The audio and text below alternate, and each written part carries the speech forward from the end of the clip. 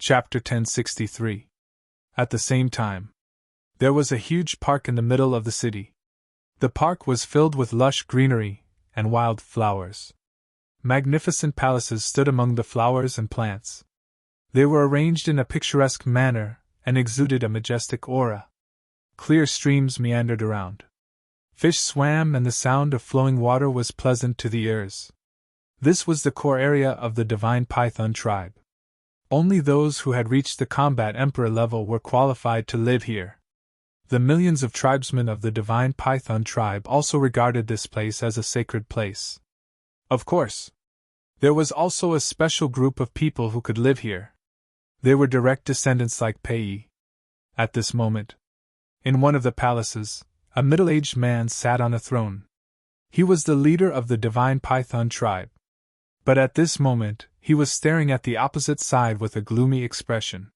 He clenched his fists, and his eyebrows were filled with hostility.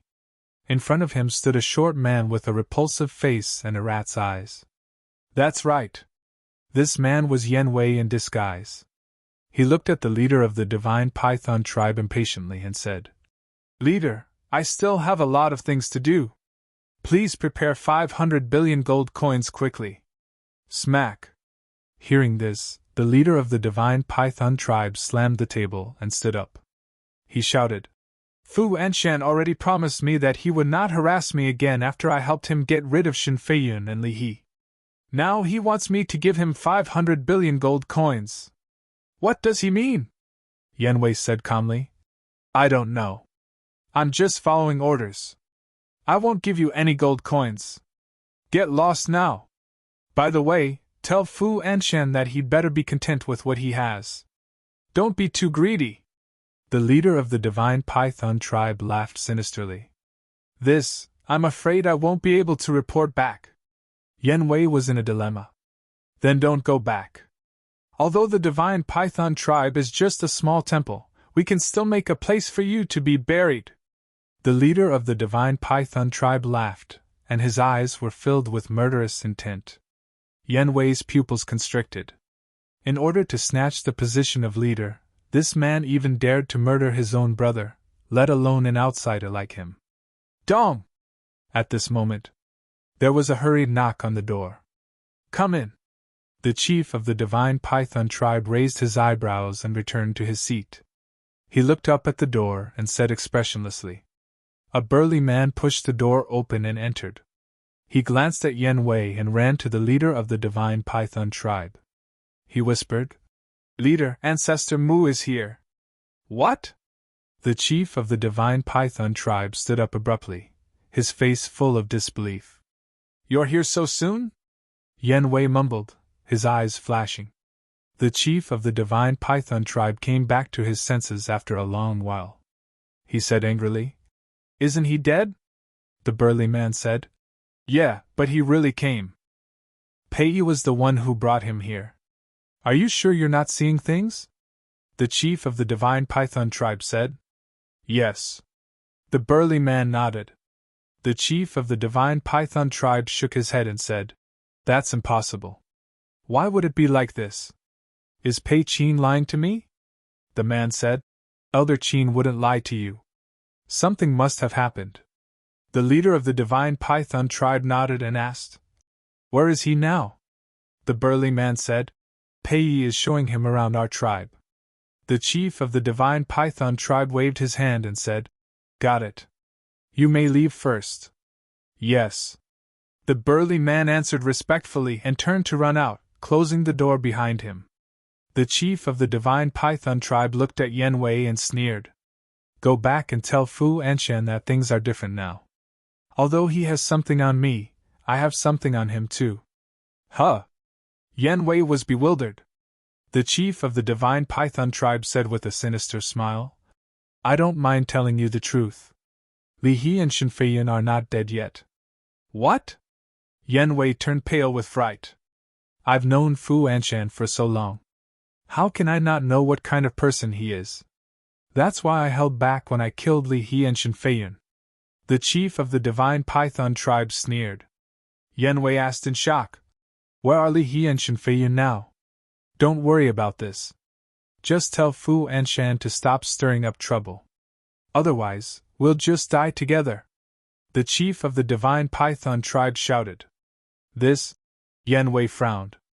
I don't want to repeat myself. Get lost. The chief of the Divine Python tribe shouted. Okay. I'll tell him the truth. Yan Wei nodded and left through the portal. He knew that if he did not leave now, he would definitely be killed by the chief of the Divine Python tribe. It was not worth sacrificing his life for Fu Anshan. Fu Anshan, just you wait. Sooner or later, I'll let you know the consequences of going against me.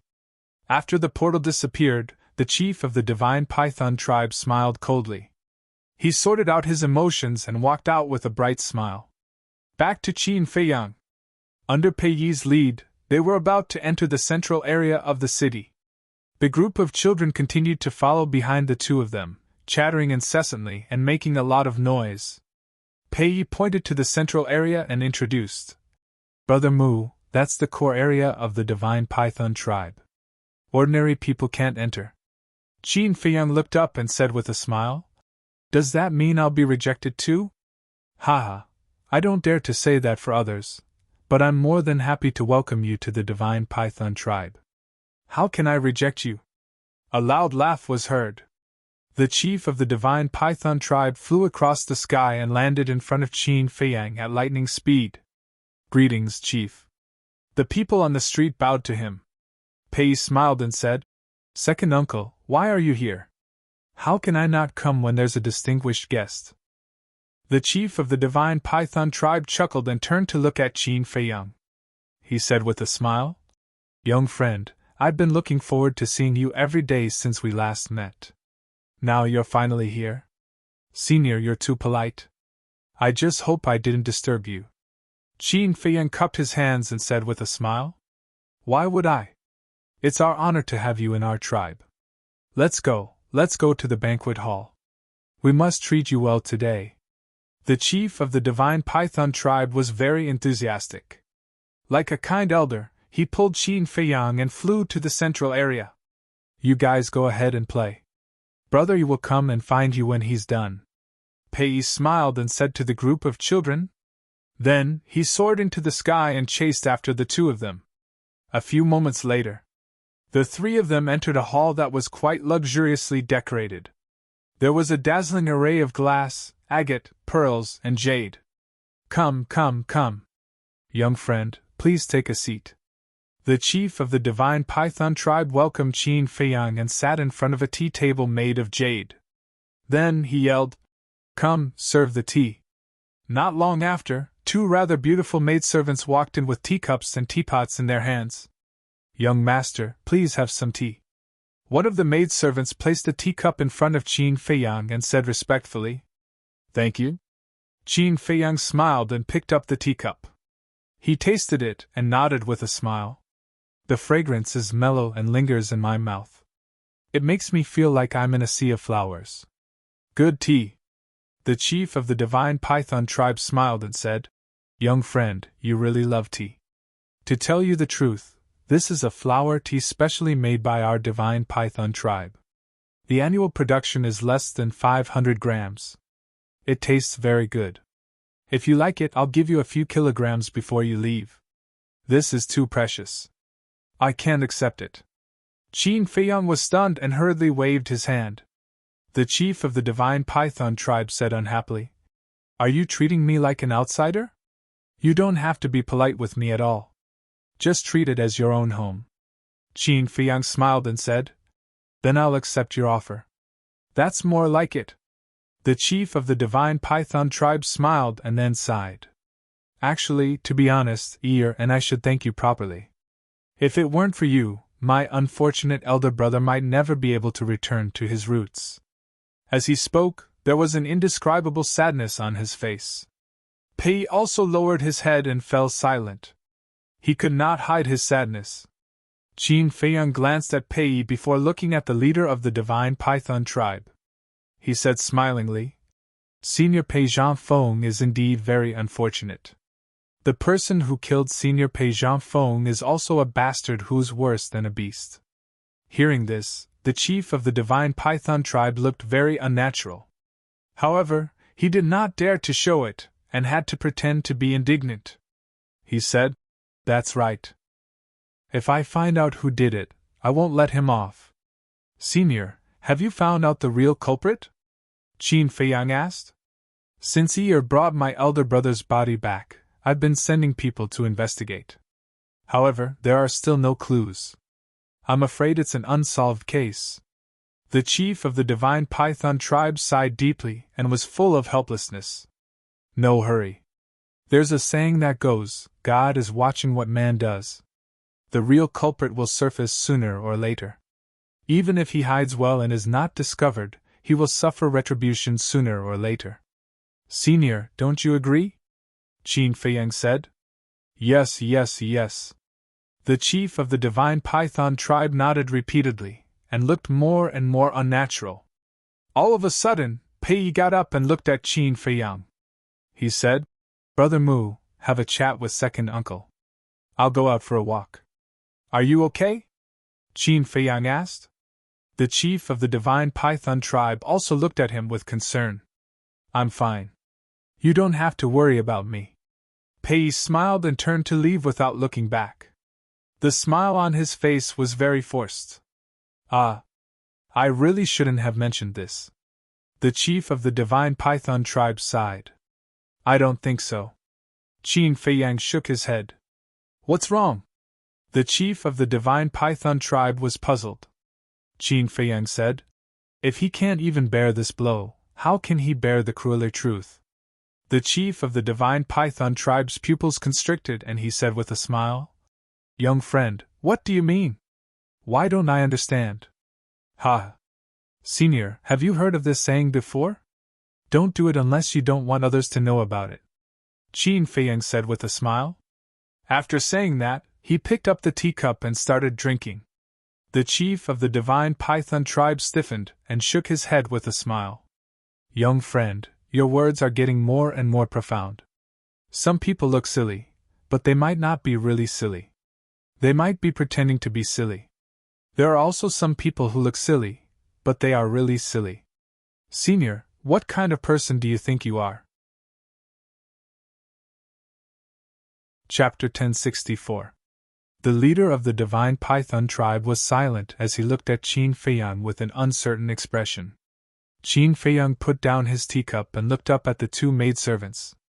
He smiled and said, "I have some private matters to discuss with your leader. Wait outside." The two of them froze and looked at the leader of the divine python tribe. "Go out." The leader of the divine python tribe waved his hand. "Yes." The two of them replied respectfully. Qin Feiyang said, "Close the door while you're at it." "All right." The two of them nodded and turned to leave, closing the door tightly. The leader of the divine python tribe said, "Young friend, you've been speaking ambiguously ever since Ia left. What do you mean?" "What do I mean? Don't you know?" Qin Feiyang sneered.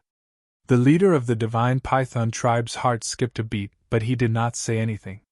That was because he did not know what to say now and could only deal with the situation by remaining unchanged. Heaven's net has a long grind, but nothing escapes. You can hide it from Pei, your tribesmen and everyone else in the world, but you can't hide it from me. You're the real culprit who killed Pei Zhangfeng," Qin Feiyang said. The leader of the divine python tribe stood up abruptly when he heard that, his eyes filled with shock. "Are you curious as to how I know?" Qin Feiyang said. The leader of the divine python tribe remained silent. Qin Feiyang took out the image crystal and played the video he obtained in the Black Lion tribe. The leader of the divine python tribe clenched his fists when he saw the video, and the killing intent in his eyes was undisguised. A moment later, the video ended. Qin Feiyang put away the image crystal and said with a smile, "Did you see that? You thought that you were very secretive, but you've already been exposed." The leader of the divine python tribe said in a deep voice, "Where did you get this video?" Qin Feiyang chuckled. "Do you think I'll tell you? What do you want?" The leader of the divine python tribe asked. Qin Feiyang said, "Simple. Give me an antidote." What antidote? The chief of the divine python tribe frowned. Qin Feiyang shook his head and said, I don't know what kind of antidote it is. I only know that it's a kind of poison concocted by Pei Qin. This kind of poison, even the detoxification pill can't remove it. The chief of the divine python tribe looked at Qin Feiyang in surprise and said, Are you poisoned? You want me to be poisoned, but it's a pity that I'm not the one poisoned. Let's cut the crap. I believe you must have the antidote on you. Give it to me, Qin Feiyang said lightly. I didn't. The chief of the divine python tribe shook his head. No? Don't joke around. With your cautious personality, how could you not have some antidote on you? Also, you have to understand that I'm not begging you now. If you don't give me the antidote, the video in my hand will soon spread to every corner of the divine city. When the time comes, I don't need to tell you the consequences you will face. You should be clear about it. Qin Feiyang joked. Before he finished speaking, the chief of the divine python tribe stepped forward and grabbed Qin Feiyang's neck. His eyes were filled with murderous intent. Are you trying to silence me? Then you'd better think carefully.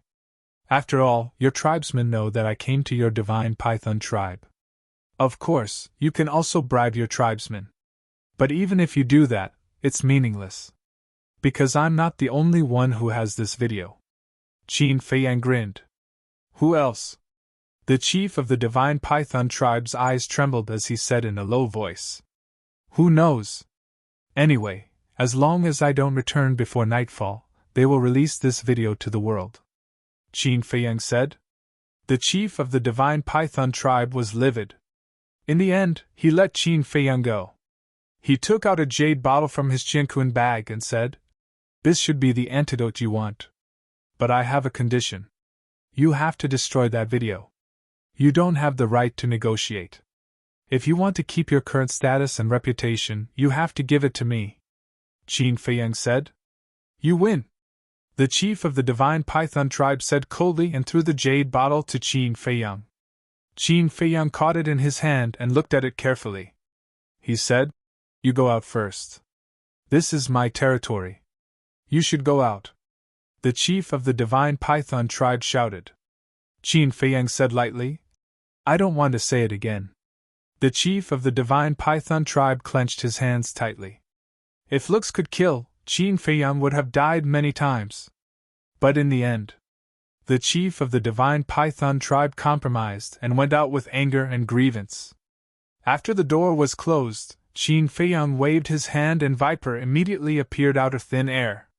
Qin Feiyang handed the jade bottle to him and said, Try it. Can't you? Viper grabbed the jade bottle and couldn't wait to take a drop. Then, he closed his eyes. After a dozen breaths, he suddenly opened his eyes and his face was full of ecstasy. He said, Young master, this is the real antidote. Qin Feiyang also breathed a sigh of relief. He sent Viper back to the castle and said lightly, Come in. The chief of the divine python tribe pushed the door open and closed it. He said gloomily, I've given you what you want. If you don't keep this secret, I'll drag you down with me even if I die. Qin Feiyang said with a smile, Don't worry. I won't tell anyone. By the way, don't wait for Pei Qin anymore. He died in Qinghai. What? The chief of the divine python tribe was shocked. Your expression is really cute. Okay, I've finished my business. I won't disturb you. After Qin Feiyang finished speaking, he stood up and left. Where are you going? The chief of the divine python tribe asked hurriedly. It's not easy to come here. I have to take a good look around. Qin Feiyang chuckled. He opened the door and strode out. However, when Qin Feiyang went out, he saw a purple-clothed woman walking towards him. Qin Feiyang cupped his hands and said with a smile, Senior High Priestess, long time no see. How are you? The High Priestess smiled and said, Thank you for your concern. Everything is fine. That's good. Qin Feiyang smiled and brushed past the purple-clothed woman. Soon, he disappeared into the crowd on the street outside. The High Priestess raised her eyebrows and looked away. She turned and entered the main hall. Seeing the angry chief of the divine python tribe, she asked with concern, "What's wrong?" The chief of the divine python tribe said, "Close the door first." The high priestess was stunned. She closed the door and walked to the chief of the divine python tribe. "Elder Chin is dead. Ancestor Mu knows about that too. And he has a video in his hand." The chief of the divine python tribe rubbed his head and said helplessly, "What?" The high priestess' expression froze. "Where did he get the video? Could Elder Chin have given it to him? But that's impossible. Elder Chin did not record those videos back then when we were not paying attention. Could it be Fu Anshan? It's not Fu Anshan. That's because the video in Ancestor Mu's hands was from a different angle from the one in Fu Anshan's hands. They were not recorded by the same person," the chief of the divine python tribe said. "Not the same person?" The high priestess was stunned. "Does that mean that other than Fu Anshan, there were others present?" "Yes." The chief of the divine python tribe nodded. "How could this be?" The high priestess lay on the chair. She thought that it was flawless. However, she did not expect them to appear one after another with the video in their hands. At this rate, there was no guarantee that this would not be exposed one day. The most frightening thing was, how many people knew about this? How many people had evidence? Sigh. It's all because of my desire and greed. I shouldn't have done that. The chief of the divine python tribe sighed and looked as though he had aged dozens of years in an instant, looking haggard. The high priestess said faintly, "What's the use of regretting it now that it's already happened? Why don't you come clean? I believe that as long as you show your sincerity, our tribesmen will forgive you." "No! I must not come clean. It wasn't easy for me to obtain everything that I have now. I don't want to lose it just like that." The chief of the divine python tribe shook his head. The high priestess shook her head. "You still can't let it go. Is power really that important? If it wasn't, I wouldn't have done what I did back then. In any case, I must think of a way to get rid of everyone who knows about this." The chief of the divine python tribe gripped his fingers tightly and the killing intent in his eyes was menacing. Sigh. The high priest looked at him deeply and sighed inwardly. He did not say anything else. North City. Trading Pavilion. What? Li He and the others aren't dead? Fu Anshan stood in the study and looked at Yen Wei in shock. That's what the chief of the divine python tribe said. Furthermore, by the looks of it, he didn't seem like he was trying to scare me. Yen Wei said respectfully. Fu Anshan kicked the desk away and said furiously, "That damned bastard! How dare he backstab me?" Yen Wei said, "Sir, it's useless to be angry now. We have to think of a way to resolve this matter quickly. They're in the divine python tribe. Tell me, how do we resolve this?" Fu Anshan roared. Yen Wei shrank his neck. Initially, I had the absolute initiative. However, with this sudden turn of events, it's equivalent to me losing the capital to threaten the chief of the divine python tribe. Damn it! Fu Anshan flew into a rage and was beyond furious.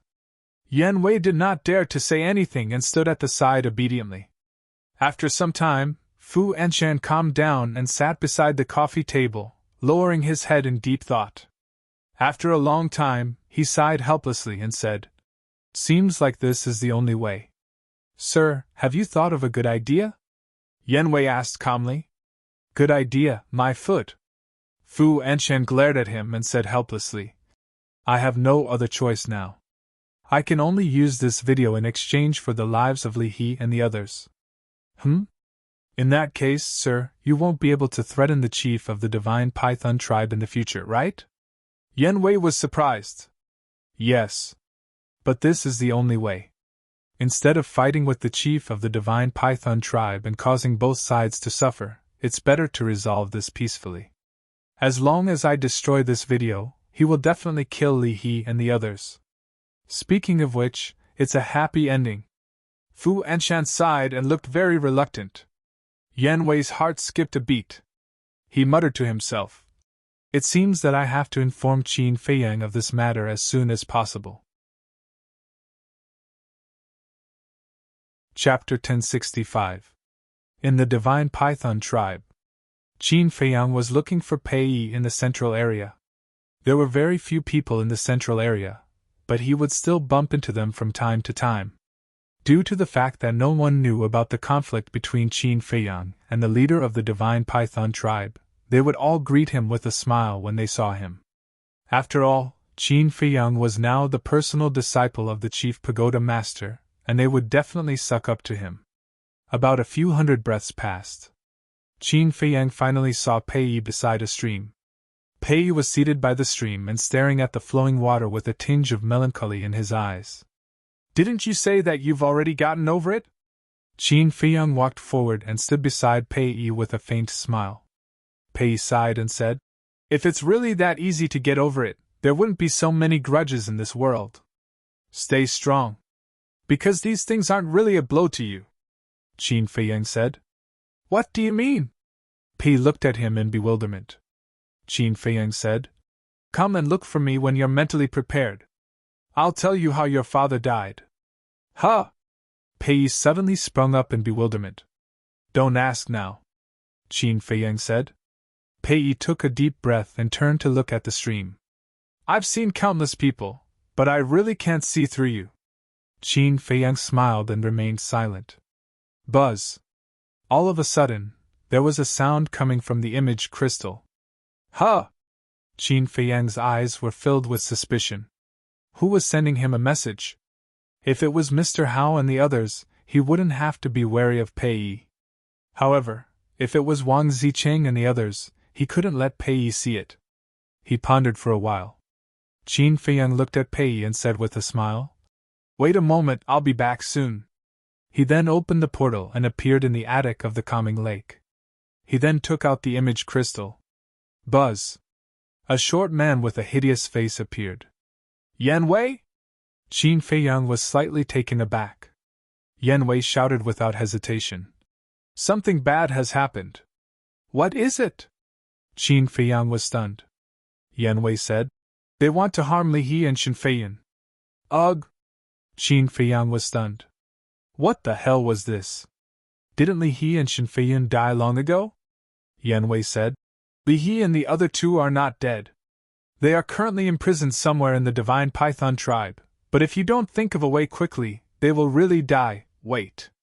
Qin Feiyang raised his hand to interrupt Yan Wei and asked in surprise, "You said they're not dead?" "Yes.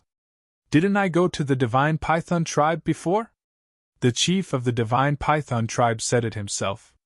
Yan Wei said in a deep voice. "This?" Qin Feiyang was stunned. When he came back to his senses, he urged, "Tell me in detail." "Okay." Yan Wei nodded and recounted everything that had happened in detail. "I see." Only then did Qin Feiyang understand, and a sneer crept up in his eyes. These people were indeed not easy to deal with. Qin Feiyang said, "You don't have to worry about this. I will think of a way. You just have to keep an eye on Fu Anshan." "Okay." After Yan Wei said that, he turned off the image crystal. This is really an unexpected surprise. Qin Feiyang smiled coldly, took out the Phantom Snake Emperor, and said, "When the Divine Python Tribe falls, you immediately go and monitor the chief and the high priest." "Understood." The Phantom Snake Emperor nodded, turned into a stream of light, and hid in Qin Feiyang's clothes. Qin Feiyang opened the portal again and appeared by the stream again. Pei seemed to have calmed down a lot. He smiled and said, "Let's go, I will take you to walk around. Stay here for lunch. I will treat you to barbecue." "Okay." Qin Feiyang smiled. "Look at that rockery over there. I built it myself when I was young. Doesn't it look like a dragon?" Pei pointed at a rockery not far away and smiled. Then, he led Qin Feiyang to the rockery. The Phantom Snake Emperor climbed out of Qin Feiyang's clothes without anyone noticing. Then, it jumped into the grass and disappeared without a trace. Time passed little by little. Soon it was noon. Pei opened the portal and led Qin Feiyang in. The two appeared at the city gate. There were many children playing on the grass. When they saw the two appear, they immediately rushed over. Qin Feiyang asked suspiciously, "Aren't you taking me to eat barbecue? Why are we out of the city?" "You'll find out later." Pei Yi smiled mysteriously and glanced at the group of children. "Do you guys want to eat barbecue?" "Yes," the group of children yelled. They seemed to be very happy and eager. "Let's go, then." Pei Yi waved his hand and took the lead to walk towards the end of the plains. The group of children immediately followed him. Qin Feiyang was slightly stunned. He then shook his head and chuckled before following them slowly. He had already guessed where Pei Yi was going to treat him to barbecue. Not long after, the group of people entered the mountains outside the plains.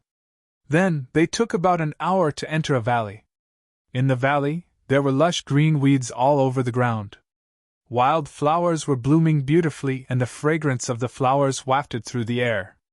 In the middle of the valley, there was a lake that was about 1,000 feet wide. The lake water was so clear that one could see the bottom. A 12-year-old boy tugged at Qin Feiyang's sleeve and said, "Big brother, do you know? Every time Big brother comes back, he will bring us here to eat barbecue." Qin Feiyang smiled and said, "Oh, I see. Doesn't that mean I'm basking in your glory?" "Of course. Let me tell you, the meat that Big brother barbecued, be it rabbit meat or fish meat, is so fragrant. Just thinking about it makes me hungry." The boy wiped the saliva from the corner of his mouth and chuckled. Pei Yi walked over and flicked the boy's head. "Cut the crap. If you want to eat, hurry up and go catch some fish." "Okay, I'll go now." The boy chuckled and took off his clothes before jumping into the lake. I'll go too." Apart from the girls, the other boys also rushed over. Qin Feiyang asked worriedly, "There aren't any aquatic beasts in the lake, right?" Pei Yi smiled and said, "Don't worry, it's very safe here. Come and help too. It's good to experience the life of an ordinary person once in a while." "My pleasure."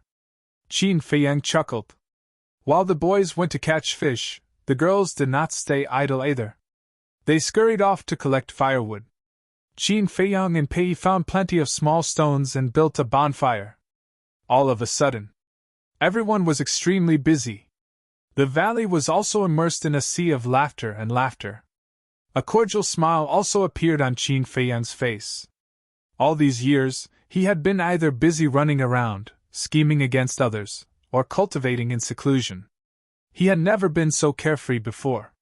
He had never been so relaxed either. He felt very comfortable and at ease. Perhaps this was the life that he had always wanted. It was carefree and ordinary. Smoke lingered in the air and the aroma of fish filled the air. The group enjoyed a delightful lunch. Pei Yi extinguished the bonfire and asked, "Brother Mu, is there anywhere else you'd like to go?" Qin Feiyang glanced at the children. He smiled and said, "That's enough." Pei Yi understood what Qin Feiyang meant. He said, "I'll send them back first then." "All right." Qin Feiyang nodded. Pei Yi said loudly, "Children, hurry and say goodbye to Big Brother. Big Brother, goodbye. Come and play often when you're free." The group of children waved their hands and said with genuine smiles on their faces, "We will." "Go ahead." Qin Feiyang waved his hand. The group of children followed behind Pei Yi and ran out of the valley, gradually disappearing from Qin Feiyang's sight. "Thank you for letting me find that long-lost joy," Qin Feiyang muttered to himself. At this moment, the smile on his face was even brighter than the sun. It was something that had never happened before. Everyone's childhood was joyous. But when they grew up, it was difficult to feel this joy again. Hence, they had to cherish every minute and every second. Buzz! All of a sudden, the image crystal sounded. Qin Feiyang took out the image crystal and the shadow of the phantom serpent emperor appeared. "How is it?" Qin Feiyang asked. The phantom serpent emperor said, "Found it. They are locked in a secret chamber. Fu Anshan also personally sent a message to the leader of the divine python tribe not long ago to discuss this matter." "What's the outcome?" Qin Feiyang asked. "The leader of the divine python tribe must have agreed. After all, this outcome is beneficial to both of them. But they are both afraid that the other party will play tricks, so they agreed to meet tomorrow morning at a place called Black Wind Mountain outside the Divine City to make the exchange in person. The Phantom Serpent Emperor said. Black Wind Mountain. Qin Feiyang pondered for a while and said, Have you seen Li He and Shen Feiyin with your own eyes? Yes. Just now, the leader of the Divine Python tribe went to see them. I followed him secretly. Both of their cultivation were crippled and they looked very miserable. Even their tongues were cut off. They couldn't say a word and could only be bullied. The Phantom Serpent Emperor said, I got it. Come out and meet me first. I'm in a valley outside. Qin Feiyang gave the coordinates to the Phantom Serpent Emperor. Okay, I'll go right away. The Phantom Serpent Emperor nodded and the shadow dissipated. Qin Feiyang also put away the image crystal and lowered his head, deep in thought. Not long after, the Phantom Serpent Emperor found its way here. It landed on Qin Feiyang's shoulder and asked, Have you thought of any plan? What about you? Qin Feiyang asked. The Phantom Serpent Emperor said matter-of-factly, Of course we have to save them as soon as possible. Otherwise, if we wait until tomorrow, with our strength, we won't be able to snatch them from them. That's right. But I'm thinking, can we make this more interesting? Qin Feiyang pondered. More interesting? The Phantom Serpent Emperor looked at him in confusion. I've thought of it. Suddenly, Qin Feiyang's eyes lit up. He took out the image crystal and sent a message to Fatso. After Fatso's shadow appeared, he asked, Boss, it's done? The poison in the viper's body has been neutralized. But now there's one more thing. Help me investigate if the leader of the Divine Python tribe has any other children. Qin Feiyang said. Why are you investigating this? Fatso was stunned. Qin Feiyang said.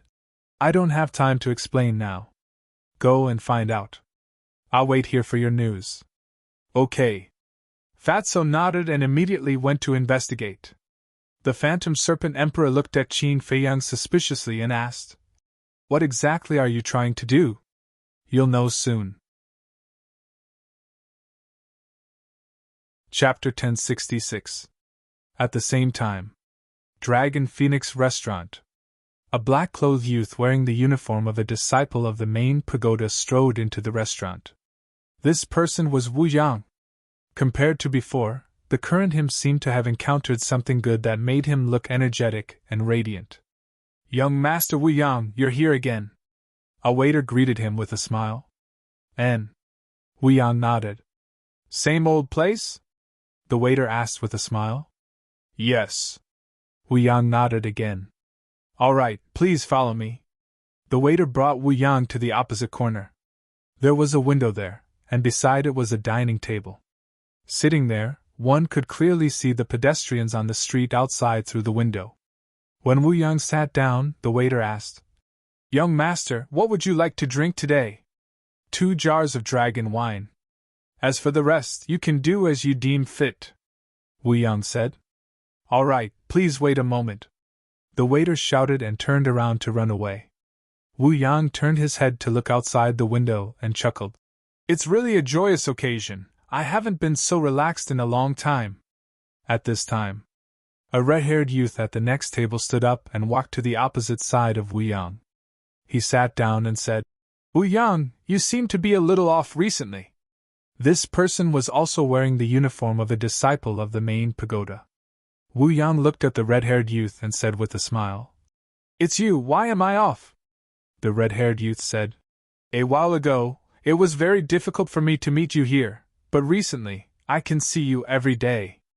Tell me honestly, did something good happen? Haha. Wu Yang laughed loudly and said, It must be a good thing, otherwise, why would I be so happy? The red-haired youth's eyes lit up as he asked curiously, What good thing? Tell me about it. I can't say. Wu Yang shook his head, pretending to be deep. You're still being mysterious, are you interested? The red-haired youth looked at him with dissatisfaction. Wu Yang laughed. It's not being mysterious, it's a little secret, I really can't say it. Actually, this so-called little secret was Qin Feiyang. Ever since he signed the slave seal, he had been thinking of ways to get rid of Qin Feiyang's control. However, no matter what he did, it was useless. However, some time ago, he suddenly received a message from his tribe, saying that Qin Feiyang had been killed in Qinghai. At that time, he was dumbfounded. He had never dared to believe that this was real. Later on, he personally returned to the tribe and asked the chief of the Qilin tribe. He learned that the news was actually sent back by Wu Kai from the Blue Sea. Wu Kai was a clansman of the Qilin tribe. He definitely wouldn't send back a fake news. Now that he had confirmed Qin Feiyang's death, of course he was happy. Because like this, not only would he be able to escape the control of the slave seal, but no one would know that he had refined the blood demon pill. This could be called perfect. Therefore, during this period of time, he came to Longfeng Pavilion every day to celebrate his freedom and rebirth. He looked out of the window again and murmured with a smile, "It's better to keep a low profile as a person. Otherwise, sooner or later you'll get yourself killed." "Wu Yang, what are you mumbling about?" The red-haired youth looked at him in confusion. "Nothing, nothing." Wu Yang waved his hand. Then, he stood up and looked at everyone in the hall. He laughed and said, "I'm in a really good mood right now. All of your expenses today will be on me." "What?" Everyone couldn't help but look at him in shock. Wu Yang laughed. "I'll treat everyone to a drink." "That's great. Someone's treating, it's a waste not to drink. Waiter, give me a few jars of dragon's wine. I must drink to my heart's content today." "I'll have a few jars too." The Longfeng Pavilion was in an uproar. Looking at everyone's excited expressions, Wu Yang became even more pleased with himself. Breaking news, breaking news! But at this moment, a man in black in his 20s ran into the Longfeng Pavilion in a hurry. "What news is it that made you so anxious?" Everyone looked at him suspiciously. Wu Yang also returned to his seat. He crossed his arms and looked at the waiter curiously. "Ancestor Mu is not dead. He's back," the man in black roared. "What?" Everyone's expressions changed. Wu Yang was even more shocked. Before his butt could even warm up, he suddenly stood up, his face filled with disbelief. "Shua!" Suddenly, he took a step forward and landed in front of the man in black. He grabbed the man's clothes and shouted, "Is this true?" The man in black was shocked. He nodded and said, "This news came from the Northern Region Trading Pavilion. It's definitely true. Why is it like this?" Wu Yang weakly lowered his arms. The joy on his face was swept away. "Big news, big news!" Suddenly, another young man hurriedly ran into the Longfeng Pavilion. "What big news again?" Everyone was bewildered. The young man said, "I have a friend from the Divine Python tribe. He sent me a message saying that Ancestor Mu has returned from Qinghai. He was even a guest at the Divine Python tribe this morning." This, everyone looked at each other. "Looks like Ancestor Mu is really not dead. Actually, thinking about it, how could such a monster be a short-lived ghost? Right, someone must have deliberately spread rumors in the past." Everyone started to discuss. Damn it, damn it! Wu Yang's face was sinister. He turned around and walked out with a gloomy face. "Wu Yang, where are you going? Didn't you say you were treating us to a drink? Why did you run away by yourself? You can't be like this. You have to keep your word." Seeing this, everyone was anxious. But at this moment, how could Wu Yang still be in the mood to treat them to a drink? Without looking back, he entered the crowd and disappeared. At the peak of the mountain, Qin Feiyang finally received Fatso's reply. "How is it?" Looking at Fatso's shadow, Qin Feiyang asked with a smile. "With Fat Lord taking action, of course it's a piece of cake." Fatso smiled proudly and said, "The leader of the Divine Python tribe, other than Pei Yu, has 4 sons, called Pei Zhe, Pei Luo, Pei Yu, and Pei Lang. They are all in the martial artist mountain range, and their cultivation is between 5-star and 7-star War Master. Not bad, they have a thriving population.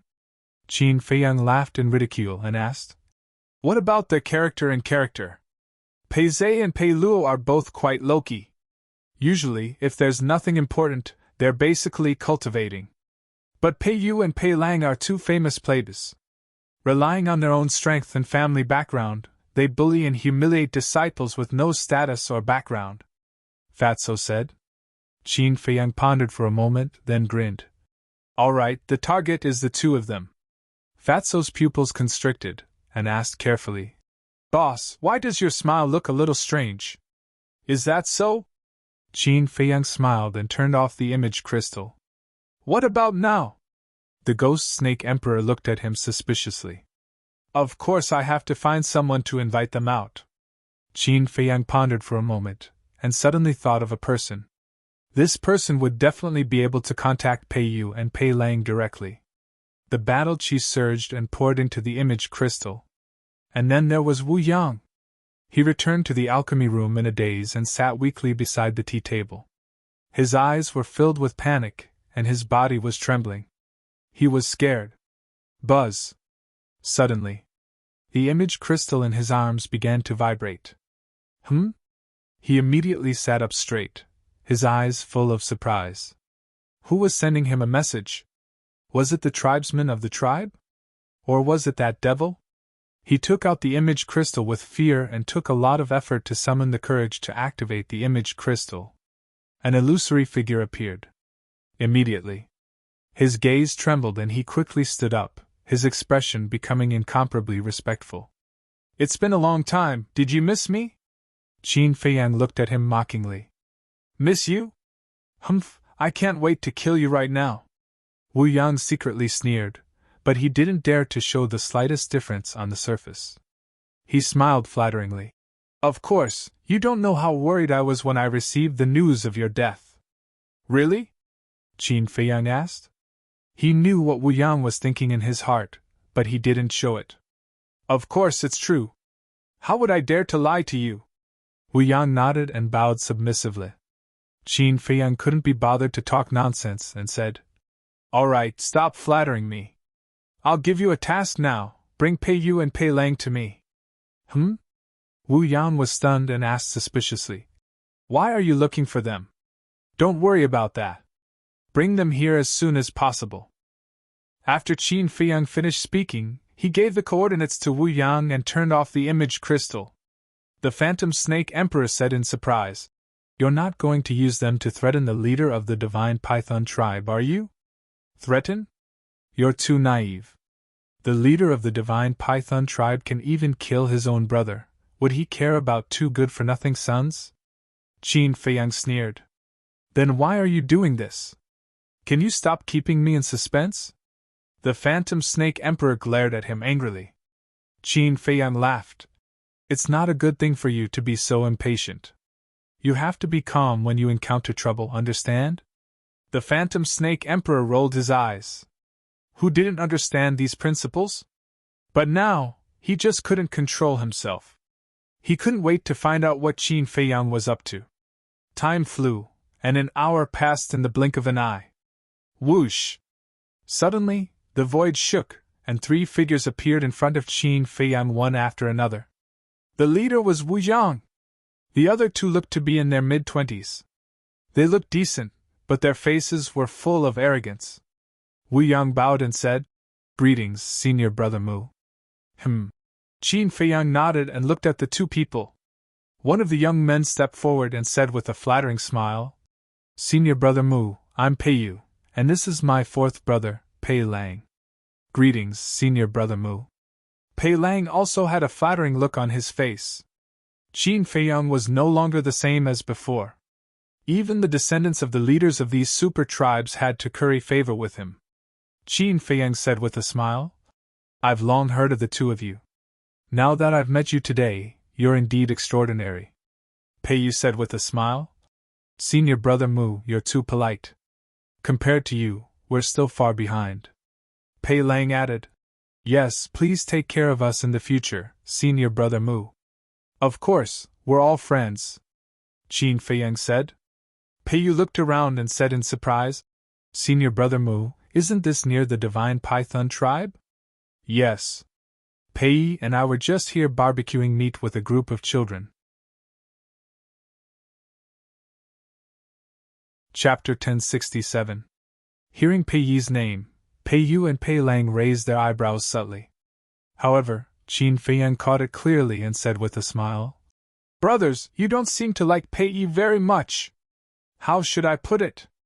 Pei Yu and Pei Lang were a little hesitant. Qin Feiyang smiled faintly and said, "It's all right, we're all on the same side. There's no need to hold back. I'll get straight to the point then." Pei Yu's eyes were full of jealousy and hatred. Pei Yi has shown extraordinary talent since he was a child. Not only do the elders of the tribe dote on him, but even our parents like him very much. Qin Feiyang smiled and said, "That's for sure. It's his fault for being so talented." "So what if he's talented? Isn't he still an orphan that no one wants?" Pei Yu sneered. Pei Lang also snorted and said, "Exactly. He was born without a mother to teach him well. All he does is pretend to be pitiful and win the sympathy and love of the tribe members." "Pretend to be pitiful? I've spent some time with him, and he doesn't seem like such a person," Qin Feiyang said. Pei Yu said, "Senior brother Mu, don't be fooled by his appearance. He's not a good person. Stay away from him in the future." Yes. He's not on the same side as you at all," Pei Lang flattered. Qin Feiyang was stunned and he said mockingly, "Then who should I be on the same side as?" "Us, of course. Look, you're the disciple of the chief pagoda master. You have a noble status and no one can compare to you. Although the two of us can't compare to you, we're still the descendants of the leaders of the super tribes. We won't embarrass you if we're together, right? As for Pei Yi, he's just an orphan who no one wants. What right does he have to be your friend, right?" The two of them smiled obsequiously. Qin Feiyang's eyes flashed with a cold light. The schemes of these two people were not simple at all. They were obviously trying to sow discord. Qin Feiyang chuckled and said, "I like to hear the truth. From now on, you're my friends." The two of them were overjoyed. "Fool!"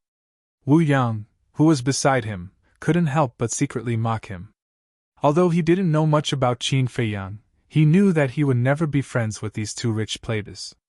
There must be some purpose behind it. Qin Feiyang glanced at Wu Yang before smiling at the two. "Since we're already friends, I have a favor to ask of the two of you. Senior Marshal Brother Mu, why are you being so polite? If there's anything you need, just tell us.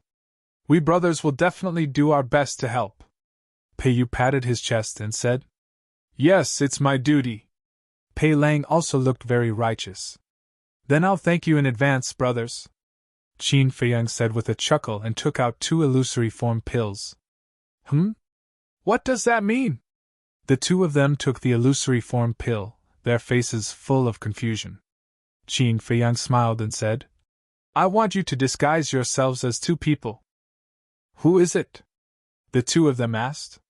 Qin Feiyang said, "Li He, Shen Feiyan." "Why do we have to disguise ourselves as them?" The two of them were surprised. Qin Feiyang smiled and said, "Disguise yourselves as them first, then I'll tell you." The two of them hesitated.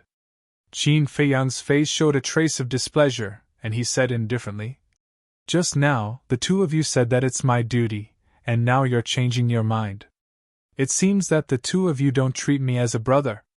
Pei Yu's face changed, and he hurriedly waved his hand and said, No, Senior Marshal Brother Mu, you've misunderstood.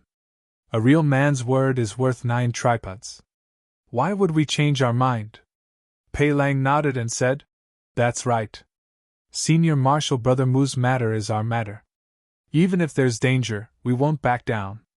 Now I'll disguise myself as Shen Feiyan." With that, Pei Lang threw the illusory form pill into his mouth and quickly changed into Shen Feiyan's appearance. Seeing that Pei Lang had already done it, Pei Yu didn't hesitate anymore. He took the illusory form pill and changed into Li He. Then the two of them looked at Qin Feiyang and asked, "What's next?" "Next?" Qin Feiyang chuckled, and killing intent suddenly surged in his eyes. Battle chi gushed out from his fingertips, and two scarlet swords she entered the two's chi at lightning speed. The two of them immediately fell to the ground, clutching their lower abdomens and howling miserably. Wu Yang next to them was even more shocked. He glanced at the two of them, then looked up at Qin Feiyang and asked, "Senior Marshal Brother Mu, why are you doing this?" Qin Feiyang said expressionlessly, "You'd better not ask about my business." "Yes, yes, yes." Wu Yang's face turned pale, and he nodded repeatedly. With a wave of his hand, Qin Feiyang collected the two's jianquan bags. Then, he turned around and said to Wu Yang, "Cut off their tongues. While you're at it, search their bodies to see if they have any other hidden pills." "What?" Wu Yang's body trembled. Pei Yu and Wu Yang's faces were ashen. They knelt on the ground, kowtowing and begging for mercy. Seeing that Wu Yang didn't move, Qin Feiyang raised his eyebrows and shouted, "Didn't you hear me?" Wu Yang quivered and hurriedly took out a dagger.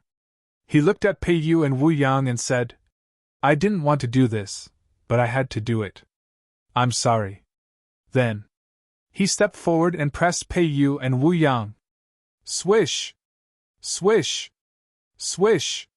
Swish! Swish! After a while, Wu Yang got up and walked to Qin Feiyang's side, and said respectfully, "I've searched them. They don't have any other pills." "Okay." Qin Feiyang nodded. He turned around and looked at the two of them lying on the ground in despair. He said coldly, "Do you know why I did this? Because this is how your father treated Shen Feiyun and Li He." "Huh? Shen Feiyun and Li He's deaths are related to the leader of the Divine Python tribe?" Wu Yang was surprised. Pei Yu and Wu Yang didn't realize it until now. Woo! They wanted to explain and ask, but their tongues had been cut off, so they couldn't open their mouths. They could only let out helpless whimpers. Qin Feiyang said, "Give them healing pills." After saying that, he sat cross-legged on the ground, glanced at the Divine Python tribe from afar, and closed his eyes to meditate. "Okay." Wu Yang nodded, took out 2 healing pills without pill patterns, and stuffed them into their mouths. The healing pills could only have the effect of healing. They couldn't regenerate their tongues, nor could they repair their broken qi. Then, Wu Yang stood respectfully behind Qin Feiyang. Looking at the back of the figure in front of him, his eyes flickered. Time flew. In the middle of the night, Qin Feiyang finally opened his eyes. Looking at the dark night sky, he whispered, "It's finally dawn. I can activate the concealment technique." Dark clouds surged in the sky. A waning moon was faintly discernible. The nearby mountains and rivers were also dead silent. "It's time to describe it." 2 rays of light burst out of his eyes. Qin Feiyang retracted his gaze, got up and lowered his head to look at Pei Yu and Wu Yang. The wounds on their lower abdomens had been healed, but from noon to now, every minute and every second felt like a year. Qin Feiyang said with a smile, "Don't worry, I won't kill you." The two were surprised. Why didn't he kill them? What did this demon want to do? Qin Feiyang waved his hand and sent the two to the castle. He turned to look at Wu Yang behind him and said playfully, "Are you interested in going with me?" "Yes, yes, yes." Wu Yang nodded. Only a ghost would be interested. But facing Qin Feiyang, he didn't dare to refuse, so he could only bite the bullet and agree. "Hold on to me," Qin Feiyang said. Wu Yang was suspicious. Qin Feiyang said again, "Hold on to my shoulder." Okay. Wu Yang hurriedly stretched out his hand and pressed on Qin Feiyang's shoulder. Qin Feiyang immediately activated the concealment art, and took Wu Yang to the sky at lightning speed, entering the Divine Python tribe. Wu Yang's face changed and he said telepathically, "It's not appropriate to barge in like this, is it?" The concealment art was invisible and no one could see it, so Wu Yang didn't know that he was now invisible. Qin Feiyang said to himself, "Don't worry, no one will discover us." Wu Yang didn't believe it. Wouldn't they be discovered if they were to openly fly above the city? How was that possible? But Qin Feiyang didn't explain. He looked down at the phantom snake emperor coiled around his wrist and said, Where is the entrance to the secret chamber? Who is he talking to? Wu Yang looked at Qin Feiyang's wrist in surprise and saw an exquisite bracelet on his wrist. Talking to a bracelet, was this person stupid? But the next moment, he was stunned. The bracelet actually moved on its own and a snake head suddenly appeared, baring its fangs and flying towards him. Wu Yang was scared out of his wits on the spot. Stop fooling around! Qin Feiyang rolled his eyes at the Phantom Snake Emperor. Hee hee. The Phantom Snake Emperor grinned and said telepathically, The entrance to the secret chamber is in the cultivation room of the Divine Python tribe's leader. Lead the way, Qin Feiyang said. Continue forward, the Phantom Snake Emperor said. Qin Feiyang dragged Wu Yang, who was scared out of his wits by the Phantom Snake Emperor, and flew forward. It turns out that the bracelet was transformed from a snake. After calming down, Wu Yang looked at the Phantom Snake Emperor and finally breathed a sigh of relief. The Phantom Snake Emperor glanced at Wu Yang and telepathically said, Qin Feiyang, I just wanted to tease him just now, but I didn't expect him to be so scared. He's too cowardly, why did you keep it? Qin Feiyang didn't answer, but there was a hint of killing intent in his eyes. After a while, under the lead of the Phantom Snake Emperor, Qin Feiyang entered a hall. The main hall was dazzling in gold and jade and had an extraordinary aura.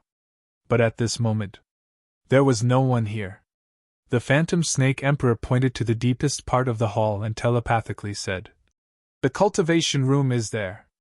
Qin Feiyang walked over and saw a door on the wall, which was tightly shut. Then, he turned his head and glanced at the hall, and couldn't help but frown. In the hall, there was no trace of the Divine Python tribe's leader. Could it be that he was cultivating in the cultivation room now? If that was the case, it was almost impossible to enter the secret chamber from the cultivation room. Qin Feiyang withdrew his gaze and looked down at the Phantom Snake Emperor, saying secretly, Go and see if the Divine Python tribe's leader is anywhere else. Okay.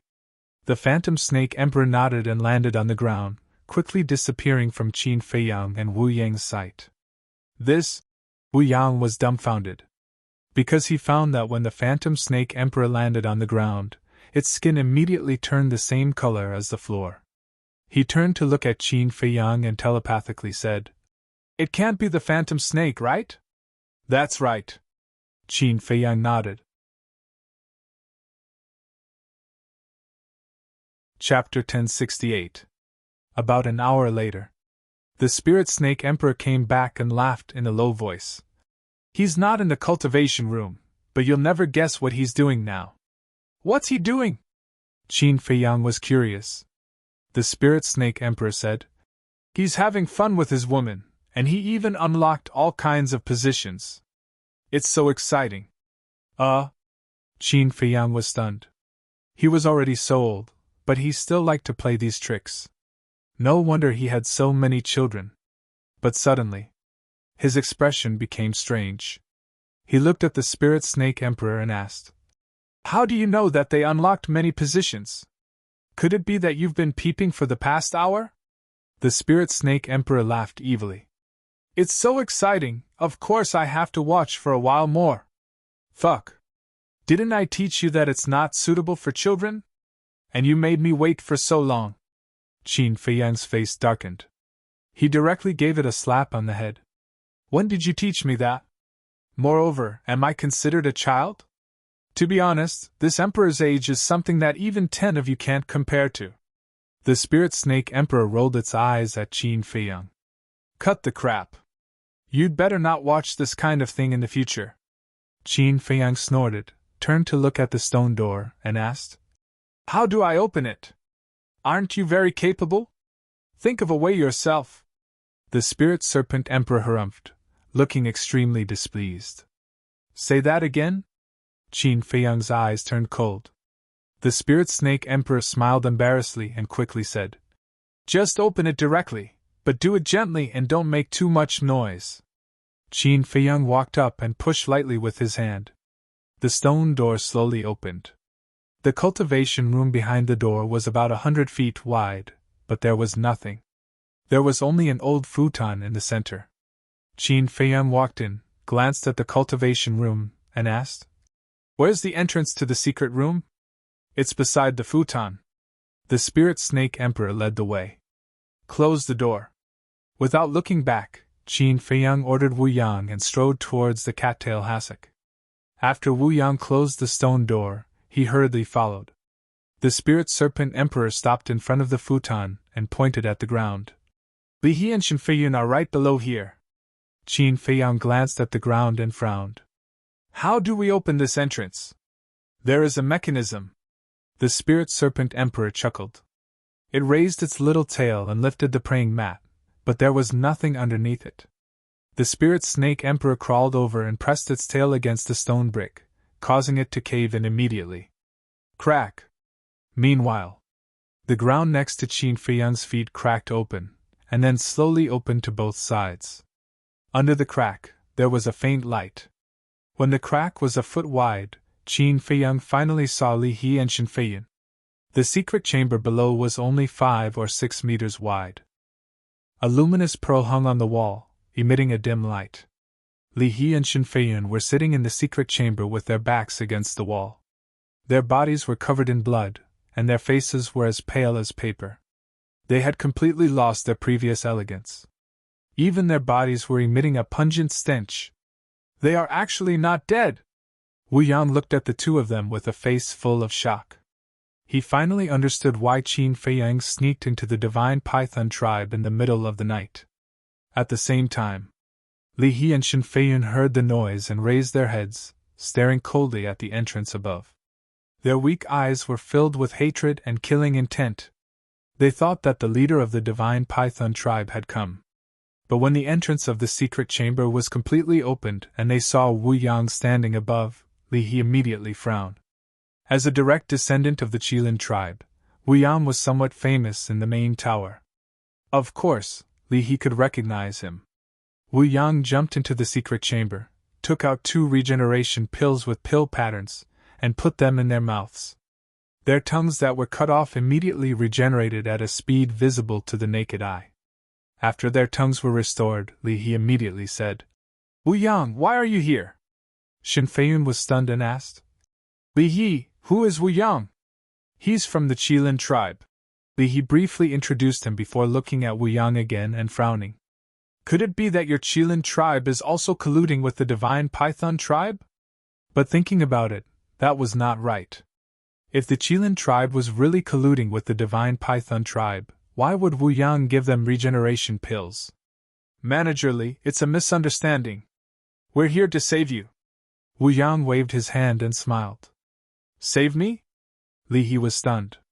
He never expected that Wu Yang would actually come to save him. "No. Wu Yang seemed to be talking about us. Could there be others?" He hurriedly looked beside Wu Yang, but he did not see a single shadow. Li He said, "How did you come in? How did you know we were locked up here?" Wu Yang smiled embarrassedly. "I definitely don't have that ability. The one who saved you is Ancestor Mu." "Ancestor Mu?" Li He and Shen Feiyun looked at each other, their eyes full of shock. Shen Feiyun looked at Wu Yang and asked, "Where is he now?" "I'm here." A voice sounded out of thin air. While Wu Yang was explaining, Qin Feiyang had already jumped into the secret room. "It's really the voice of Ancestor Mu." Li He and Shen Feiyun's spirits were lifted as they hurriedly scanned the area in front of them. Because the voice came from right in front of them, but they still didn't see anyone. "Where are you? Why can't I see you?" Li He said anxiously. But before he could finish his sentence, the two of them felt someone grab their wrist. Immediately, the two of them also entered stealth mode. This way, they could also see Qin Feiyang. "It's really you, you bastard!" Li He was ecstatic. Shen Feiyun was also full of smiles. Qin Feiyang looked at the two of them and said, "I know you have a lot of questions to ask, but now is not the time." While they were talking, with a thought, Pei Yu and Shen Feiyun appeared out of thin air. Who are they? Why do they look exactly like us?" When Li He and Shen Feiyun saw Pei Yu and Shen Feiyun, they turned pale with fright. Qin Feiyang did not answer, looked up at Wu Yang and said, "Quickly help take off their clothes." All right. Wu Yang nodded, immediately squatted on the ground, and took off Pei Yu and Shen Feiyan's clothes. Qin Feiyang looked at Li He and Shen Feiyan, pointed at Pei Yu and Shen Feiyan, and said, "Quickly take off your clothes and change with them." The two of them looked at each other. Qin Feiyang urged, "There's no time, quickly do as I say." The two of them nodded and quickly took off their clothes. At the same time, Wu Yang also took off Pei Yu and Shen Feiyan's clothes, and then put on Pei Yu and Shen Feiyan's clothes. After everything was done, Qin Feiyang secretly said a few words to the Spirit Snake Emperor, and then led Wu Yang and Li He into the cultivation room. After that, Qin Feiyang did not delay for a moment, closed the entrance of the secret room, put the futon back to its original position, and after confirming that there were no loopholes, he led the three of them out of the cultivation room, closed the stone door of the cultivation room, and then rushed towards the main hall. As for the Spirit Snake Emperor, he did not leave with Qin Feiyang and stayed in the secret room. In the main hall, Qin Feiyang and the other three ran all the way, and they were about to go out. Whoosh! But at this moment, accompanied by the sound of something breaking through the air, a light figure rushed towards the main hall like lightning. Wu Yang's face changed, and he said to himself, "Oh no, it's the leader of the Divine Python tribe." Li He and Shen Feiyan's faces also changed. "Don't worry, he can't see us now. As long as we don't make any noise, even if we stand in front of him, he won't notice us." Qin Feiyang smiled and sent a voice transmission. He swept up the three of them and flew out of the main hall silently. He flew into the sky, brushed past the leader of the Divine Python tribe, and headed out of the city without looking back. "We really weren't discovered?" Li He and Shen Feiyan looked back at the leader of the Divine Python tribe who disappeared into the main hall, and then turned to look at Qin Feiyang with bewilderment. A moment later, Qin Feiyang finally flew out of the Divine Python tribe and landed on a mountain peak outside the city. The mountain peak was about a few 100 feet tall, and the vegetation was flourishing. Li He turned to look at the Divine Python tribe in the night, and sighed. "I didn't expect that we would be able to escape alive." "That's right." Shen Feiyan nodded, his face full of hope. Qin Feiyang closed the concealment art and smiled. "Heaven helps the good. Both of you are good people, and you will definitely be able to turn misfortune into blessing." "Good people?" The two of them smiled bitterly. Which cultivators' hands were not stained with blood? How many of them dared to call themselves good people? The two of them looked at each other and nodded at the same time. They turned around and knelt in front of Qin Feiyang. Qin Feiyang hurried forward and helped the two of them up. He said, "Both of you are respected seniors. I can't bear your kneeling. Get up quickly. Why didn't I see you being so humble when you came to me to buy medicinal herbs?" Li He scolded with a smile and stood up without being pretentious. Qin Feiyang smiled and said, "The situation is different. When doing business, I have to bargain. Otherwise, what if I get cheated by you?" "I cheated you? Tell me honestly, when have I ever taken advantage of you? It seems that you are the one taking advantage of me." Li He rolled his eyes at him. Qin Feiyang smiled embarrassedly and took out 2 spirit sea pills. He said, "Here, I promise that I will give this spirit sea pill to you for free." Li He smiled helplessly and did not stand on ceremony. He grabbed one of the spirit sea pills and put it into his mouth. Shen Feiyan also grabbed the other one and put it into his mouth. He looked at Qin Feiyang and cupped his hands. "Brother Mu, no matter what, I have to thank you properly today." "Thank you? I will always remember this great kindness." Li He nodded and said, "Yes, if it weren't for you, I don't know how much we would have to suffer." Qin Feiyang smiled and asked, "Do you know who wants to deal with you?" Li He's eyes turned cold, and he said in a deep voice, "Yes, it's Fu Anshan.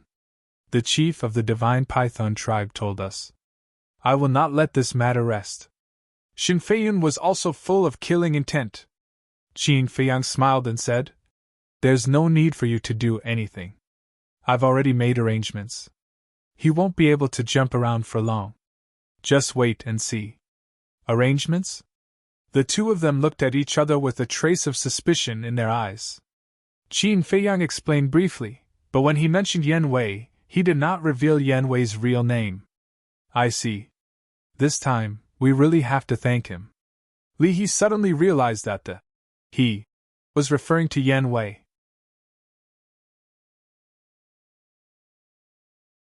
Chapter 1069. Qin Feiyang smiled. Fu Anshan is an old fox. If we don't use some tricks, we won't be able to find his weakness. He is indeed an old fox. After being with him for so many years, I thought I knew him very well. But in the end, I realized that was not his true face at all. Li He's face was filled with disgust. Hearing the conversation between the three of them, Wu Yang could not help but shudder. He did not expect Fu Anshan to be such a person. But compared to Fu Anshan, Qin Feiyang scared him more. No matter what happened, he was able to strategize. Who in the entire Central Divine Kingdom could compare to him when it came to scheming and scheming? Was he really human? Wu Yang could not help but wonder. By the way, what demonic art did you use when you brought us away? You passed by the leader of the Divine Python tribe and did not notice us?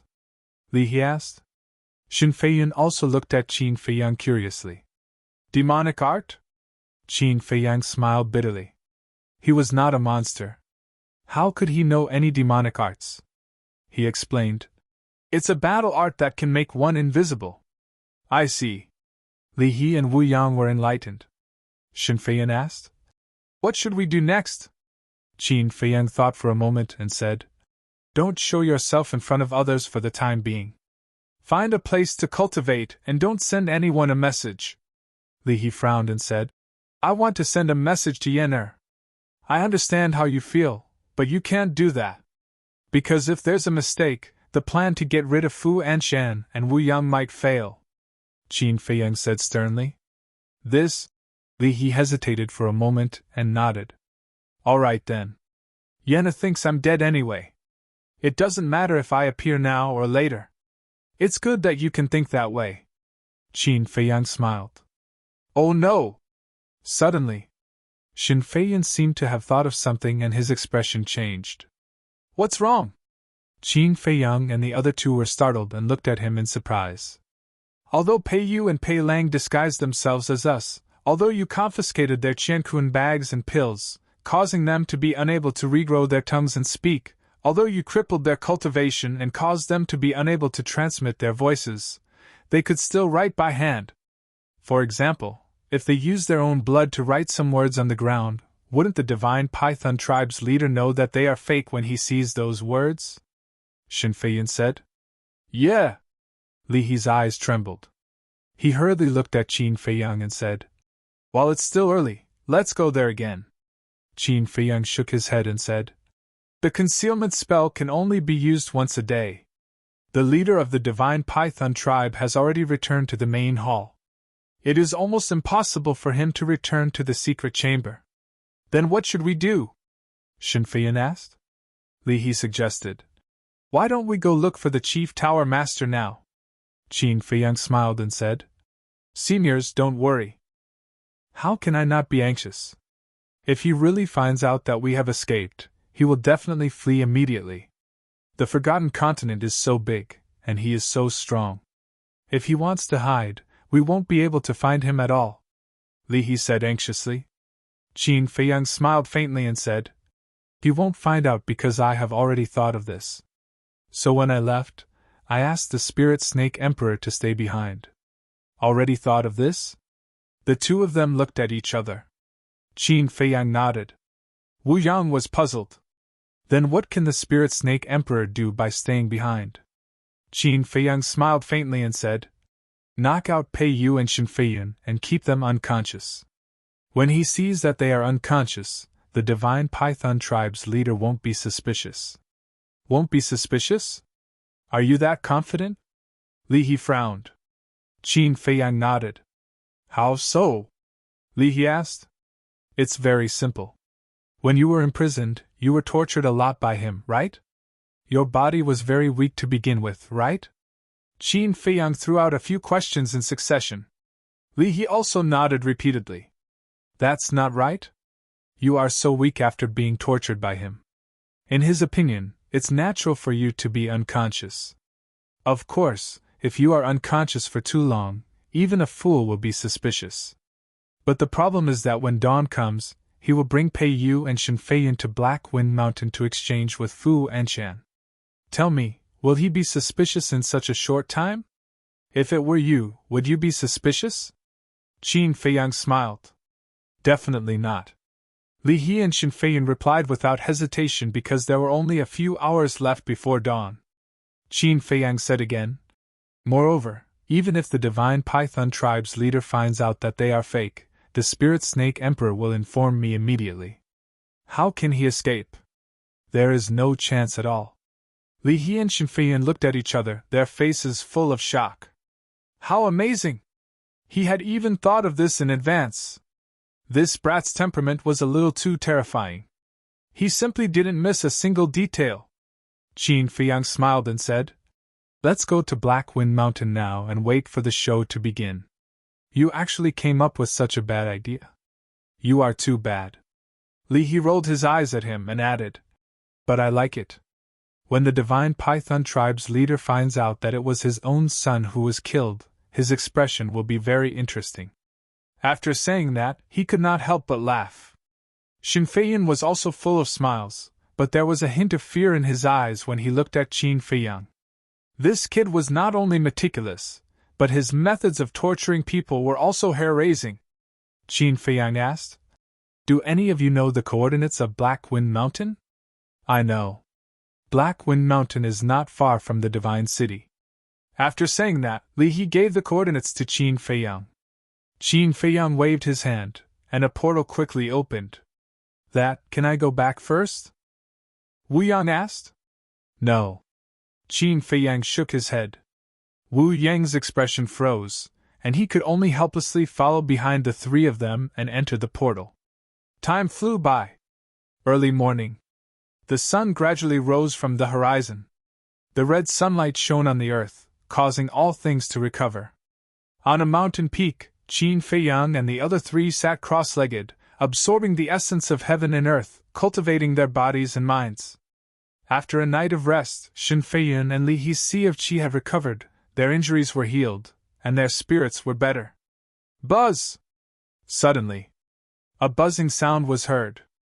Qin Feiyang suddenly opened his eyes, and 2 rays of light burst out. He took out the image crystal. The phantom of the Spirit Snake Emperor quickly appeared. Shen Feiyan, Li He, and Wu Yang also opened their eyes at this moment and looked at the Spirit Snake Emperor. How is it? Qin Feiyang asked. The Spirit Snake Emperor said, He has already left with Pei Yu and Li He. Qin Feiyang smiled and asked again, Did anything happen during this time? No. However, when the leader of the Divine Python tribe entered the secret chamber just now, he woke the 2 of them up. They immediately cried out, but the leader of the Divine Python tribe ignored them. Not only did he ignore them, but he also gave them a good beating. That's really miserable. The Spirit Snake Emperor sneered. Qin Feiyang smiled and said, It's all within my expectations. The Spirit Snake Emperor asked, Then should I rush to meet up with you now? Or should I wait for you at the Tranquil Lake? Qin Feiyang thought for a moment and said, There's no need for you here. Wait for me at the Tranquil Lake. Okay. The Spirit Snake Emperor nodded, and then the phantom dissipated. Qin Feiyang put away the image crystal, got up and said, They should be here soon. Let's hide in the forest over there and restrain our aura. Shen Feiyan and the other 2 nodded and stood up. Their aura was also restrained to the extreme. Whoosh! Immediately, the 4 of them turned into a stream of light and entered a forest not far away. Whoosh! Almost at the same time as they entered the forest, 2 figures appeared in the void above them. It was Fu Anshan and Yan Wei. Seeing Fu Anshan appear, Li He and Shen Feiyan clenched their fists, and killing intent flashed in the depths of their eyes. Qin Feiyang's heart skipped a beat, and he said to himself, Don't be rash. Shen Feiyan said telepathically, Don't worry, we know what to do. Whoosh! Just as he finished speaking, Another 4 figures appeared in the sky above a huge mountain opposite them. It was the leader of the divine python tribe, the high priest, and Peiyu. The spirit snake emperor did not lie to them. Peiyu and Li He were in a worse state than yesterday. Their bodies were badly mutilated and they were half dead. They even lost 2 arms and there were a few bloody holes on their bodies. They did not look human at all. However, the 2 of them were still howling and wailing. Their blood-stained eyes kept blinking at the divine python tribe's leader and his wife, hinting at their identity. However, the divine python tribe's leader and his wife did not even look at them. Whoosh! Fu Anshan and the divine python tribe's leader looked at each other almost at the same time. When their eyes met, invisible sparks flew. "You're quite early," the divine python tribe's leader sneered. He grabbed Peiyu and Li He and walked toward Fu Anshan. Fu Anshan's expression changed. He quickly reached out and said, "Don't move, just stand there." "Why? Are you afraid that I'll take the opportunity to kill you?" The divine python tribe's leader stopped in his tracks. His eyes were full of contempt. Fu Anshan was still worried. He retreated a little more and stared at the divine python tribe's leader warily. Then, he took out the image crystal and said without any nonsense, "Kill them immediately. Do you think I'm stupid? After I kill them, you'll threaten me with that image. What can I do to you then? So, you have to destroy that image first," the divine python tribe's leader said. "I'm here with sincerity," Fu Anshan said angrily. The divine python tribe's leader immediately sneered and said, "Don't you think it's ridiculous for a villain like you to talk about sincerity with me?" Fu Anshan immediately retorted and said, "I'm only threatening you at most, but you killed your own brother with your own hands. Who's more ridiculous?" "Enough, don't mention this in front of me," the divine python tribe's leader shouted. His eyes were filled with killing intent. "You dare to do it, but you're afraid of being criticized?" Fu Anshan sneered and said, "Hurry up, don't waste everyone's time." "Impossible. You have to destroy that image first, and then I'll kill them," the divine python tribe's leader said in a tone that brooked no discussion. Fu Anshan's face was gloomy. Neither of them trusted the other, and the situation was in a stalemate. An old fox versus an old fox. Who is better? Chapter 1070. In fact, anyone could tell that both of them were harboring ulterior motives. Fu Anshan wanted the leader of the divine python tribe to kill Li He and Shinfeiyan first, and then use that video to blackmail them. After all, there was nothing more valuable than this video. He did not want to give it up unless he had no other choice. The leader of the divine python tribe had the same idea. Fu Anshan had extorted a lot of benefits from him in the past. He was unwilling to let it go just like that. Therefore, he also wanted Fu Anshan to destroy the video first, and then use Li He and Shinfeiyan to blackmail Fu Anshan. An eye for an eye. But both of them were not stupid. They knew what the other party was thinking, so they refused to take the first step. Time passed by slowly. Seeing that both of them refused to give in, the high priest said, "There's no point in this stalemate.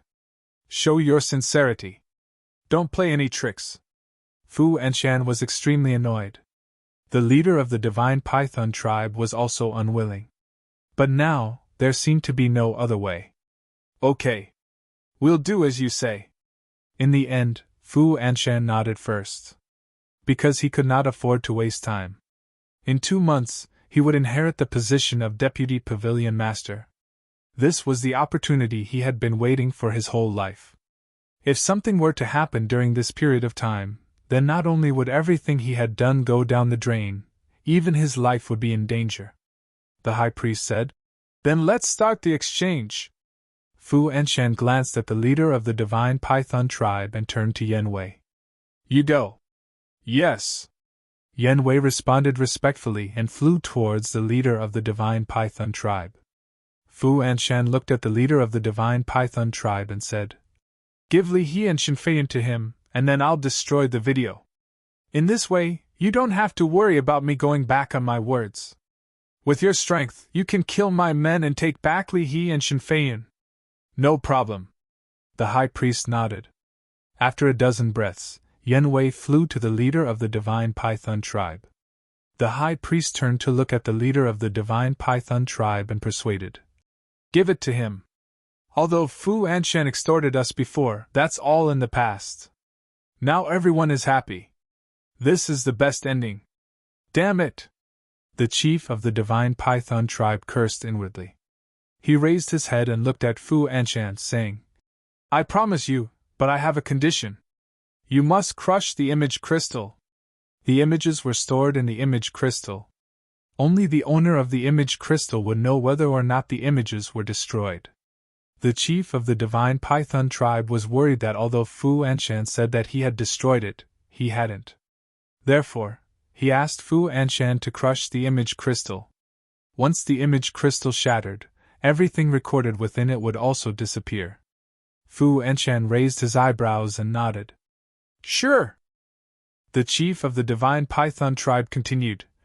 Also, did you send this video to anyone else? The recorded images could be transmitted to others through the image crystal. No. Fu Anshan shook his head. How do you prove it? The chief of the divine python tribe said. Fu Anshan said angrily. How do you want me to prove it?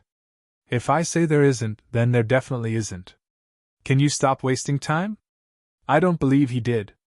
Because if he really did send it to someone else, he would have destroyed the video without saying a word. He wouldn't have schemed with you for so long. The high priest said in a low voice. The chief of the divine python tribe thought about it, and felt that it made sense. Then, he handed the two over to Yanwei. Woo-woo.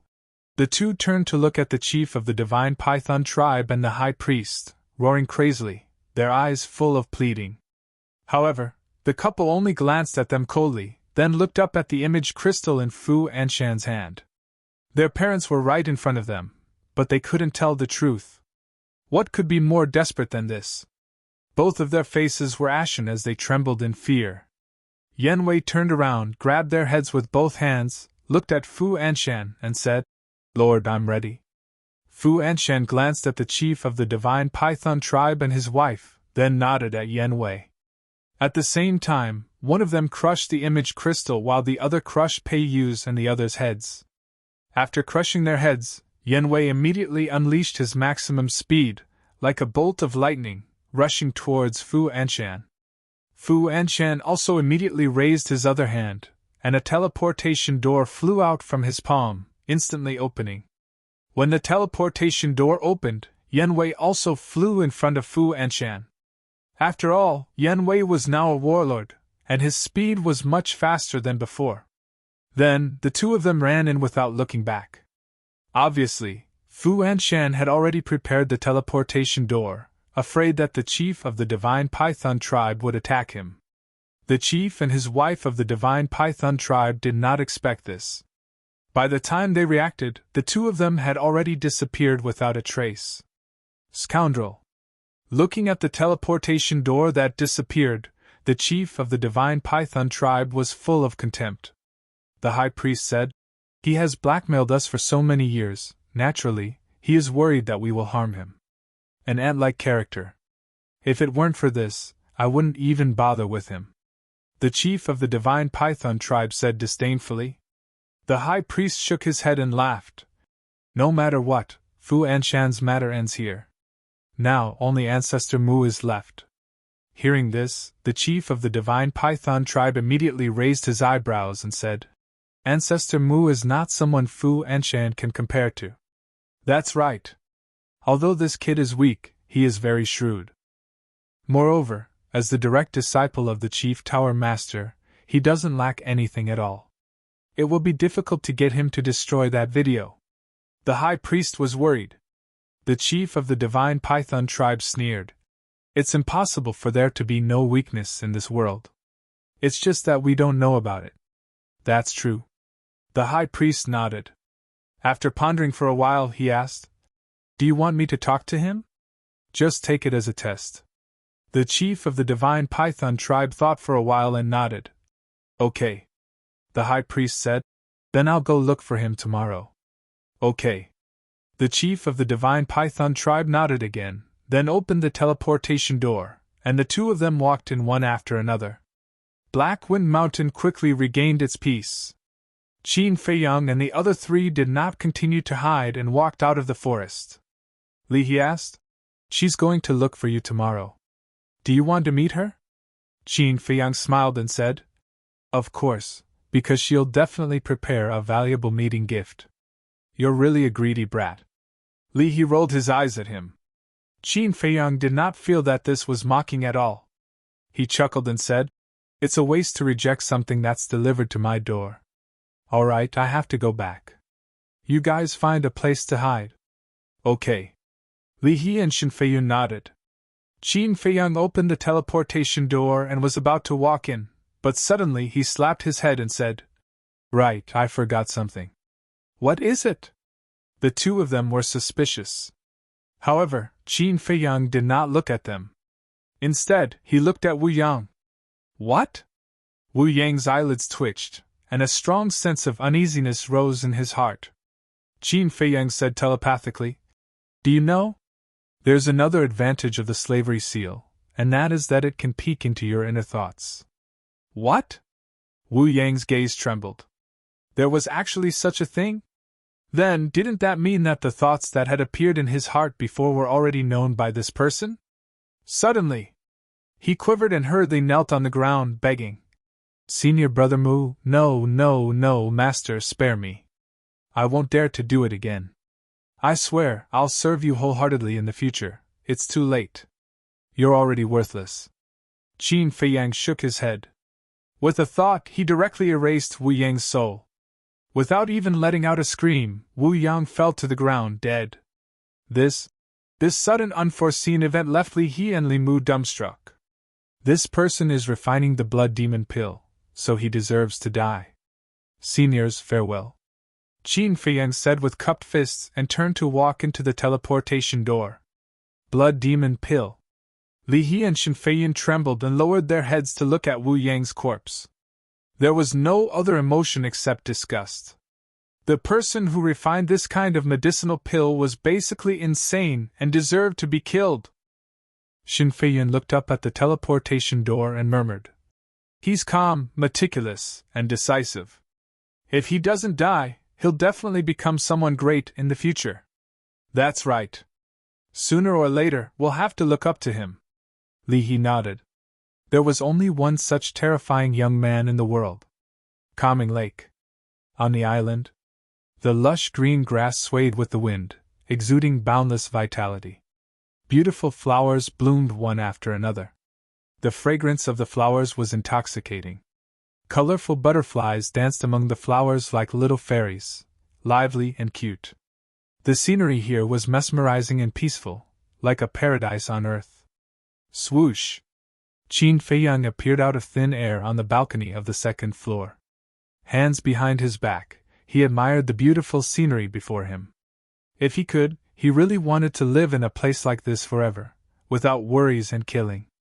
He wanted to live a peaceful life. You're back. How was it? The Spirit Serpent Emperor jumped out from the house and coiled around Qin Feiyang's wrist. Qin Feiyang looked at it and smiled. It's all settled. The Spirit Serpent Emperor said. Then I'll go to the castle to cultivate. Qin Feiyang hurriedly said. Don't. There's one more thing that I need you to do for me. What is it? The Spirit Serpent Emperor looked at him suspiciously. 5-colored crystal. I can't go to the Tower Master's place every day. Moreover, the concealment technique can only be used for an hour at a time. So, I need you to help me keep an eye on him. Qin Feiyang said telepathically. No problem. The Spirit Serpent Emperor agreed without hesitation. However, it wasn't done yet. Then, what benefits will I get? Qin Feiyang's mouth twitched, and his face darkened. You've learned bad things from the white-eyed wolf. This has nothing to do with them. This time, the person guarding the Tower Master is not an ordinary person. It's the ruler of the Forgotten Continent. This is a very dangerous thing, you know? The Spirit Serpent Emperor said. Qin Feiyang rubbed his forehead, and said helplessly, All right, after this matter is done, I'll satisfy you whatever you want. This is what you said. Don't go back on your word. The spirit serpent emperor chuckled and disappeared in the blink of an eye. Why are all these guys around me not easy to deal with? Qin Feiyang sighed helplessly. Buzz! Suddenly, the image crystal in his arms rang. He took it out, and Fatso's image appeared, saying, Boss, quickly come to my place. His tone was a little anxious. What's wrong? Qin Feiyang was suspicious. Something's up. After Fatso finished speaking, he immediately turned off the image crystal. Qin Feiyang frowned, feeling rather frustrated. He had just finished dealing with Li He and Li Mu, and now something else had happened. Why were there so many things happening in one day? Sigh. The capable should do more work.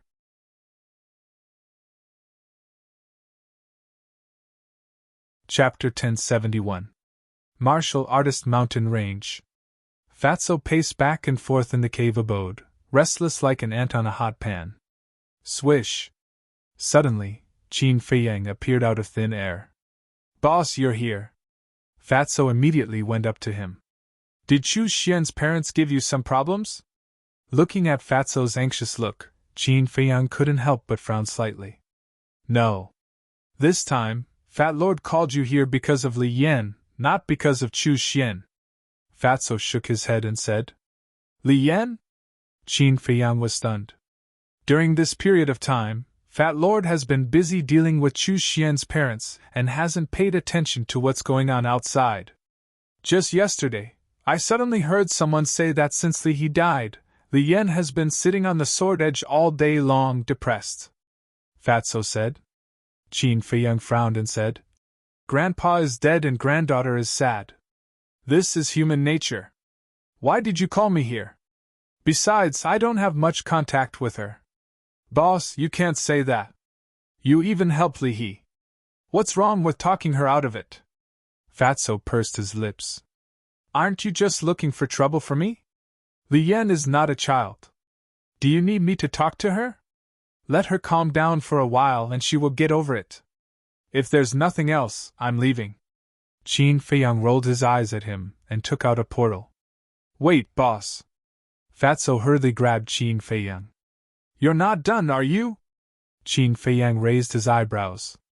Fatso smiled awkwardly and quickly let go, saying, Okay, let's not talk about this.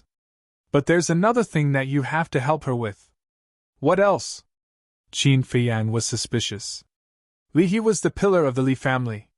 Now that Li He is dead, the Li family will decline. As you know, Li Yan is quite beautiful and has many admirers pursuing her. But in the past, because of Li He, they didn't dare to act recklessly. But now, with Li He's death, some people have started to have ulterior motives. There were even people who directly threatened her, saying that if she didn't comply, they would deal with her Li family. Fatso said. Although the Li family has declined, a starving camel is still bigger than a horse. Who dares to threaten her like this? Qin Feiyang frowned. A lot. Most of them are from wealthy families. And one of them is the most arrogant. His name is Nia Xiaoyong, a disciple of the same peak. He has another identity, the son of the Vajra tribe's chief. Fatso said with a hint of disgust in his eyes. Adamantine tribe? Qin Feiyang was suspicious. Don't look down on the Adamantine tribe, because the Adamantine tribe is also one of the 9 super tribes. Moreover, their overall strength is ranked in the upper middle of the 9 super tribes. Fatso said. I see. Qin Feiyang nodded in realization and said with a smile. This is a good thing. What the hell? Fatso was stunned. As the son of a super tribe's chief, whether it is identity or status, Li Yan can't compare to him. If Li Yan can marry him, the Li family can be considered to have a meteoric rise. If this isn't a good thing, then what is? Qin Feiyang said with a smile. Boss, how can you be like this? Where did your righteous heart go? Are you still the boss that I know? Could it be that someone else is impersonating you? Fatso looked at Qin Feiyang in surprise. Scram! Qin Feiyang's face darkened and knocked Fatso's head hard, causing Fatso to grimace in pain. He endured the pain and said with a flattering smile, "Boss, please help her." Qin Feiyang looked at him with a strange expression and said, "Why do you care so much about her? Don't tell me that you like her." "Damn. Is Fat Lord the kind of person who loves every woman he sees?" Fatso glared at him. Qin Feiyang looked at him and shook his head. "No, but there must be a reason." He knew Fatso's character too well. He would never beg him for a woman he had only seen a few times. Heard. Fatso's face was cloudy and uncertain. "There really are other factors." Qin Feiyang raised the corner of his mouth and said lightly, "If you don't want to say, then I'll go back. You can go by yourself." "Don't." I'll say it. It's like this. Yesterday evening, I went to the Sword Peak to persuade her. After all, when Yen Wei and I were in the transaction pavilion, she took care of us a lot. When I arrived at the Sword Peak, I happened to see Ye Xiaoyong threatening her. I couldn't stand it, so I went to reason with him. In the end, Fatso couldn't continue. His face was full of embarrassment. In the end? Qin Feiyang was curious.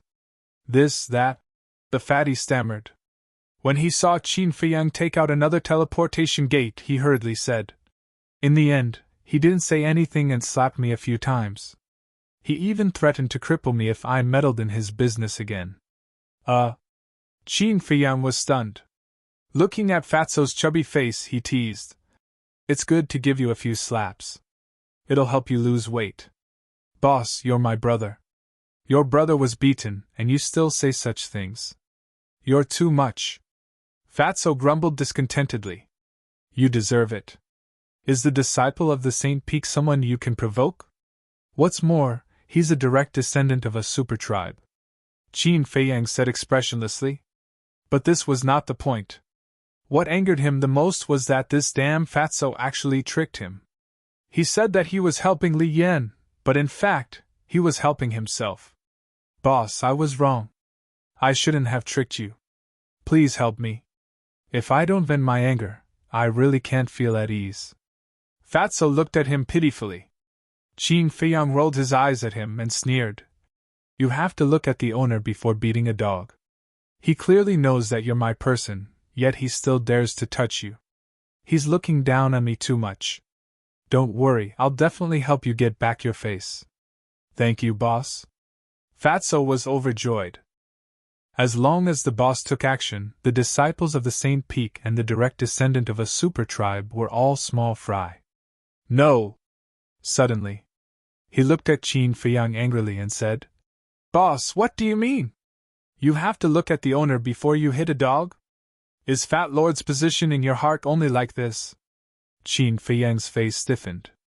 In all honesty, he had never thought of it that way. It was purely a habit. He looked at Fatso and pretended to be stupid. "Did I say that?" "Nonsense, Lord Fatty's ears aren't deaf," Fatso roared.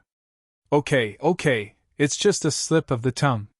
Don't take it to heart. I'll apologize to you, okay?" Qin Feiyang smiled embarrassedly. Knowing that he was pretending to be stupid, couldn't he give him a way out? Humph, if an apology is useful, what's the use of justice? Fatty didn't want to let go of the fact that he was in the right. "Then what do you want?" Qin Feiyang was helpless. It was really as the saying goes, trouble comes from the mouth. Fatso thought for a moment and laughed. "Fat Lord can forgive you, but you have to promise me that you will cripple that Nye Xiaoyong." "All right. Isn't he just a playboy? If I cripple him, what can the Vajra tribe do to me?" Qin Feiyang nodded without hesitation. Fatso was so happy that he couldn't close his mouth and urged, "Then let's go. I just received news that he went to harass Li Yan again."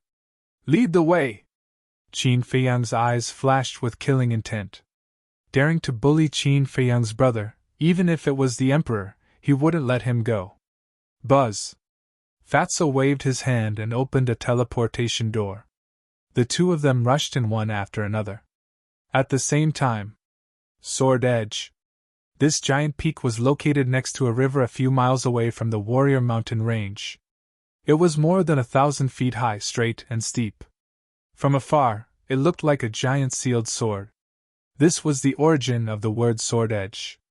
At this moment, at the peak of the sword edge, Li Yan, you are no longer the same as before. Your grandfather is dead, you are no longer the little princess from before. Let me give you a piece of advice, you should obey our senior brother Nye as soon as possible. That's right, although our senior brother Nye comes here every day to look for you, he has never forced you to do anything. You should understand senior brother Nye's feelings for you. Yes, don't be stubborn. With senior brother Nye's identity and strength, as long as he says a word, who knows how many women will rush to offer themselves to him. Don't be ignorant of your good fortune. More than a dozen young men stood together and talked non-stop. In front of these people, there was a young man in purple. He was about 1.8 meters tall and had long purple hair. His facial features were handsome, and his eyebrows were as sharp as knives. His dark eyes revealed a shocking sharpness. There was no suspense. This person was Nye Xiaoyong. He looked coldly at the cliff in front of him, his proud eyebrows full of impatience. He saw a young woman sitting at the edge of the cliff. Her long black hair was like a waterfall, and her pure white dress fluttered in the wind. Her exquisite facial features and tender skin were like a masterpiece of the heavens, perfect and flawless. However, her black gem-like eyes, appeared empty and lifeless. She stared at the void in front of her. No matter what the group of people behind her said, she didn't seem to hear them, and there was a sadness that couldn't be dispersed between her eyebrows. Li Yan, are you listening to us or not? I'm telling you, don't be ungrateful. As a person, his patience will be worn out by you. The group of people shouted with righteous indignation. Li Yan still turned a deaf ear, and her eyes were dim. Nye Xiaoyong looked at Li Yan, and the annoyance on his face became more and more obvious. Suddenly, a touch of hostility flashed in his eyes. He raised his hand and grabbed in the air. His saint power roared and forcibly pulled Li Yan in front of him. Then, Nye Xiaoyong grabbed Li Yan's hair and pulled it down hard. Li Yan's pale face suddenly looked up at him. Nye Xiaoyong greedily glanced at Li Yan's chest, then looked into Li Yan's eyes and said sternly, I'm telling you, don't challenge my patience again. However, Li Yan neither struggled nor said anything. She just looked at him in disgust. The anger in Nye Xiaoyong's heart became more and more uncontrollable. The more you act like this, the more I like it. Today, I must have you, and no one can stop me. He smiled coldly and threw Li Yan on the ground. He turned to the dozen young men and shouted, Take her, let's go! Okay. The two young men ran over, picked up the embarrassed Li Yan, and prepared to leave. Where do you want to take her?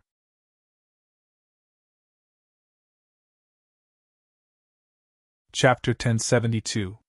Who is it? How dare you peep at us from the dark? Come out and die! The group of people immediately turned their heads to look at the forest, their faces full of hostility. Isn't it just watching? Is there a need to be so vicious?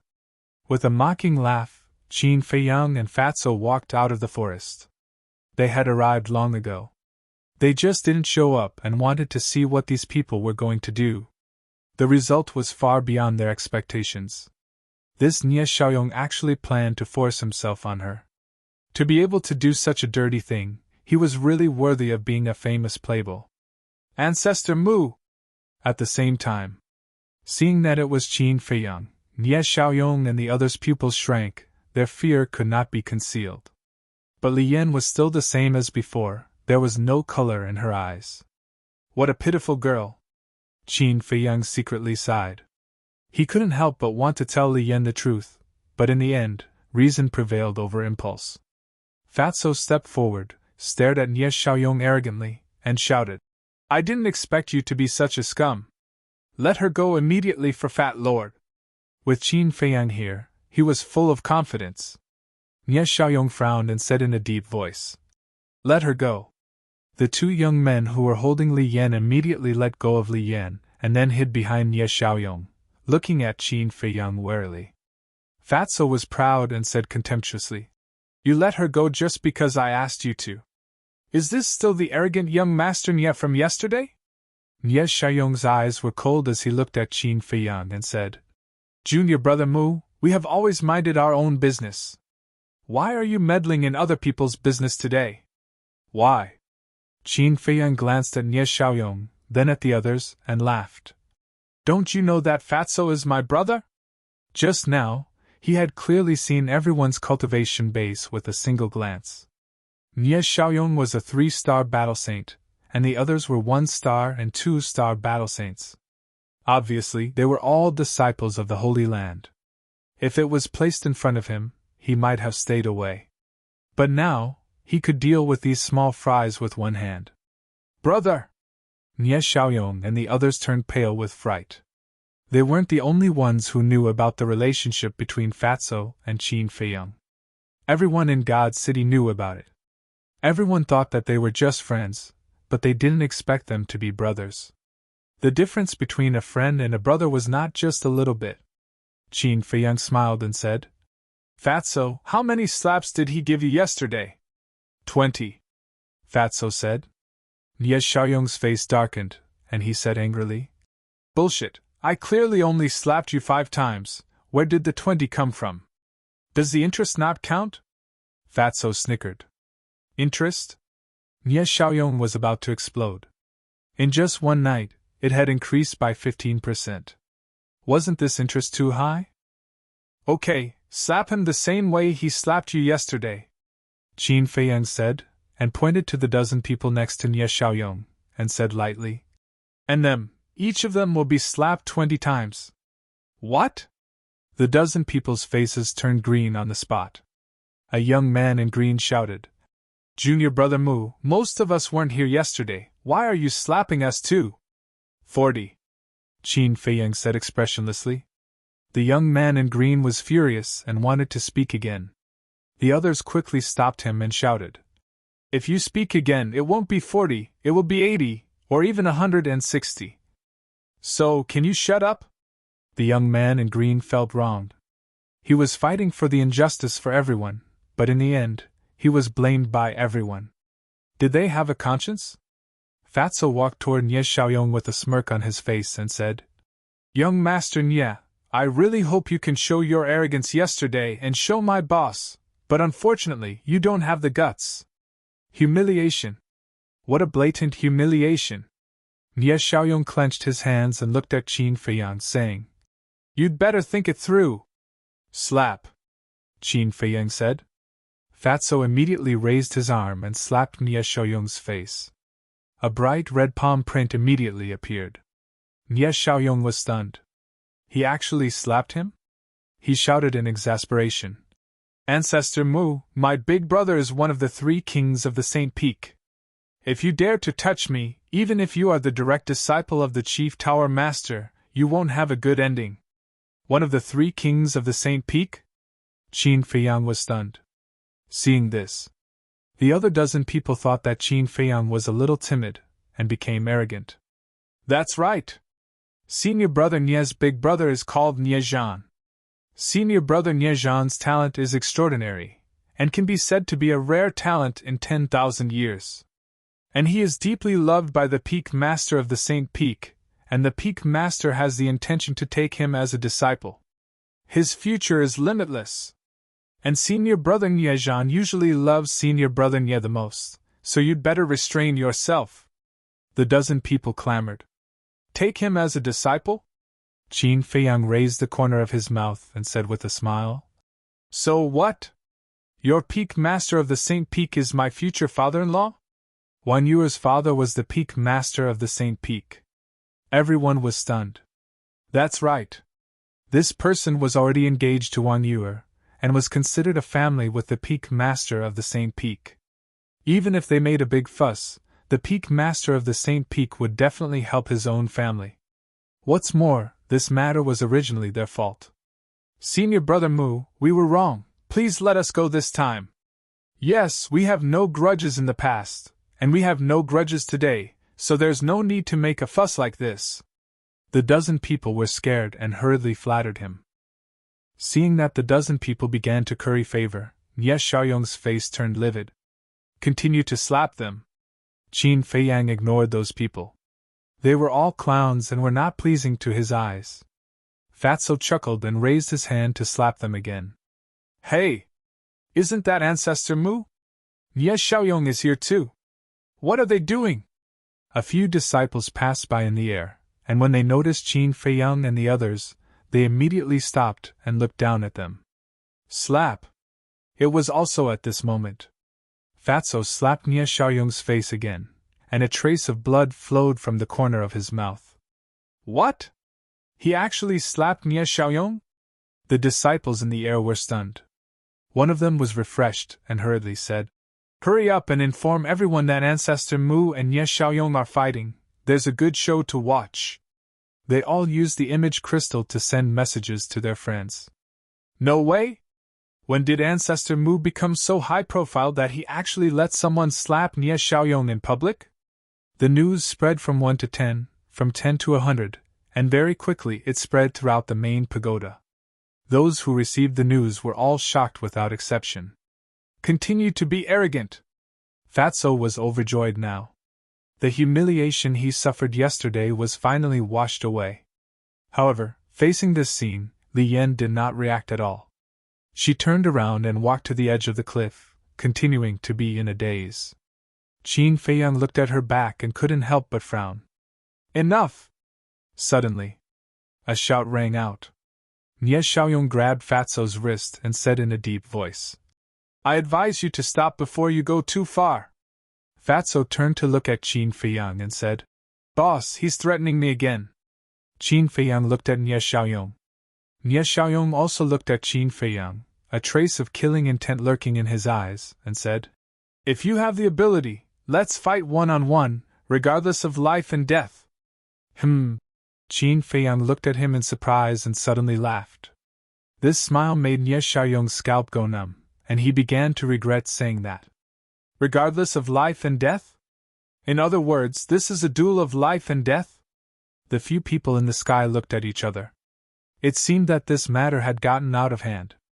Fatso also looked at Nie Xiaoyong in shock and asked, You really want to have a duel of life and death with boss? Nie Xiaoyong's eyes darkened as he nodded and sneered. Yes, but this young master is afraid that he doesn't dare. Haha. Fatso also laughed. Challenging Qin Feiyang? This was really borrowing courage from the heavens.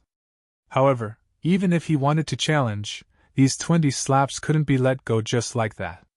He suddenly raised his other arm and slapped towards Nie Xiaoyong's face again. You're courting death! The killing intent in Nie Xiaoyong's eyes was no longer concealed. You're the one who's courting death! At the same time, Qin Feiyang also moved. Like a ghost, he landed in front of Nie Xiaoyong. His palm was like a blade as battle chi gushed out and directly entered Nie Xiaoyong's lower abdomen. Nie Xiaoyong immediately knelt on the ground and screamed in pain. Qin Feiyang retracted his palm and shook off the blood on his hand. He turned to look at Fatso and said indifferently, As you wish, you're crippled. Now you can do whatever you want. Boss is still the best. Fatso smiled flatteringly and stepped forward to punch and kick Nie Xiaoyong. Ancestor Mu, you despicable person, you actually sneak attacked me when I wasn't paying attention. With his chi crippled, even if Nie Xiaoyong was a 3-star battle saint, he had no power to resist. He could only let Fatso destroy him as he howled in pain. Despicable person? You knew that I was here to cause trouble for you, yet you didn't take any precautions. Aren't you stupid? Also, fighting one-on-one with a hedonistic scum like you is purely a waste of time. Qin Feiyang shook his head and smiled. He walked to Li Yan's side and looked at her pale face. His lips moved, but in the end, he swallowed the words that were about to come out of his mouth and lowered his head to look at the river below. For a moment, only Fatso's arrogant voice and Nie Xiaoyong's screams could be heard. Swish! Soon, figures continued to appear in the sky. They were all disciples of the main pagoda. Even some disciples of the Holy Lands came after hearing the news. He actually crippled Nie Xiaoyong's chi? Isn't that too cruel? Yes, our main pagoda has a rule that disciples are not allowed to fight in private. Even if he is the direct disciple of the main pagoda lord, he can't violate it. someone said with dissatisfaction. I don't agree with this. If Nie Xiaoyong never harassed Li Yan, would this have happened? Speaking of which, he only has himself to blame for this. That's right. Senior Brother Mu is punishing evil and upholding justice. We should support him. There were also people who supported Qin Feiyang. Aya, it's so lively! At this moment, accompanied by a strange laughter, a purple-clothed youth broke through the sky and landed beside Qin Feiyang. This voice.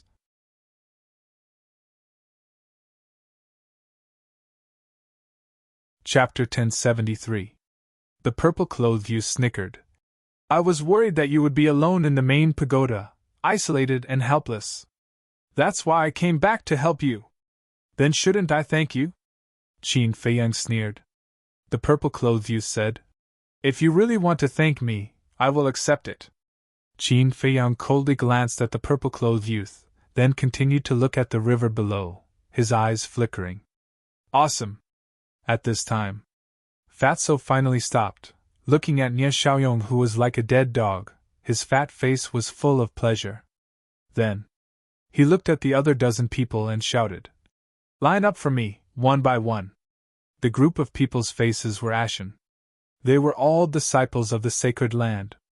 Usually, in front of ordinary disciples, they were high and mighty monarchs, and no one dared to disobey them.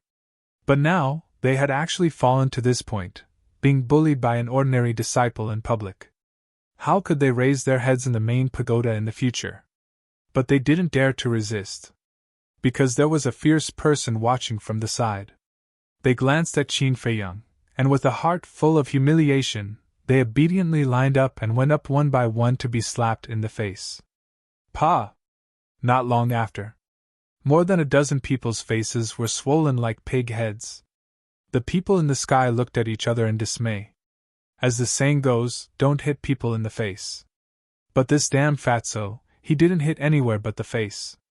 Wasn't this deliberately embarrassing the disciples of the sacred land? If you let me know in the future that you came to harass Li Yan, then it won't be as simple as today. Scram! Qin Feiyang said without turning his head. Yes. The group of people nodded repeatedly, terrified, and then took Nie Xiaoyong and left in a sorry state. The direct disciple of the chief pagoda master is indeed different. Isn't that so?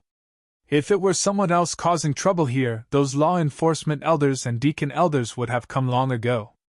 Regardless of whether you are reasonable or not, they would beat you up first. But now look, which law enforcement elder is here? They are all playing dumb, not wanting to offend this person. The crowd in the sky whispered secretly. Fatso looked up at those people and shouted, Do you all have nothing to do? Hearing this domineering shout, some people immediately raised their eyebrows. They were either members of famous clans, super tribes, or disciples of the Holy Lands. Who would dare to scold them like this? But when they saw Qin Feiyang standing at the edge of the cliff, they chose to swallow their anger and left. Very soon, only Qin Feiyang, Li Yan, Fatso, and the purple-clothed youth were left in this place. Alas! After a long time, Qin Feiyang sighed softly. He turned to Li Yan and said, I understand your current feelings, but what's the point of doing this? I'm sure your grandfather wouldn't want to see you like this. Then what should I do? Laughing heartlessly? I can't do it. Li Yan murmured. Qin Feiyang said, You need to have the courage to face it. If you can't even bear this blow, how can you face more brutal blows in the future? After all, life is unpredictable, and anything can happen. Li Yan was silent. Qin Feiyang looked at her for a while and simply ignored it. Because this kind of thing, outsiders couldn't interfere. Li Yan could only rely on herself to walk out of it. Qin Feiyang glanced at the purple-clothed youth and looked at Fatso. Let's go. Buzz! At this moment, a buzzing sound rang out. Boss, your message? Fatso was stunned and asked. Qin Feiyang shook his head and looked at the purple-clothed youth. The purple-clothed youth also shook his head. The image crystal of the three of them didn't respond, so it must be Li Yan's image crystal. The three of them couldn't help but look at Li Yan. Li Yan was silent for a while and took out the image crystal. Buzz! The image of a middle-aged man emerged. This person's face was rough, his eyebrows reached his temples, and he was quite dignified. But at this moment, the middle-aged man looked at Li Yan, his eyes full of helplessness and even a trace of sadness. Li Yan looked at the middle-aged man and asked, "Father, what's wrong?" The middle-aged man asked, "Is there anyone else beside you?" Li Yan glanced at Qin Feiyang and the other two and shook her head at the middle-aged man. "There's something I have to tell you in advance," the middle-aged man said, but it seemed to be something difficult for him to say. Li Yan said, "Father, what's the matter?" Sigh. The middle-aged man sighed deeply and said, "Yanner, we have already agreed to let you marry Fu Anshan." "What?" Li Yan suddenly stood up. Qin Feiyang and the other two also had a look of disbelief. Marry Fu Anshan? Was this a joke? In terms of seniority, Fu Anshan was of the grandfather's generation. What were Li Yan's parents thinking? The middle-aged man blamed himself. "Yanner, I'm sorry. Father didn't want to do this, but Father had no choice. Looks like there's a secret." Qin Feiyang and the other two looked at each other, and quietly looked at the middle-aged man. Li Yan finally recovered, looked at the middle-aged man, and asked, "Did Fu Anshan force you?" "Yes." The middle-aged man nodded and said, "Some time ago, Fu Anshan suddenly came to our house and said that he wanted to marry you. Your mother and I were furious at that time. Who does he think he is? Why should he marry you?" "But—" At this point, the middle-aged man fell silent, his face filled with pain. "Father, don't say any more. I know, he must have threatened you and your mother.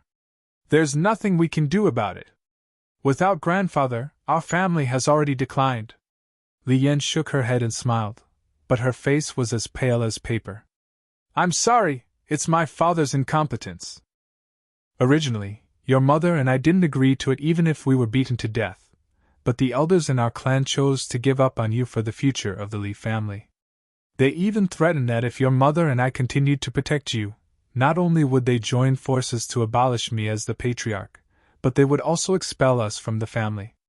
Yanner, this family was single-handedly built by your grandfather.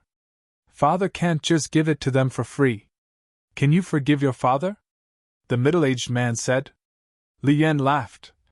"Your daughter can understand, father, you don't have to blame yourself anymore."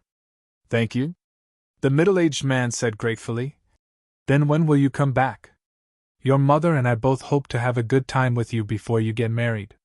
Li Yan pondered for a moment and said, "After a while, your daughter doesn't want to see that group of mercenary elders right now." "All right." The middle-aged man did not force her, and the shadow quickly dissipated. Li Yan put away the image crystal and turned to look at Qin Feiyang and the other two, and said self-deprecatingly, "I didn't expect that after grandfather died, my Li family would become so unbearable, to actually let me marry an old man. If you want to laugh, laugh." Qin Feiyang and Fatso looked at each other with bitter smiles on their faces.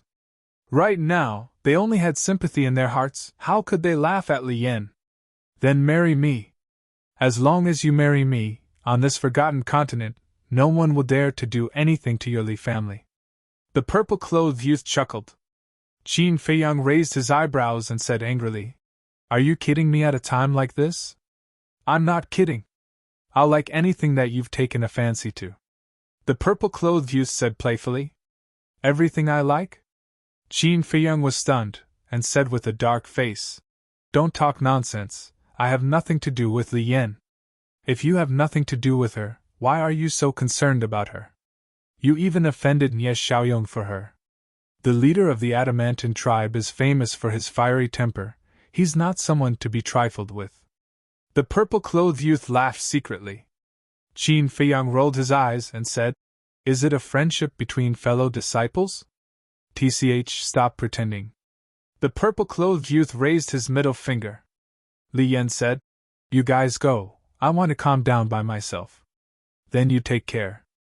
Qin Feiyang looked at her deeply, then turned and left with Fatso. The purple-clothed youth's eyes flashed, and he quickly chased after the two.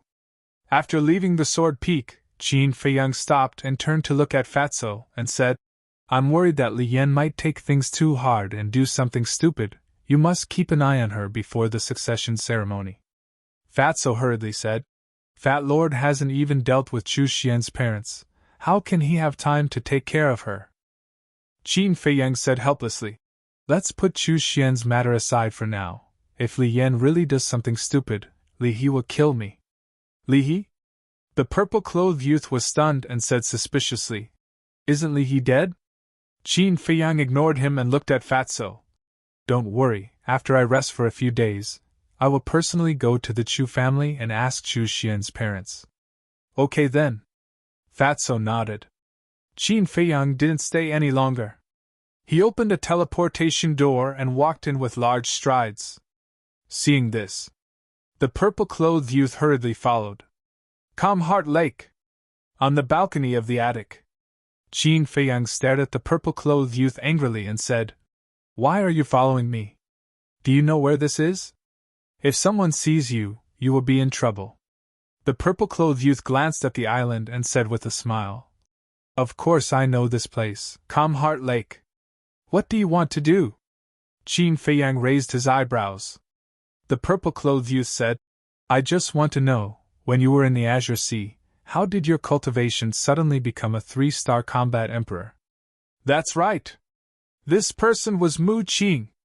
However, he was Mu Qing after changing his appearance, and now he was called Qin Day. So it's because of this.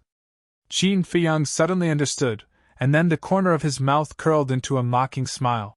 Speaking of this, it reminds me of what you said to me. Mu Qing's face darkened. The thing he was worried about was indeed going to happen. Back then, didn't you tell me how amazing and awesome those people were? In the end, when they saw me, why did they run away without even saying goodbye? Is this the elite disciple of your Mu family? Qin Feiyang sneered. Continue, I'm listening. Mu Qing was also thick-skinned, and did not care at all. Do you think I'll say it just because you want me to? Qin Feiyang disdainfully turned around and entered the attic. Mu Qing said, If you don't say it, then I will. I have been wondering a question. When we first entered the main tower, it was for the heavenly astral flames. Now that we have obtained the heavenly astral flames, why are you still staying in the main tower? Qin Feiyang's pupils shrank. He turned to look at Mu Qing and suddenly shouted, Wan Yuer, I have something to talk to you about. Come over here. You win. Mu Qing's face changed, and he immediately opened the portal. If I wasn't afraid of your Mu family's strength, I would have already crippled you. Qin Feiyang snorted from his nose. Mu Qing's body stiffened, and he sneered. Then let's wait and see. Let's see who will cripple who in the end. After saying that, he stepped into the portal without looking back.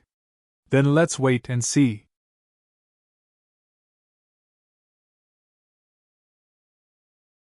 Chapter 1074. What's the matter? Whoosh. Wan Yuer flew over and landed in the courtyard, looking at Qin Feiyang suspiciously. Qin Feiyang looked at her in shock. He had thought that with Wang Yuer's character, she wouldn't come, but she did. This was awkward. What's the matter? Tell me. Wang Yuer urged impatiently. Qin Feiyang had an idea and asked, Didn't you say in Qinghai last time that you would ask your grandpa and your parents to break off the engagement? Why didn't you do anything? Wang Yuer's face stiffened. He called her over just for this. Bastard. Did he hate her that much? He couldn't wait to break off the engagement.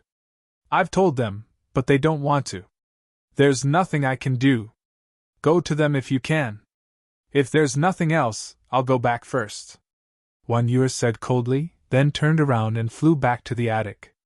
Her face was colder than her tone. Why are you angry? Don't you all want to break off the engagement?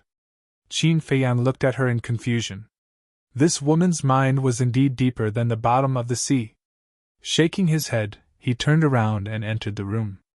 The next day, the news that Qin Feiyang was still alive had already spread to all the big and small cities and tribes. Similarly, the news of Nie Xiaoyong being abused also spread like wildfire. In the Adamantine tribe, in a certain hall, A burly man in black slammed his hand on a desk and said angrily, "Bastard, he even dares to provoke the Chief Tower Master's personal disciple. Is he tired of living? Husband, you can't blame Xiaoyong for this." Xiaoyong took a fancy to Li Yin. Although what he did was wrong, he didn't provoke Ancestor Mu. Why did he treat Xiaoyong like this in public? A middle-aged woman next to him said unhappily. This woman was wearing luxurious clothes and her long hair was tied up. She was still charming. "Chief, Madam is right. Ancestor Mu bullied Xiaoyong in public, which means that he doesn't take our adamantine tribe seriously at all," a young man below said. This person was thin and wore a fitted white robe. He looked to be in his 30s and held a jade flute in his hand. He looked rather scholarly. He was the high priest of the Vajra tribe. The adamantine chief said, "Then what do you think we should do? He is the chief pagoda master's disciple." The purple-clothed woman said, "Even if he is the chief pagoda master's disciple, he still has to be reasonable." "That's right. In that kind of situation you could have just asked Xiaoyong to apologize. Why did you have to do that? He even crippled Xiaoyong's qi. He's simply taking advantage of his position to bully others," the high priest said. The two of them echoed each other, thoroughly arousing the fury in the Vajra tribe's chief's heart. He nodded and said, "All right, I'll go look for Chief Tower Master to reason with him." After the chief of the adamantine tribe left, the high priest shook his head and laughed. "Our chief's temper is really fiery. If he didn't do that, would we have a chance?" The purple-clothed woman smiled and snuggled into the high priest's embrace. "That's true. While he's at the chief pagoda, let's go have some fun." The high priest picked up the purple-clothed woman and walked towards the bed with a lewd smile on his face. "Xiaoyong is in trouble, and you still have the mood to think about this?" The purple-clothed woman looked at him with dissatisfaction. "Isn't someone worried about this? Why are we in such a hurry?" The high priest threw the purple-clothed woman on the bed and impatiently pounced on her. For a moment. In the main hall, clothes were flying and moaning. "The chief pagoda! Shwa!" A purple-clothed youth holding a folding fan appeared above Calm Heart Lake. He looked at the pavilion where Qin Feiyang was and said loudly, "Ancestor Mu, come out for a moment." Qin Feiyang was meditating when he heard the voice. He opened his eyes and walked out of the pavilion. He looked up at the purple-clothed youth and smiled. "Brother Gongsun, what's the matter?" Gongsun Bei said, "The chief pagoda master wants you to go over." "Why does master want me to go over?" Qin Feiyang was suspicious. "The leader of the adamantine tribe is here." After hearing this, "I don't need to tell you. You should know." Gongsun Bei smiled. "The leader of the adamantine tribe?" Qin Feiyang frowned and asked, "Brother Gongsun Bei, can I not go?" "What do you think?" Gongsun Bei said. Qin Feiyang smiled helplessly and flew over. He landed beside Gongsun Bei and said, "Then let's go." Gongsun Bei said, "We'll fly over." "Fly over?" Qin Feiyang was stunned. "Wasn't there a portal? Flying over would be a waste of time." Gongsun Bei looked at Qin Feiyang and smiled. "I want to take the opportunity to talk to you." "Talk about what?" Qin Feiyang asked with a smile. "Let's talk as we walk." Gongsun Bei smiled and flew towards the chief pagoda master's courtyard. Qin Feiyang followed behind him suspiciously. However, after flying for a long time, Gongsun Bei didn't say anything. He just silently flew forward. Qin Feiyang frowned and said, "Brother Gongsun Bei, if you have anything to say, just say it. Don't be afraid." Gongsun Bei shook his head and smiled. "I'm not only the chief pagoda master's disciple, but also the temple master of the Oracle Temple. What's there to be afraid of?" "Then you..." Qin Feiyang looked at him in confusion. Gongsun Bei said, "Did anything happen when you entered Qinghai? How do you want me to answer that?" Qin Feiyang smiled bitterly and said, "Anyway, a lot of things happened." Gongsun Bei said, "Then is there anything about the chief pagoda master?" "Hmm?" Qin Feiyang's pupils shrank as he looked at Gongsun Bei in surprise. Why did this sound strange? Gongsun Bei turned his head and looked at Qin Feiyang's expression. His eyes flashed with an inexplicable light, then he looked back and smiled. Actually, I'm the same kind of person as you. What do you mean? Qin Feiyang was even more surprised. However, Gongsun Bei didn't explain. He smiled faintly and said, "In the future, no matter what happens or who you meet, you have to be careful." Qin Feiyang's heart skipped a beat. What was this person hinting at? Gongsun Bei still didn't give any explanation.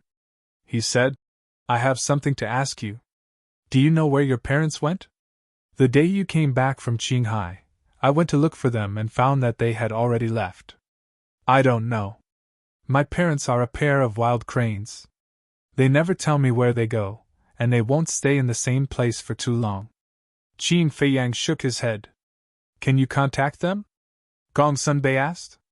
Qin Feiyang smiled bitterly and said, "I'm not afraid of Brother Gongsun laughing at me, but I didn't establish a contract with them." "Why?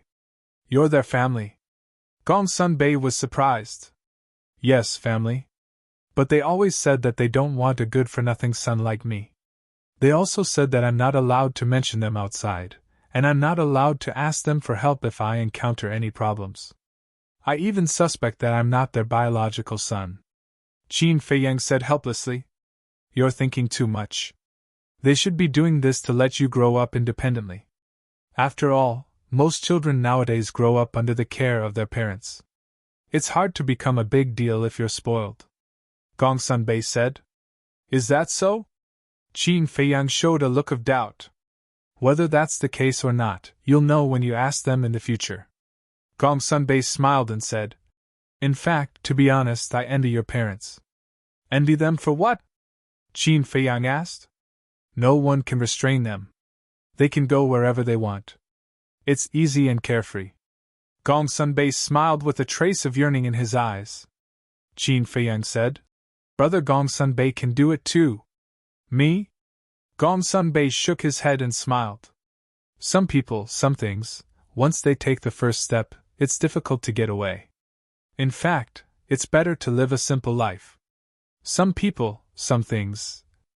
Qin Feiyang was silent. What was Gongsun Bei hinting at? What kind of secret was he hiding in his heart? Gongsun Bei had always given him the impression that he was a strong, smart, and capable person. But now he suddenly realized that there was another side to Gongsun Bei besides these things on the surface. Melancholy. Desire. Qin Feiyang said, "Brother Gongsun Bei, I have a question that I've always wanted to ask you, but I don't know if I should ask. We're all on the same side.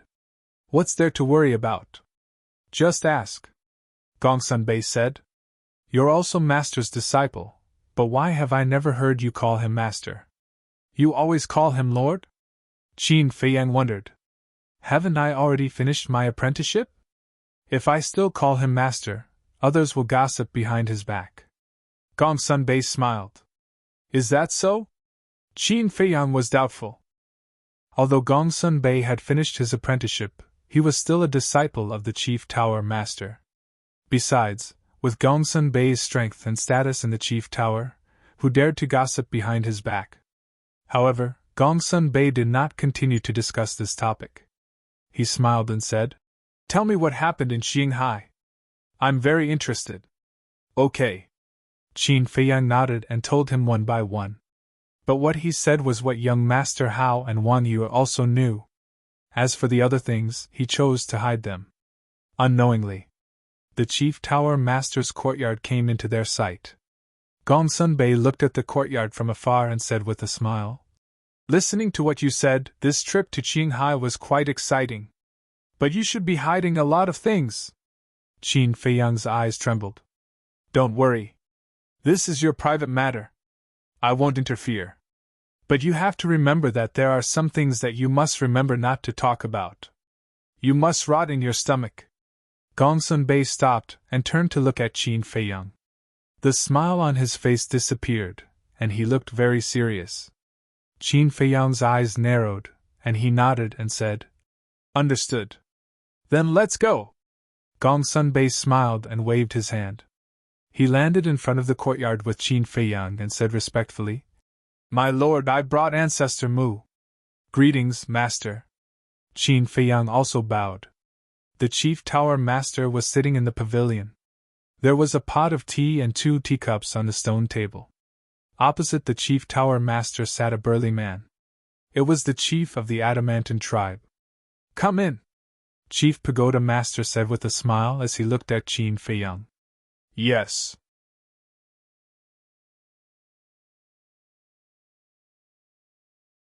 Chapter 1075. After entering the pavilion, Gongsun Bei stood respectfully behind the Chief Pagoda Master and remained silent. Qin Feiyang stood in front of the Chief Pagoda Master and bowed. May I ask why Master called this disciple here? The Chief Pagoda Master pointed at the Adamantine tribe's leader and smiled. This is the leader of the Adamantine tribe.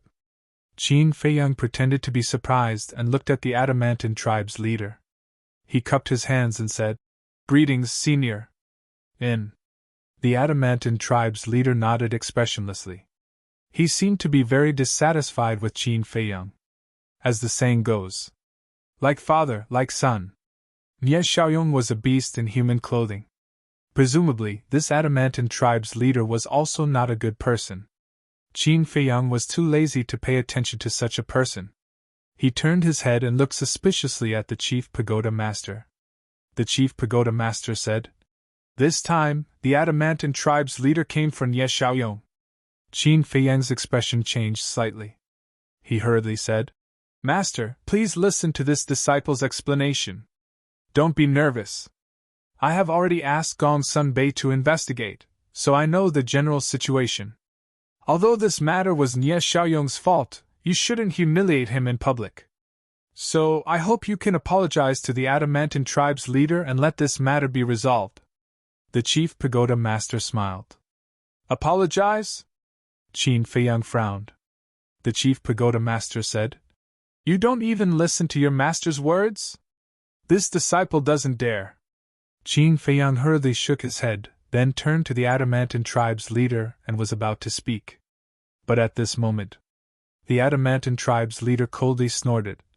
Apologizing is already letting you off easy.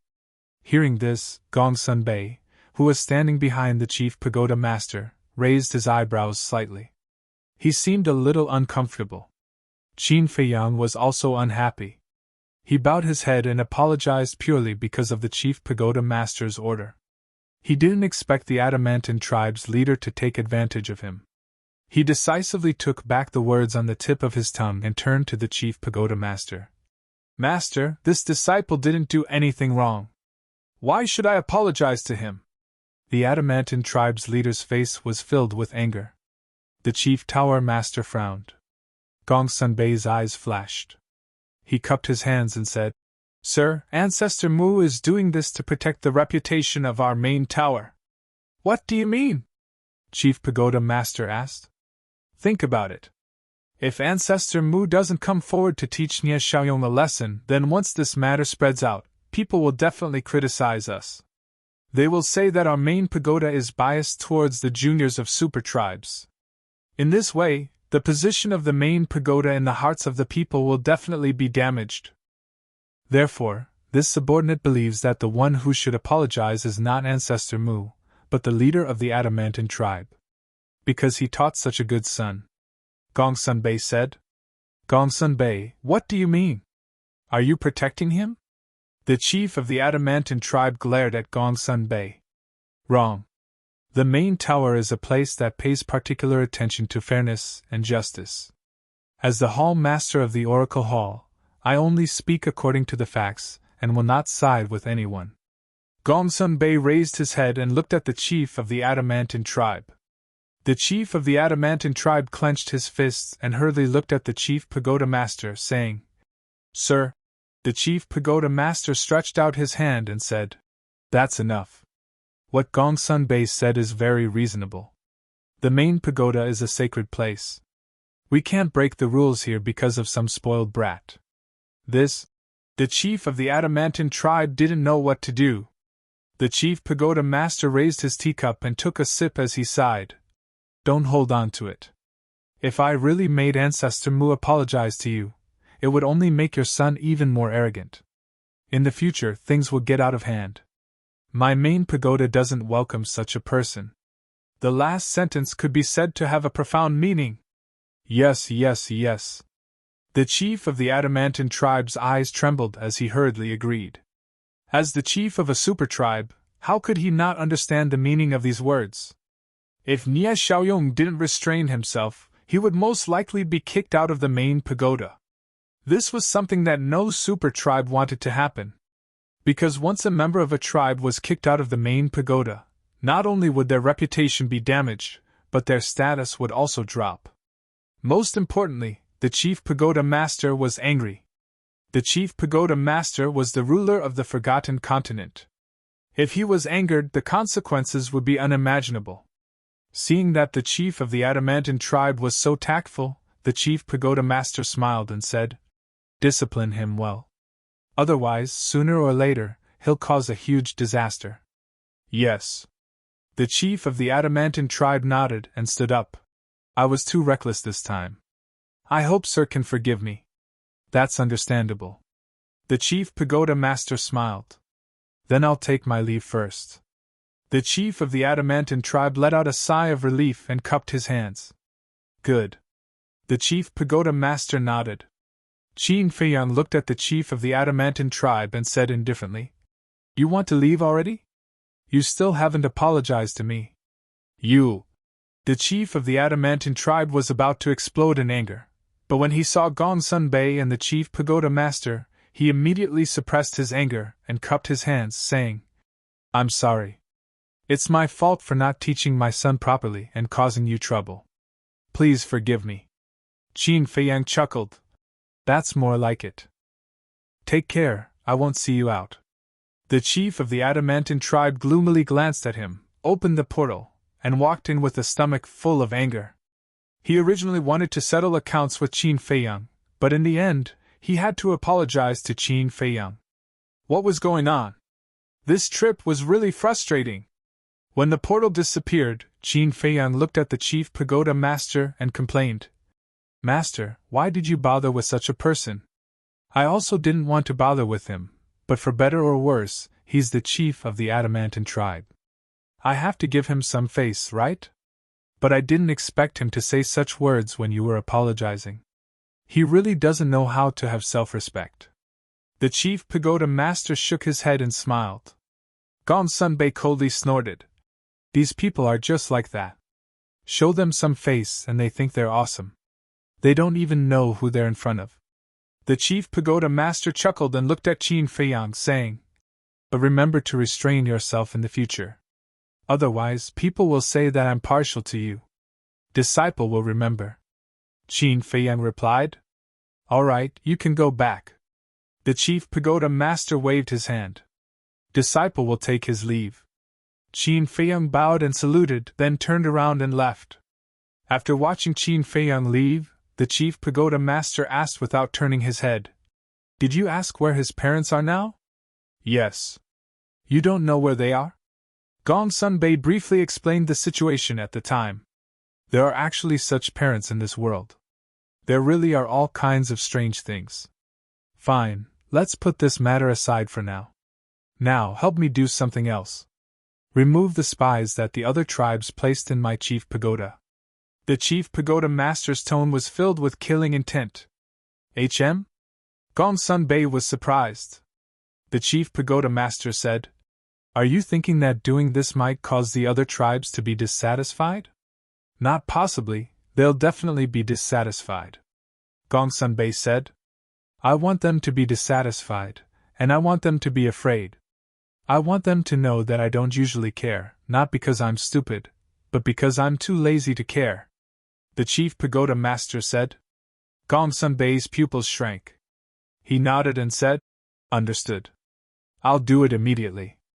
After saying that, he strode away.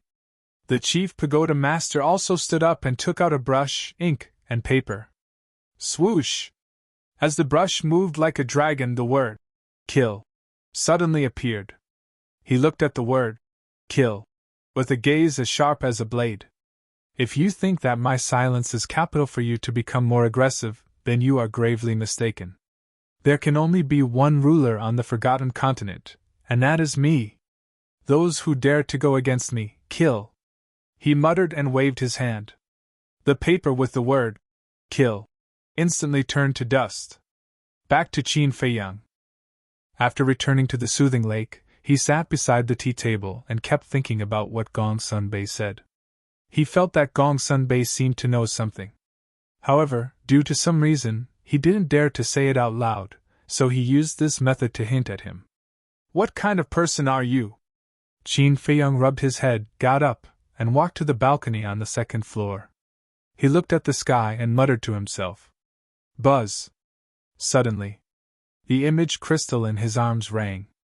After taking it out, Yan Wei's shadow appeared. What's wrong? Qin Feiyang asked with a smile. Yan Wei said in a deep voice.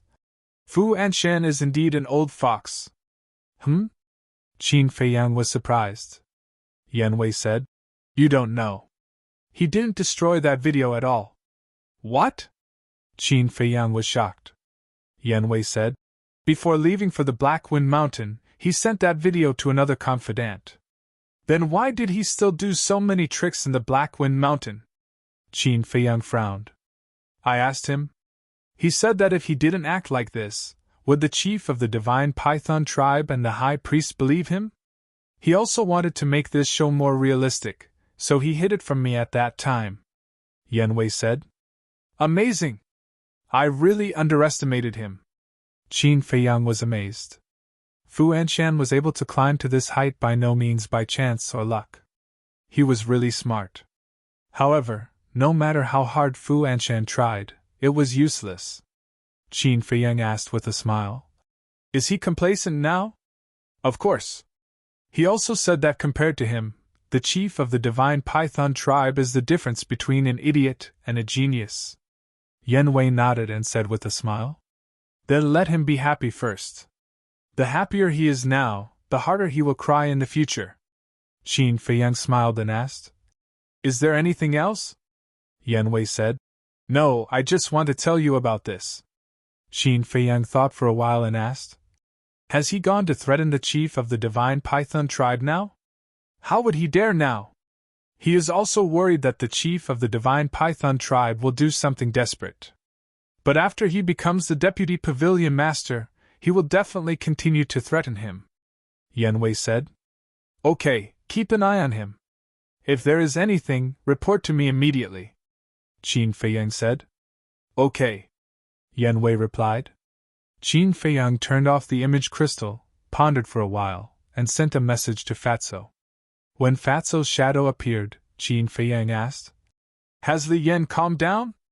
How can she calm down so quickly after encountering so many things in a row? Fatso shook his head. Then you have to keep an eye on her. Where is Chu Xian's tribe? Qin Feiyang asked. Are we going now? Fatso was surprised. Yes. Qin Feiyang nodded. Fatso said, When you see her parents, you have to be more polite. After all, they are Fat Lord's future mother-in-law. They haven't even started dating yet. Mother-in-law, father-in-law. Qin Feiyang rolled his eyes and said impatiently, Tell me quickly. Fatso said, I heard from Chu Xian that her tribe is outside White Cloud City, but Fat Lord has never been there, so he doesn't know the exact location. He doesn't know the coordinates of White Cloud City either. Go and ask around. Okay. Qin Feiyang put away the image crystal, thought for a while, and rose into the air. At this moment, young Master Hao returned from outside. He looked at Qin Feiyang and asked suspiciously, Where are you going? Qin Feiyang's eyes lit up and said, You came back just in time. Do you know the coordinates of White Cloud City? White Cloud City? Young Master Hao was stunned. He pondered for a moment and asked, Is there a place called White Cloud City in the Central Divine Kingdom? Why would I be stupid enough to ask you? Qin Feiyang slapped his forehead hard, his face full of anger. This guy had never left the Divine City before. How could he know about White Cloud City? Whoosh! He moved and flew toward Wan Yue's courtyard. Wait for me. Why are you asking about White Cloud City's coordinates? Is there anything interesting going on?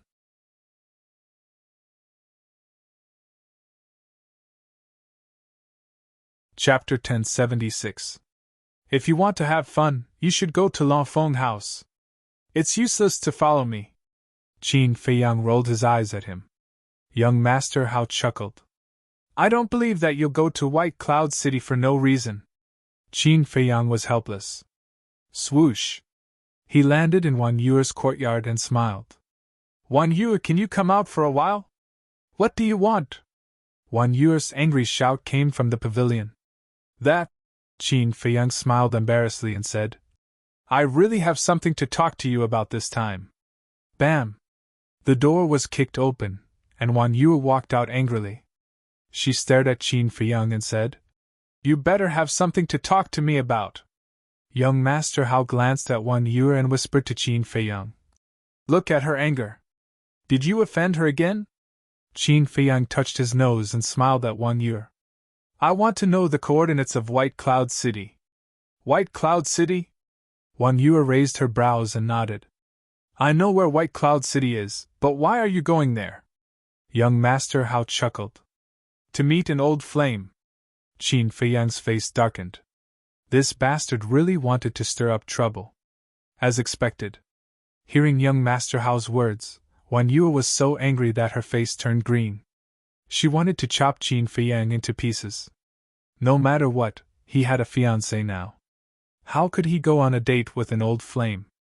The worst thing was that he came to ask her, his fiancée in name, for the coordinates. How could she endure this? Qin Feiyang saw that the situation was bad and quickly comforted her.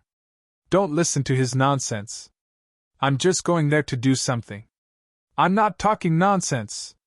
Young Master Hao shrugged, but there was a sinister smile in his eyes. You're not done? Qin Feiyang's veins were popping. Was it not chaotic enough? Wan Yuer gritted her teeth and nodded.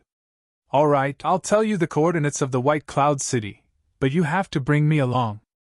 I'd like to see how beautiful this old lover of yours that you're so obsessed with is. Qin Feiyang rubbed his forehead, looking distressed. Brother Mu, don't tell me you still can't tell? I've already fallen in love with you. Looking at Qin Feiyang's expression, young Master Hao sighed inwardly and felt extremely helpless. Actually, he was deliberately provoking Wan Yuer in order to make Wan Yuer jealous and then inadvertently reveal her care for Qin Feiyang. Obviously, he had achieved his goal. Wan Yuer was very jealous now. However, what gave him a headache was that Qin Feiyang didn't realize it even though Wan Yuer had made it so obvious. His EQ was worrying. Buzz. Wan Yuer waved her hand and opened a portal. She said coldly, Hurry up if you want to go. Don't waste time. Qin Feiyang glared at young Master Hao and sighed helplessly. He had no choice but to walk in. Wan Yuer and young Master Hao quickly followed him. White Cloud City. It was a city that was neither too small nor too small. The buildings were located in a picturesque manner. The ancient city walls were like a giant python that surrounded the city, emitting a cold aura. Outside the city, on a wide road, 2 men and a woman walked side by side. The 3 of them looked like companions, but none of them spoke. The atmosphere was very unfriendly. It was Qin Feiyang and the other 2. However, they had all changed their appearances and concealed their cultivation level. As the White Cloud City was not as remote as Qinghai City and the 3 of them had extraordinary identities, they would be easily recognized and would definitely cause a commotion. Qin Feiyang had disguised himself as a muscular young man. He glanced at Wan Yuer, whose face was as cold as ice, and felt a throbbing pain in his head. Well, I'd like to explain. After hesitating for a while, he finally decided to tell Wan Yuer the purpose of his trip to the White Cloud City this time to prevent the misunderstanding from worsening. Who am I to you? Do you need to explain to me? However, before Qin Feiyang could speak, Wan Yuer said coldly, All right, I'm too lazy to waste my breath. Qin Feiyang was also angry. Why was this woman so unreasonable? Sigh. Looking at the 2 of them arguing, young Master Hao shook his head helplessly. It seemed that he had helped them out of kindness this time. After a while, the 3 of them arrived at the city gate. In front of the city gate, there were 4 guards standing guard. Their cultivation levels were between 1-star and 2-star battle ancestors. Qin Feiyang cupped his hands and smiled. Brothers, may I know how to get to the Chu family? Chu family? The four of them looked at each other in confusion. One of them asked, Which Chu family? Qin Feiyang was stunned and asked suspiciously, Are there many Chu families in the White Cloud City? The guard smiled. Brother, this is your first time in the White Cloud City, right? Qin Feiyang nodded. No wonder you don't know. There are a total of 2 Chu families in the White Cloud City. There is one in the city, which is a wealthy family. There is another outside the city, which is a tribe called the Heavenly Spiral Tribe. The guard said. So that's the case. Qin Feiyang came to a realization and said with a smile, I want to ask about the Heavenly Spiral Tribe. The Heavenly Spiral Tribe is in the east of the city, which is more than 200 miles away from the White Cloud City. However, forgive me for asking, why are you going to the Heavenly Spiral Tribe? The guard asked. Qin Feiyang said, There are some things I need to settle. The guard nodded and said, Then you must be careful. The Heavenly Spiral Tribe is not a friendly place. Not a friendly place? Qin Feiyang was stunned and asked, Brother, what do you mean? The guard said with disgust, The Heavenly Spiral Tribe is a super tribe in our area. They are usually arrogant, self-righteous, and look down on others. In short, no one likes them in the White Cloud City. It can't be. Qin Feiyang was stunned for a moment. He didn't expect the Heavenly Spiral Tribe to have such a bad reputation. I'm not lying to you. In our White Cloud City, the Heavenly Spiral Tribe is famous for being overbearing. Some of the disciples in the tribe often bully men and women in the White Cloud City. The guard said. Young Master Hao raised his eyebrows and asked, Does the White Cloud City not have a city lord? Of course. But our city lord doesn't dare to interfere. The guard sighed. Why? Young Master Hao was suspicious. Because the Heavenly Spiral Tribe's leader has a daughter called Xu Xian. She entered the main tower and is a disciple of the main tower. A disciple of the main tower has a noble status. How would our city lord dare to offend her? The guard shook his head. Young Master Hao was furious and said, Just because a daughter entered the main tower, they dare to be so arrogant. They have no respect for the law. Law? Little brother, you must be joking. Things like the law are only targeted at us, the weak. To the Heavenly Spiral Tribe, their words are the law. The guard sneered.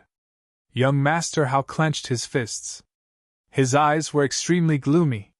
Qin Feiyang glanced at young Master Hao and said inwardly, Are you angry? This is the way of the world. Even though the Forgotten Continent is under your father's control, the heavens are high and the Emperor is far away. Who would really listen to him? Sigh. Young Master Hao sighed deeply. The more he was involved in the world, the more he felt that this world was strange. It was completely different from what he imagined. Qin Feiyang looked at the 4 bodyguards and calmly asked, Then, for big brothers, are you familiar with Xu Xian? What do you think of her as a person? One of the guards said, We were all born in the White Cloud City. Of course, we are familiar with Xu Xian. As for her, scram. Suddenly, a loud shout interrupted the guard's words. Qin Feiyang and the other 2 turned around and saw a purple-clothed youth of 18 or 19 years old riding a giant golden tiger on the main road in the distance. He was rushing towards them. His face was filled with an insufferably arrogant expression. Behind the purple-clothed youth was a group of burly men in tight robes. They were also riding giant black tigers. They looked ferocious and aggressive. Oh no, they're here again. The 4 guards' expressions changed. Qin Feiyang looked at the 4 guards and frowned. Who are they? That purple-clothed youth is called Shu Aotian. He's the son of the Heavenly Spiral Tribe's leader. This person is extremely arrogant because of the faction behind him. He doesn't take anyone seriously. He even dared to scold our city lord. The 4 guards said. Qin Feiyang raised his brows. The son of the Heavenly Spiral Tribe's leader. Wouldn't that make him Xu Xian's younger brother? In that case, he would be Fatso's brother-in-law in the future. Ah! Suddenly, a scream was heard. Qin Feiyang turned around and saw a passerby who did not dodge in time and was sent flying by the giant golden tiger under Chu Aotian. He spat out blood. Stop! Chu Aotian looked at the passerby and shouted at the giant golden tiger under him. Roar! The giant golden tiger let out a roar and immediately came to a halt. Seeing this, Qin Feiyang thought that Chu Aotian was going to apologize to the passerby. However, what he did not expect was that Chu Aotian did not apologize. Instead, he looked down at the passerby and shouted, How dare you block my way? The passerby's eyes trembled. He did not care about the injuries on his body and hurriedly knelt on the ground and begged, Young Master Aotian, I was wrong. Please spare my life. Do you think you can settle this with just I was wrong? Don't you know who this young master is? Kill him for this young master. Chu Aotian smiled contemptuously. As he snorted, a burly man behind him raised his hand and pointed in the air. A battle chi broke through the air and swept toward the passerby's forehead. He's trying to kill him? Qin Feiyang was stunned. Wasn't this person being too unreasonable? In the next moment, a cold light flashed in his eyes. He took a step forward and stood in front of the passerby. He raised his head and waved his hand gently. The battle chi that broke through the air disintegrated. Chu Aotian looked at Qin Feiyang in surprise. The group of burly men behind him also revealed astonishment in their eyes. How dare he come out and meddle in their business? Was he stupid? The four guards also changed their expressions and hurriedly sent a voice transmission to young Master Hao and Wan Yu. You two, quickly call your companions back. You can't afford to offend Chu Aotian. He will bring you a disaster. Can't afford to offend him? Young Master Hao and Wan Yu looked at each other with a cold expression. What was Chu Aotian? He was just a good-for-nothing from a small tribe. They were the ones who could not afford to offend.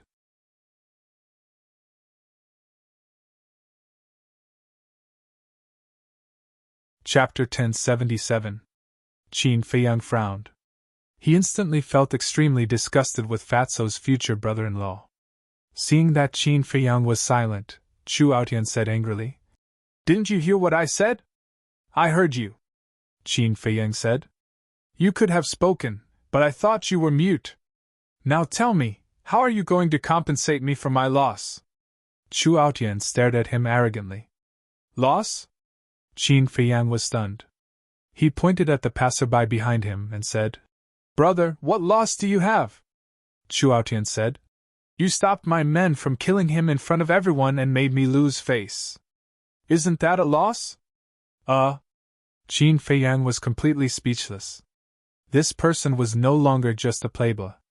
He was simply a malignant tumor. Everyone saw it. You were the one who drove your mount around and injured others. Now you want me to compensate you for your loss. Can you be more shameless? Qin Feiyang said. Chu Aotian's face turned cold. A burly man behind him shouted, How dare you?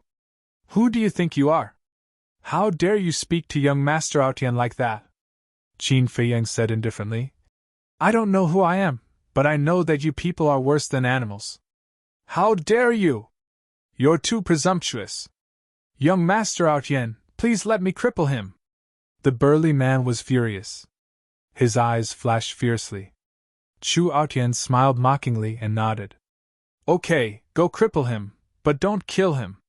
I want to keep him alive and torture him. Understood. The burly man smiled sinisterly. He rode his black tiger and walked toward Qin Feiyang step by step. It's over. That kid is dead. Yes, no one who dares to go against Chu Aotian will live to see the sun tomorrow. More and more people gathered around. When they saw this scene, they could not help but whisper. Not only did these discussions enter Qin Feiyang's ears, they also entered the ears of Chu Aotian and the others.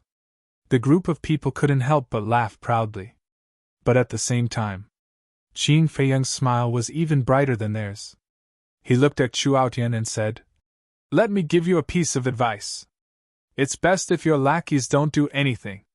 Chu Aotian's cultivation was unbearable to look at. He was merely a one-star combat emperor. As for the group of big men, their strength was not bad. They were all 9-star war sects, but that was only limited to the White Cloud City. In his eyes, they were inferior to ants. Ioyo, you're acting so awesome now? You almost scared this young master to death. Chu Outyen patted his chest and said with a strange smile in a timid voice. Ha! Those burly men also laughed wantonly. Qin Feiyang's gaze swept over the group of people, and his eyes suddenly turned cold. Saint's aura roared out, suppressing everyone present. What? He's a battle saint! Everyone's eyes trembled. This? Chu Outyen was also dumbfounded. The group of burly men was also dumbfounded. How dare a small and insignificant tribe be so arrogant? Who gave you the courage? Qin Feiyang's killing intent was aroused. He took a step forward and landed in front of the burly man who was walking towards him. He raised his hand and slapped him. Crack! Ah! Accompanied by a shrill scream, the burly man's head was crushed on the spot. Blood splattered across the sky. Chu Outyen's face immediately turned pale. I really don't know how a person like you can live until today. Qin Feiyang took another step forward and landed in the middle of the group of burly men behind Chu Outyen. He raised his hand and slapped down. One by one, the burly men died tragically. Moreover, their heads were all crushed, and their blood dyed the ground red. In less than 5 breaths, all the burly men were killed. Qin Feiyang flickered and landed in front of Chu Outyen. He saw that Chu Outyen's face was completely pale. His eyes were filled with fear, as if he was looking at a devil. He was very arrogant. However, he had bullied those who were afraid of the Heavenly Spiral tribe. Now, the person in front of him was obviously not afraid of the Heavenly Spiral tribe. He finally realized that he had hit a wall this time. Qin Feiyang looked at him, shook his head, and sighed. Life is so beautiful. Why don't you cherish it? Long Outyen stammered. He was so scared that he couldn't even speak. His previous awe-inspiring aura had long disappeared. He was like a desperate dog.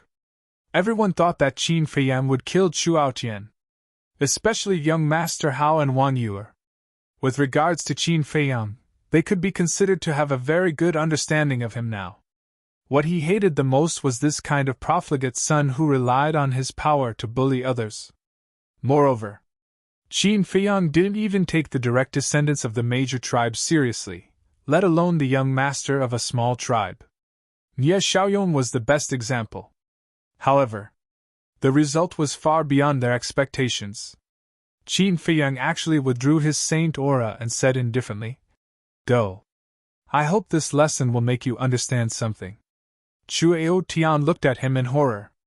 He immediately rode the huge golden tiger and fled in a sorry state. Young Master Hao walked forward and said suspiciously, "Brother Mu, what's wrong with you today? Why did you let him go?" "I can't help it." Qin Feiyang shook his head helplessly. He had to do this for Fatso's happiness. Because once he killed Chu Outyen, he would completely fall out with the Chu family. At that time, it would be even more impossible for Fatso and Chu Xian to be together. Humph. I think some people just don't want to offend their old sweetheart. Wang Yuer snorted through her nose. What do you mean? Qin Feiyang was stunned. Young Master Hao also looked at her suspiciously. Wang Yuer coldly glanced at Qin Feiyang and said to young Master Hao, "Silly brother, don't you know? That woman named Chu Xian is very close to him." Really? Young Master Hao was surprised. Of course. I also know that some people have troubled Guofeng because of Chu Xian. Just because Chu Xian is Guofeng's ex-boyfriend. Wang Yuer said sarcastically. This? Young Master Hao looked at Qin Feiyang in surprise and said, "Brother, you're not really here to meet your old sweetheart, are you?" Silly brother, you're still too naive. He's not here to meet his old sweetheart. He's here to meet his future father-in-law and mother-in-law. Wang Yuer sneered. Qin Feiyang's forehead was full of black lines as he angrily said, "Can you guys stop making wild guesses?" Wang Yuer said, "Are you making wild guesses? Or is it true?" You know in your heart. It's over. The vinegar jar is completely overturned. Young Master Hao muttered secretly. Qin Feiyang rubbed his forehead and felt that his head was about to explode. All of a sudden, he seemed to have thought of something and looked at Wan Yuer strangely. What? Wan Yuer raised her eyebrows. Qin Feiyang said, That's not right. How do you know about Chu Xian and me so clearly? Are you investigating me behind my back? Wan Yu immediately became unnatural and shouted angrily. Who do you think you are? Do you think I'll investigate you? Don't be narcissistic. Investigate. Young Master Hao looked at Wan Yuer in a daze and suddenly pursed his lips with a trace of playfulness. She was secretly investigating Qin Feiyang. It seemed that this sister of his was quite attentive. It also proved that his sister really fell in love with him, but she was too headstrong and didn't want to admit it. You three, go quickly. At this time, the 4 guards walked over and urged him. Why should we go? Young Master Hao asked suspiciously. You killed the people of the Heavenly Spiral tribe. They definitely won't let you go. Yes, there are not many good people in the world. It's not worth it if you die here because of this. Don't hesitate. Go quickly. I'm afraid it'll be too late if you don't go now. The 4 of them advised earnestly. Young Master Hao raised his eyebrows and wanted to say something. Qin Feiyang reached out and stopped him. He looked at the 4 guards and said with a smile, We'll leave immediately. But you 4 haven't told me what kind of person Chu Xian is.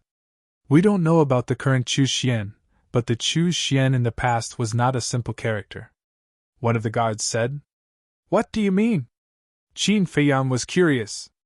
I'll tell you a real example.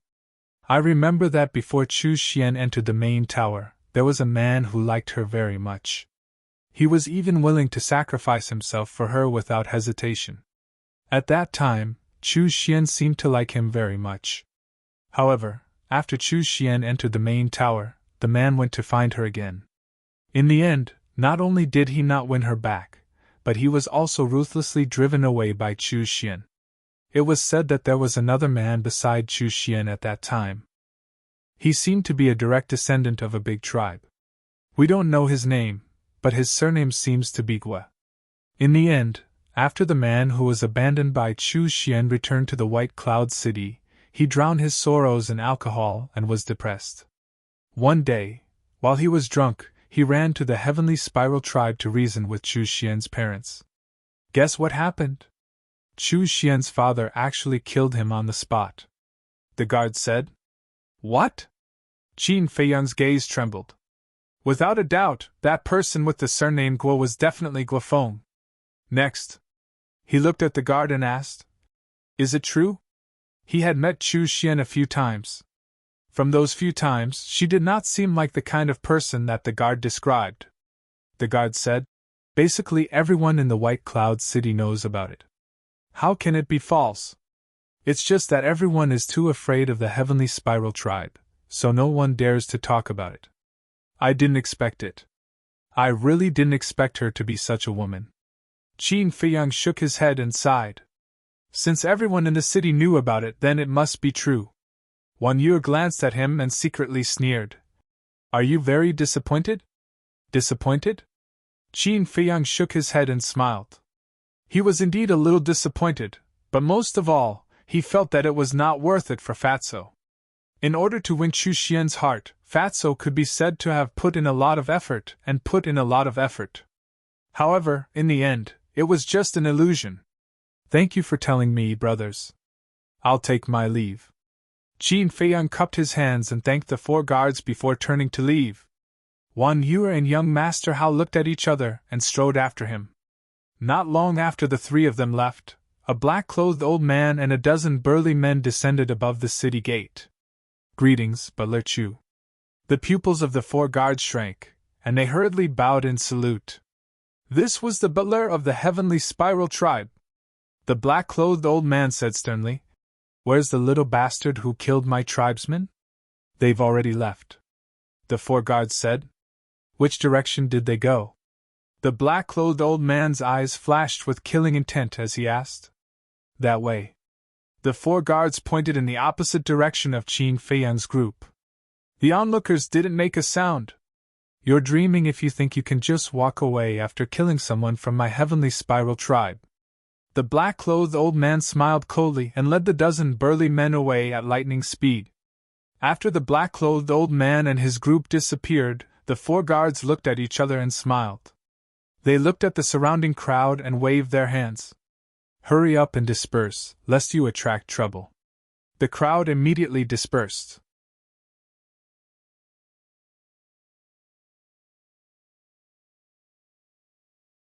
Chapter 1078.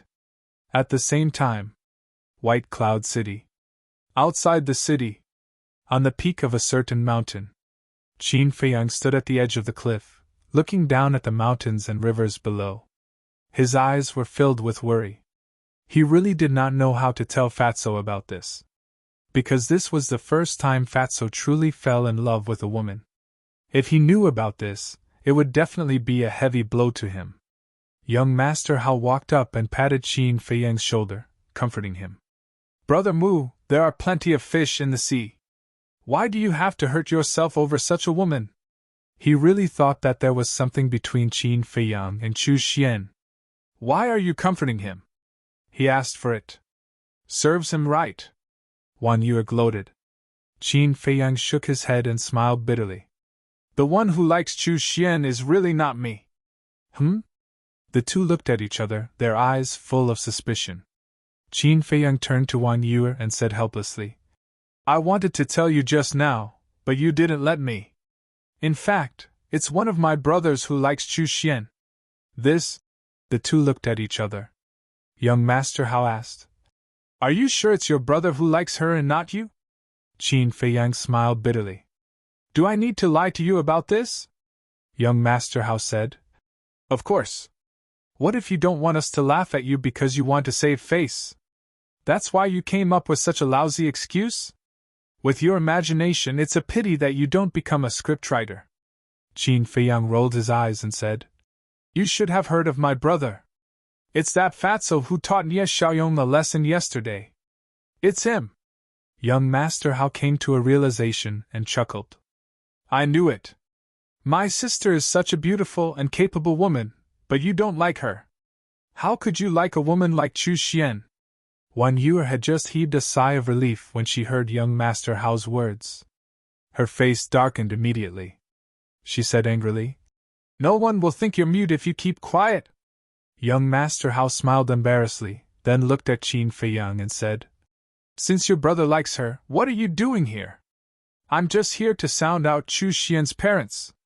Qin Feiyang sighed helplessly and briefly explained the situation. I see. Then this brother of yours really has no foresight. Young Master Hao shook his head. You can't blame him for not having a good eye. Chu Xian hid it so well that even I didn't notice it. The problem now is that I don't dare to tell him these things because he will definitely break down. Qin Feiyang rubbed his temples, his face full of worry. Wan Yue said, You'd better not hesitate about this. Tell him as soon as possible so that he won't fall deeper and deeper. As for whether he will collapse or not, it depends on his endurance. Who? Qin Feiyang glanced at her, exhaled deeply, and took out an image crystal. 1. Very soon. Fatty's silhouette floated out. Seeing that it was Qin Feiyang, Fatso immediately asked expectantly, Boss, how is it? You'd better not expect too much. Qin Feiyang said. Fatso's face fell immediately, and he said, They still don't agree? Qin Feiyang sighed and said, I haven't gone to see them yet, but I've heard some things in White Cloud City. You'd better be mentally prepared. You didn't go? Fatso was stunned, and he rolled his eyes at Qin Feiyang, speechless. You almost scared me to death. Tell me, what did you hear? Chu Xian is not the kind of person you think. Qin Feiyang told Fatso everything he heard in detail. There was no suspense. Hearing this, Fatso felt as if he was struck by lightning.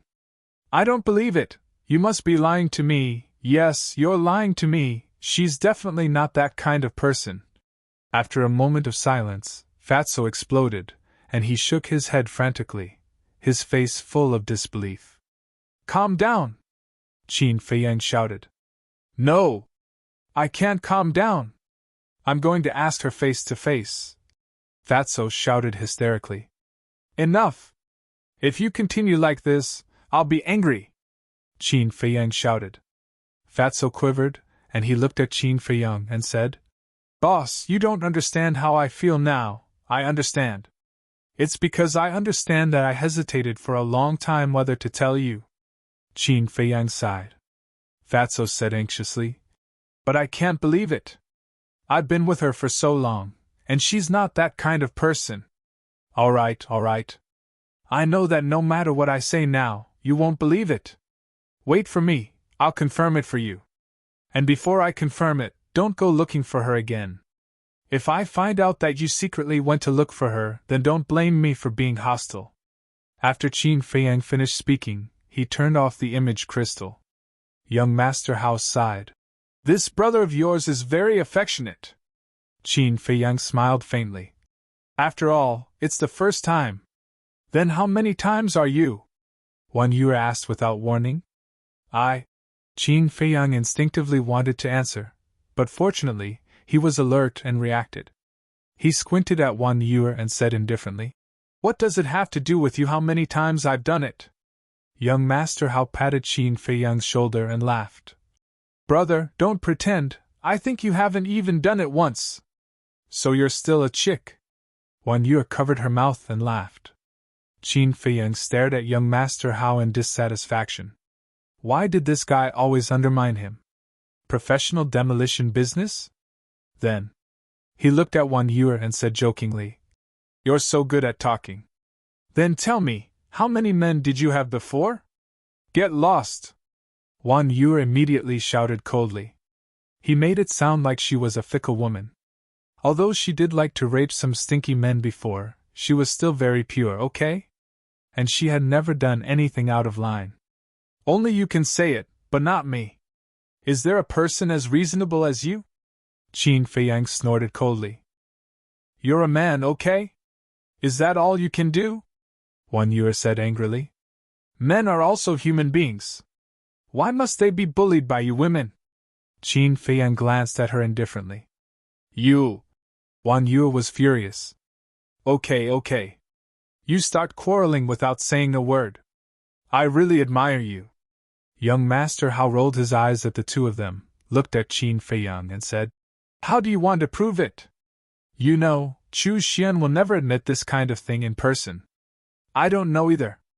Qin Feiyang shook his head and felt a headache coming on. Wan Yue said, In my opinion, Chu Xian just treats your brother as a spare tire. Spare tire? Qin Feiyang looked at her suspiciously. To be honest, your brother is really not good looking. With Chu Xian's taste, it would be strange if she fell in love with him. I guess that Chu Xian may have seen that he has a good relationship with you, so she hasn't rejected him. Wan Yue said. Qin Feiyang was stunned and said, Now that you mention it, it reminds me of something Fatso said to me. What is it? Wan Yue asked. Qin Feiyang said. Fatso said that Chu Xian was neither close nor distant to him, and she seemed to be playing hard to get. That's right. I'm a woman, and I know women. Chu Xian must value your relationship with Fatso. I can guarantee that once someone better than Fatso appears, she will dump Fatso without hesitation. There's another possibility. She's using Fatso to find an opportunity to get close to you. After all, you're now the Chief Tower Master's disciple. As long as she hooks up with you, the Heavenly Spiral Tribe will definitely soar. Wan Yue speculated. Young Master Hao frowned and said, If that's the case, then she's too much. If that's the case, I'll make her regret it for the rest of her life. Qin Feiyang's eyes flashed coldly. He looked at the two of them and said, I want to make a trip to the Heavenly Spiral Tribe. Do you want to go back first? Young Master Hao smiled and said, Since we're already here, let's go together. Wan Yue said, I also want to see what kind of people this tribe is. You really like to join in the fun. Qin Feiyang shook his head and laughed. He then jumped down and disappeared into the mountains below. Young Master Hao looked at Qin Feiyang's back and turned to Wan Yuer. He smiled and said, "Sister, you can rest assured now." "Rest assured about what?" Wan Yuer said indifferently. "Still pretending? I already know what you're thinking. Don't hide it. If you love, say it out loud. If you expect Ancestor Mu to take the initiative to tell you, that's impossible. Although he's very smart in other aspects, and it wouldn't be an exaggeration to say that no one can compare to him, he's an idiot when it comes to love." Young Master Hao chuckled. "I'm a woman. Why should I take the initiative?" Wan Yuer snorted in dissatisfaction. "See? Admit it yourself. Since you've admitted it, then let go and love. Life is short, don't leave any regrets." Young Master Hao patted Wan Yuer's shoulder and jumped, chasing after Qin Feiyang. Wan Yuer was stunned, then gritted her teeth and said angrily, "You little bastard, how dare you trick me? See how I'll deal with you." After saying that, she chased after him fiercely. Heavenly Spiral Tribe. Strictly speaking, in the Central Divine Kingdom, this tribe could only be considered a small, insignificant tribe, because the entire tribe only had a few 100,000 people. The strongest one was a 9-star battle saint. However, although the Heavenly Spiral Tribe was not comparable to those big tribes, its territory was still very large. Moreover, like the other super tribes, they also built a city of their own. It was just that the scale could not be compared to the cities of the other super tribes, and they did not have their own patterns. About half an hour later, Qin Feiyang and the other two stopped above a mountain ridge. They looked at the Heavenly Spiral Tribe from afar, then activated the concealment technique and directly sneaked in. Although the city was not big, it was quite prosperous. The streets were bustling with people, and the shops on both sides were dazzling. The three of them walked openly on the street, and no one could see them. Young Master Hao sent a sound transmission. "Brother Mu, the more I look at your concealment technique, the more I like it. How about this? I'll use the divine art I got from the land of inheritance to exchange with you." "In your dreams?" Qin Feiyang said without turning his head. In terms of practicality, the concealment technique was more valuable than the divine art. Moreover, he did not lack the divine art, so there was no need to exchange it.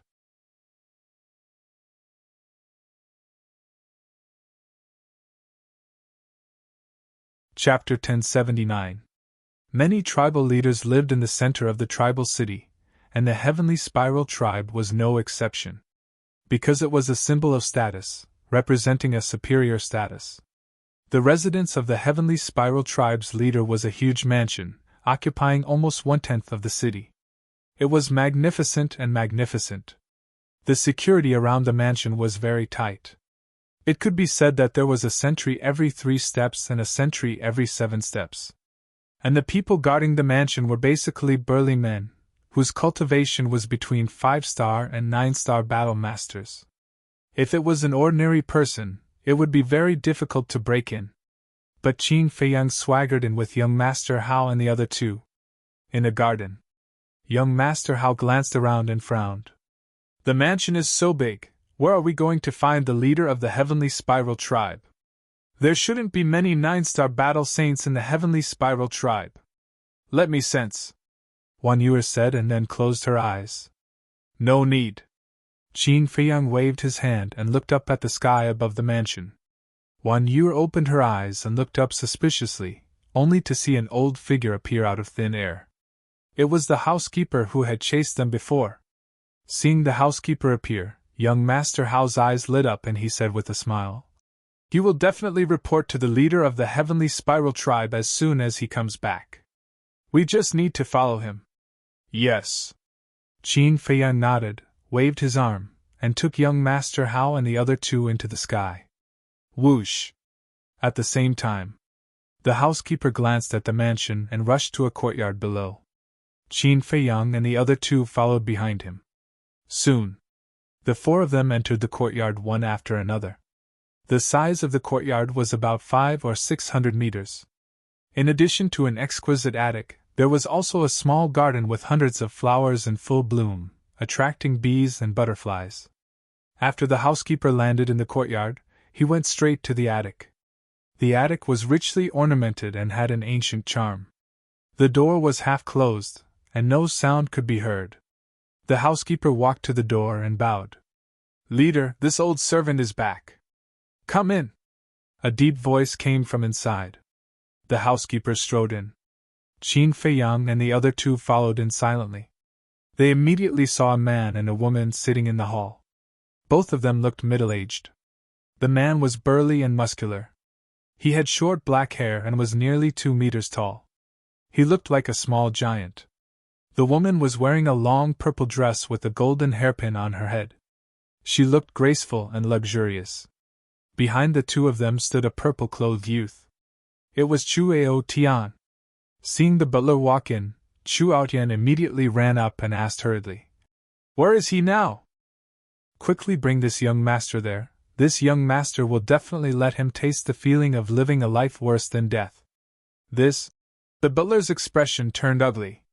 "What is it?" Chu Ao Tian frowned. The butler sighed deeply and bowed. "Young master, this old servant is incompetent, and couldn't find him." "What?" Chu Ao Tian was furious. He roared in exasperation. "You've brought so many people there, but you still haven't found him. Are you all useless?" The middle-aged man frowned and shouted, "Ao Tian, step aside." "Father." Chu Ao Tian turned around and looked at the middle-aged man. His face was filled with anger. He was about to say something, but the middle-aged man glared at him, and he obediently stepped aside. The middle-aged man glanced at him and asked the butler, "What happened?" The butler said, "Perhaps he was worried that we would take revenge. When this old servant rushed to White Cloud City, he had already left." "You didn't chase after him?" the middle-aged man asked. "Yes. But we didn't see him even after a few 100 miles. The butler said. "What about the others?" the middle-aged man asked. The butler said, "We're still tracking." The middle-aged man nodded and said with a murderous aura, "If he's alive, I want to see him. If he's dead, I want to see his corpse." "Understood." The butler responded respectfully and turned to leave. The purple-clothed woman looked at the middle-aged man and asked, "Husband, should we inform little Xian?" "Inform her for what?" The middle-aged man looked at her in confusion. This person knew Ao Tian's identity, but he still dared to kill the people around him in public. This is enough to show that he's not afraid of our heavenly spiral tribe at all. Moreover, I've never seen this face before. He shouldn't be from this area," the purple-clothed woman said. The middle-aged man frowned and said, "Madam, do you mean that this person might be from another large tribe?" "Yes."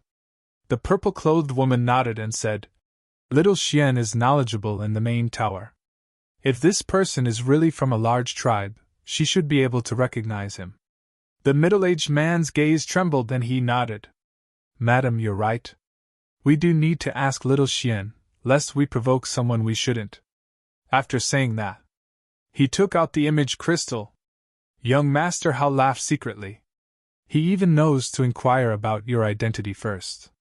It seems that although this leader of the heavenly spiral tribe is domineering, he still has some awareness. Qin Feiyang said, "If he didn't have some awareness, how could the heavenly spiral tribe have survived until today? I'm afraid they would have been wiped out long ago." Young Master Hao smiled. Buzz! A moment later, Chu Xian's image appeared. The middle-aged man stood up and smiled. "Little Xian, how have you been?" His tone and attitude actually had a hint of flattery. However, facing the middle-aged man's attitude, Chu Xian didn't resist at all. Instead, she seemed to enjoy it. "I'm fine. Why did you send me a message?" Even her tone was very cold, as if she was a high and mighty empress. "There's a small matter. Not long ago, your brother brought people to White Cloud City. In the end, he was blocked by a reckless person and killed many of our people. I just want to ask, do you know him?" The middle-aged man waved his hand and his battle aura surged, condensing into Qin Feiyang's disguised appearance. Chu Xian sized up the image and shook her head. "I've never seen him before. He shouldn't be anyone famous." That's good. The middle-aged man heaved a sigh of relief and said, Is that Fatso still harassing you? Qin Feiyang's eyes flashed, and he took out the image crystal. At the same time, Chu Xian frowned slightly and said, Speaking of this, I'm quite puzzled. What's wrong? The middle-aged man asked. Chu Xian said, In the past, he would come to me on time every morning to please me. But these 2 days he hasn't come to me even once. Fatso had been watching Li Yan these 2 days. Of course, it was impossible for him to go to her. Why is that? Has he given up? The middle-aged man was suspicious. It shouldn't be possible. Because if he had given up, he would have done so long ago. There's no need to pester me for so long. But it doesn't matter. Anyway, my goal is to admire my ancestor. If it weren't for his good relationship with my ancestor, I wouldn't have bothered with him. Chu Xian snorted coldly. That's right. He should look in the mirror and see what kind of person he is. He still wants to eat swan meat. How ridiculous. The middle-aged man also laughed. Sure enough, I guessed right. Wang Yue muttered. This woman is not simple. She was with Guofeng before. She must have coveted Guofeng's family background. Young Master Hao sighed. This woman's scheming was simply terrifying. At the same time, Qin Feiyang's eyes were also surging with cold light. Who Chu Xian was had nothing to do with him. But since she dared to use Fatso, she could never be forgiven. Chu Xian looked at the middle-aged man and said, Is there anything else? No. The middle-aged man shook his head. Before his voice died away, Chu Xian's virtual image dissipated. She didn't even say a word of farewell, looking extremely arrogant and indifferent. Wang Yue said in disgust, This woman is really disgusting. Although this family wasn't anything good, as children, shouldn't they respect their parents? But she couldn't find the slightest respect on Chu Xian's face. She even treated her own parents like this, let alone outsiders. She was very bad. Young Master Hao turned to look at Qin Feiyang and asked, What are you going to do? Let them despair and regret. Qin Feiyang's eyes flickered. He put away the image crystal and left with young Master Hao and Wang Yu. The main tower. Soothing Lake. Qin Feiyang and the other two sat at the tea table, drinking tea silently. Next to them, Fatso raised his head and stared at the image transmitted by the image crystal. His hands were tightly clenched together, and his face was full of pain. Ever since Qin Feiyang sent him a message, he had been praying that this was a misunderstanding. However, the truth beat him mercilessly. So you were just using me. I like you so much. Why did you do this to me? You're too ruthless. He muttered to himself, and tears came out uncontrollably. Qin Feiyang couldn't bear it. He put down the teacup, got up and patted him heavily on the shoulder, saying, A man bleeds but not tears. Fatso wiped away his tears, turned to look at Qin Feiyang and said, Boss, I want the Heavenly Spiral Tribe to disappear. Every word was sonorous and powerful, containing an undispersible murderous intent. Qin Feiyang nodded and said, The Heavenly Spiral Tribe will disappear, and it won't be too late. Leave this matter to me. Young Master Hao got up and smiled. Wang Yue frowned and said angrily, What are you doing? This young master also doesn't like them. Young Master Hao shrugged. Qin Feiyang turned to look at young Master Hao, cupped his hands and said with a smile, Thank you. We're family. What's there to be polite about? Young Master Hao rolled his eyes at him, looked at Fatso and said, Don't worry, this young master will make that woman suffer so much that she'll beg you to marry her. I'm no longer interested in such a woman. However, if I can see her in pain and despair, it's also pleasing to the eye. Fatso sneered. Ha! After suffering such a blow, you can still calm down so quickly. Your psychological quality is quite good. Originally, we were still worried that when you found out about this, you would seek death. Young Master Hao laughed. What a joke! After following boss for so many years, how can my psychological quality not be strong? This little blow, at most, will only make me sad for a while. Seek death? That doesn't exist. Fatso shook his head and said. Young Master Hao gave him a thumbs up and said, I admire you. The fatty said, I also quite admire you. You turned from a hedonistic son of rich parents to a young and promising man in such a short time. Young Master Hao was stunned and said speechlessly, When was I a playboy? Moreover, even if I'm a playboy, I'm much better than that Chu Aotian. Fatso nodded seriously and said, Yes, not as good as the best, but better than the worst. Young Master Hao's face darkened, and he said angrily, Why are you so annoying? Can't help it, I was born to be annoying. Fatso touched his chin and chuckled. Seeing that Fatso was not ashamed but proud, young Master Hao was speechless for a moment, and could only helplessly shake his head.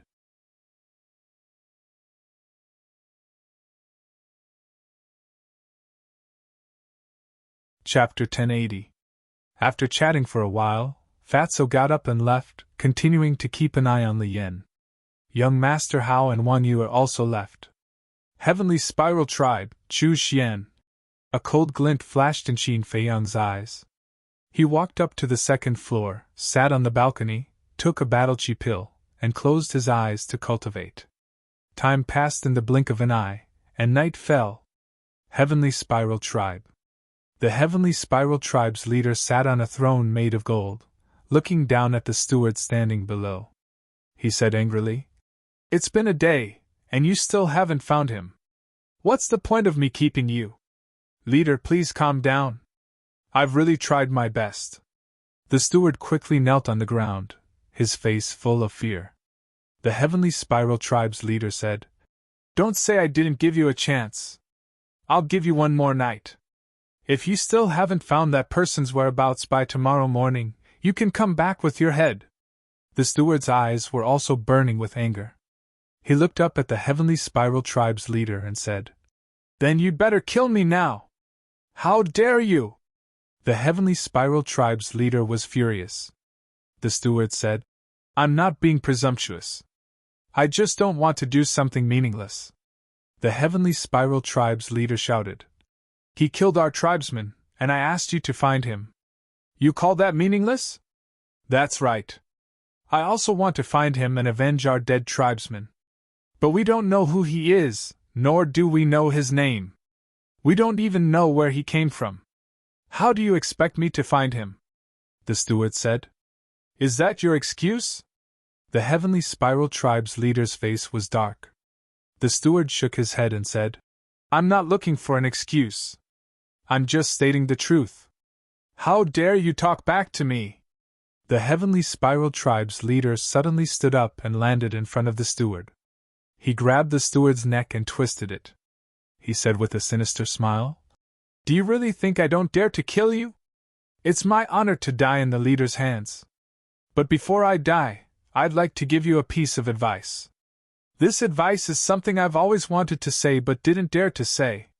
Don't be so domineering and spoiling young Master Aotian, or our Heavenly Spiral Tribe will be destroyed by you sooner or later. The butler said expressionlessly. How dare you curse our tribe? You're courting death. The leader of the Heavenly Spiral Tribe gritted his teeth as killing intent shot out from his eyes. Where is the leader of the Heavenly Spiral Tribe?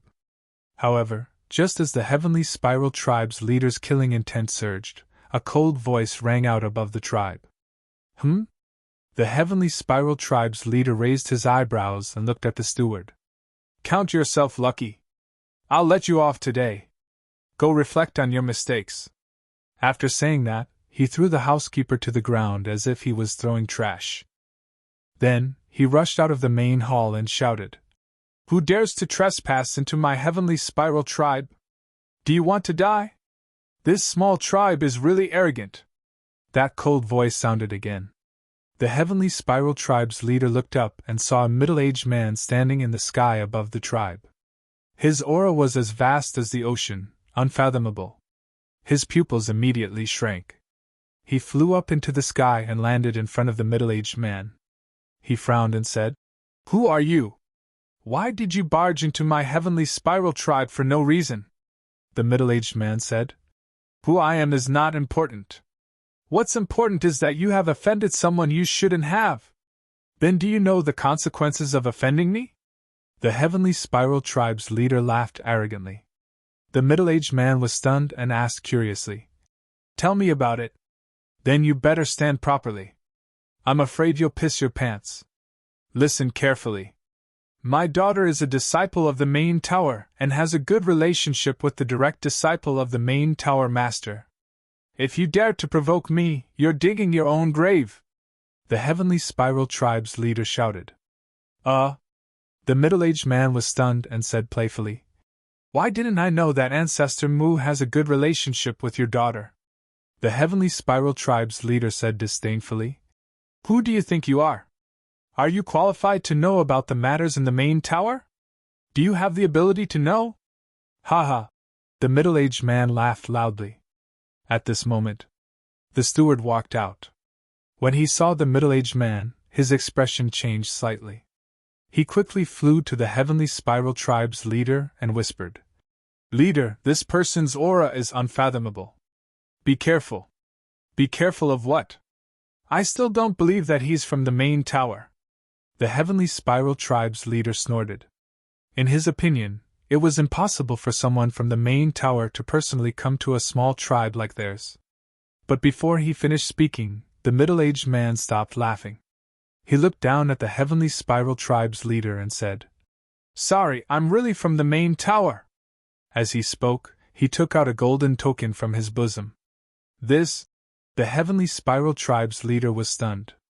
The steward looked at the golden token and was also dumbstruck. The middle-aged man joked, "Do you know what this is?" "Divine Unveil token."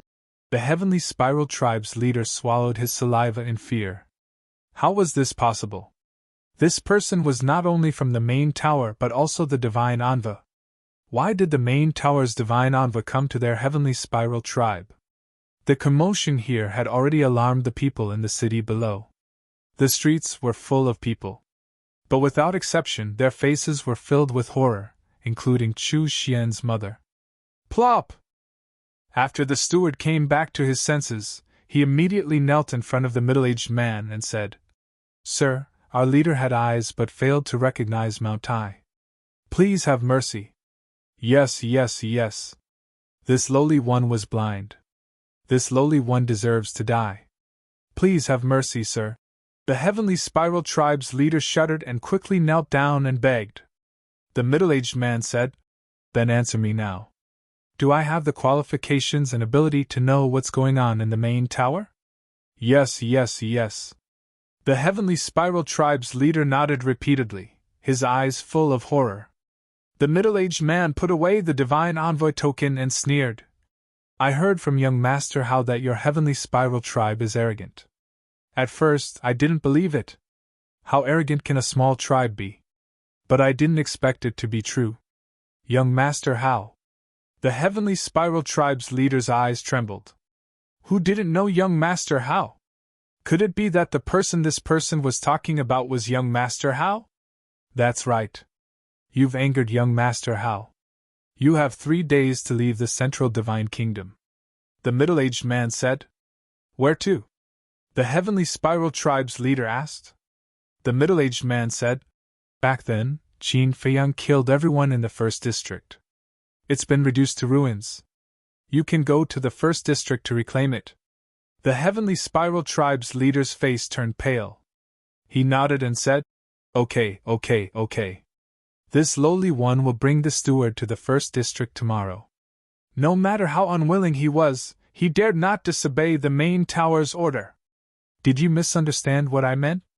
I'm not talking about the two of you. I'm talking about the entire Heavenly Spiral Tribe. The middle-aged man said. What? Both of them trembled. The entire tribe had to go to the first district? Wasn't that the same as being expelled from the Central Divine Kingdom? Sir, the Central Divine Kingdom is our root.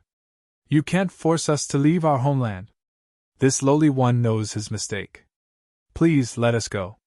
Even if you want this lowly one to die, don't expel us from the Central Divine Kingdom. The two of them kept kowtowing and begging for mercy. The people in the city below were also in an uproar. They were panicking. The middle-aged man was not moved at all. He said indifferently, "It's useless to beg me because this is young Master Hao's order. Hurry up and get ready. I'll personally send you on your way in 3 days. Actually, this is a good thing for you because there's no one else in the first district. You can dominate as much as you want." The middle-aged man sneered, opened the portal, and left without looking back. The two of them watched the portal disappear and collapsed powerlessly. The steward said in despair, "Chief, did you see that? This is the consequence of your arrogance. I know I was wrong. Steward, can you think of a way? We can't go to the first district." The chief of the Heavenly Spiral tribe looked helplessly at the steward. Although they were just a small tribe in the Central Divine Kingdom, they were already considered a super tribe compared to the tribes in the 9 regions. Moreover, the Central Divine Kingdom and the 9 regions were very different. If the people in the Central Divine Kingdom were compared to the nobles, then the people in the 9 regions were the commoners. The most important thing was, in the Central Divine Kingdom, it was not so troublesome for the tribe's disciples to enter the main tower as long as they were talented enough. But once they went to the first district, it was almost impossible to enter the main tower. This was equivalent to banishing them to the first district and letting them fend for themselves. Sigh. The steward looked at the chief of the Heavenly Spiral tribe and sighed. "We can only look for the young miss now. Is it useful to look for her? Maybe even she has been expelled from the main tower." The chief of the Heavenly Spiral tribe said in despair. "Of course it's useful. As long as she agrees to marry that Fatso, then with the relationship between Fatso and Ancestor Mu, we can definitely persuade him to help us." The steward said. "Yes. Why didn't I think of that? Ancestor Mu is the direct disciple of the main tower master. He and young Master Hao usually call each other brothers. As long as he is willing to help, we can definitely escape this disaster." The chief of the Heavenly Spiral tribe's eyes lit up. He immediately took out an image crystal and sent a message to Chu Xian. At the same time, "Jian Feng!" Fatso stood behind a bush and looked at Li Yan sitting on the edge of the cliff from afar. He muttered impatiently, "How long is this woman going to stay here?" Since she learned that she was going to marry Fu Anshan, Li Yan had been sitting on the edge of the cliff, motionless. No one knew what she was thinking. "Boss, why don't you just tell her that Li He is not dead and everything will be fine? Why do you have to make things like this?" Fatso shook his head helplessly. He glanced around and found a stone. Then he sat on the stone and looked at Li Yan in boredom. But not long after he sat down, Li Yan suddenly got up, looked at the dark night sky, and flew toward the mountain range ahead. Fatso was surprised and immediately got up to follow her. But at this moment, the image crystal in his arms moved. Who is it? Why is he causing trouble? Fatso raised his eyebrows and took out the image crystal. Buzz! A shadow appeared. It was Chu Xian. However, the vigor of the past had already disappeared, leaving behind only a face of anxiety. Obviously, she already knew about the tribe. A look of disgust flashed in Fatso's eyes. He chuckled and said, "What wind is blowing today? You actually took the initiative to contact me?" Chu Xian hesitated and said, "Well, I have something to, I'm not free now. Let's talk about it another day." But before Chu Xian finished, Fatso directly turned off the image crystal and then pondered. What was going on? Had young Master Hao already started to take action? Forget it. Let's go and take a look. Don't do anything stupid.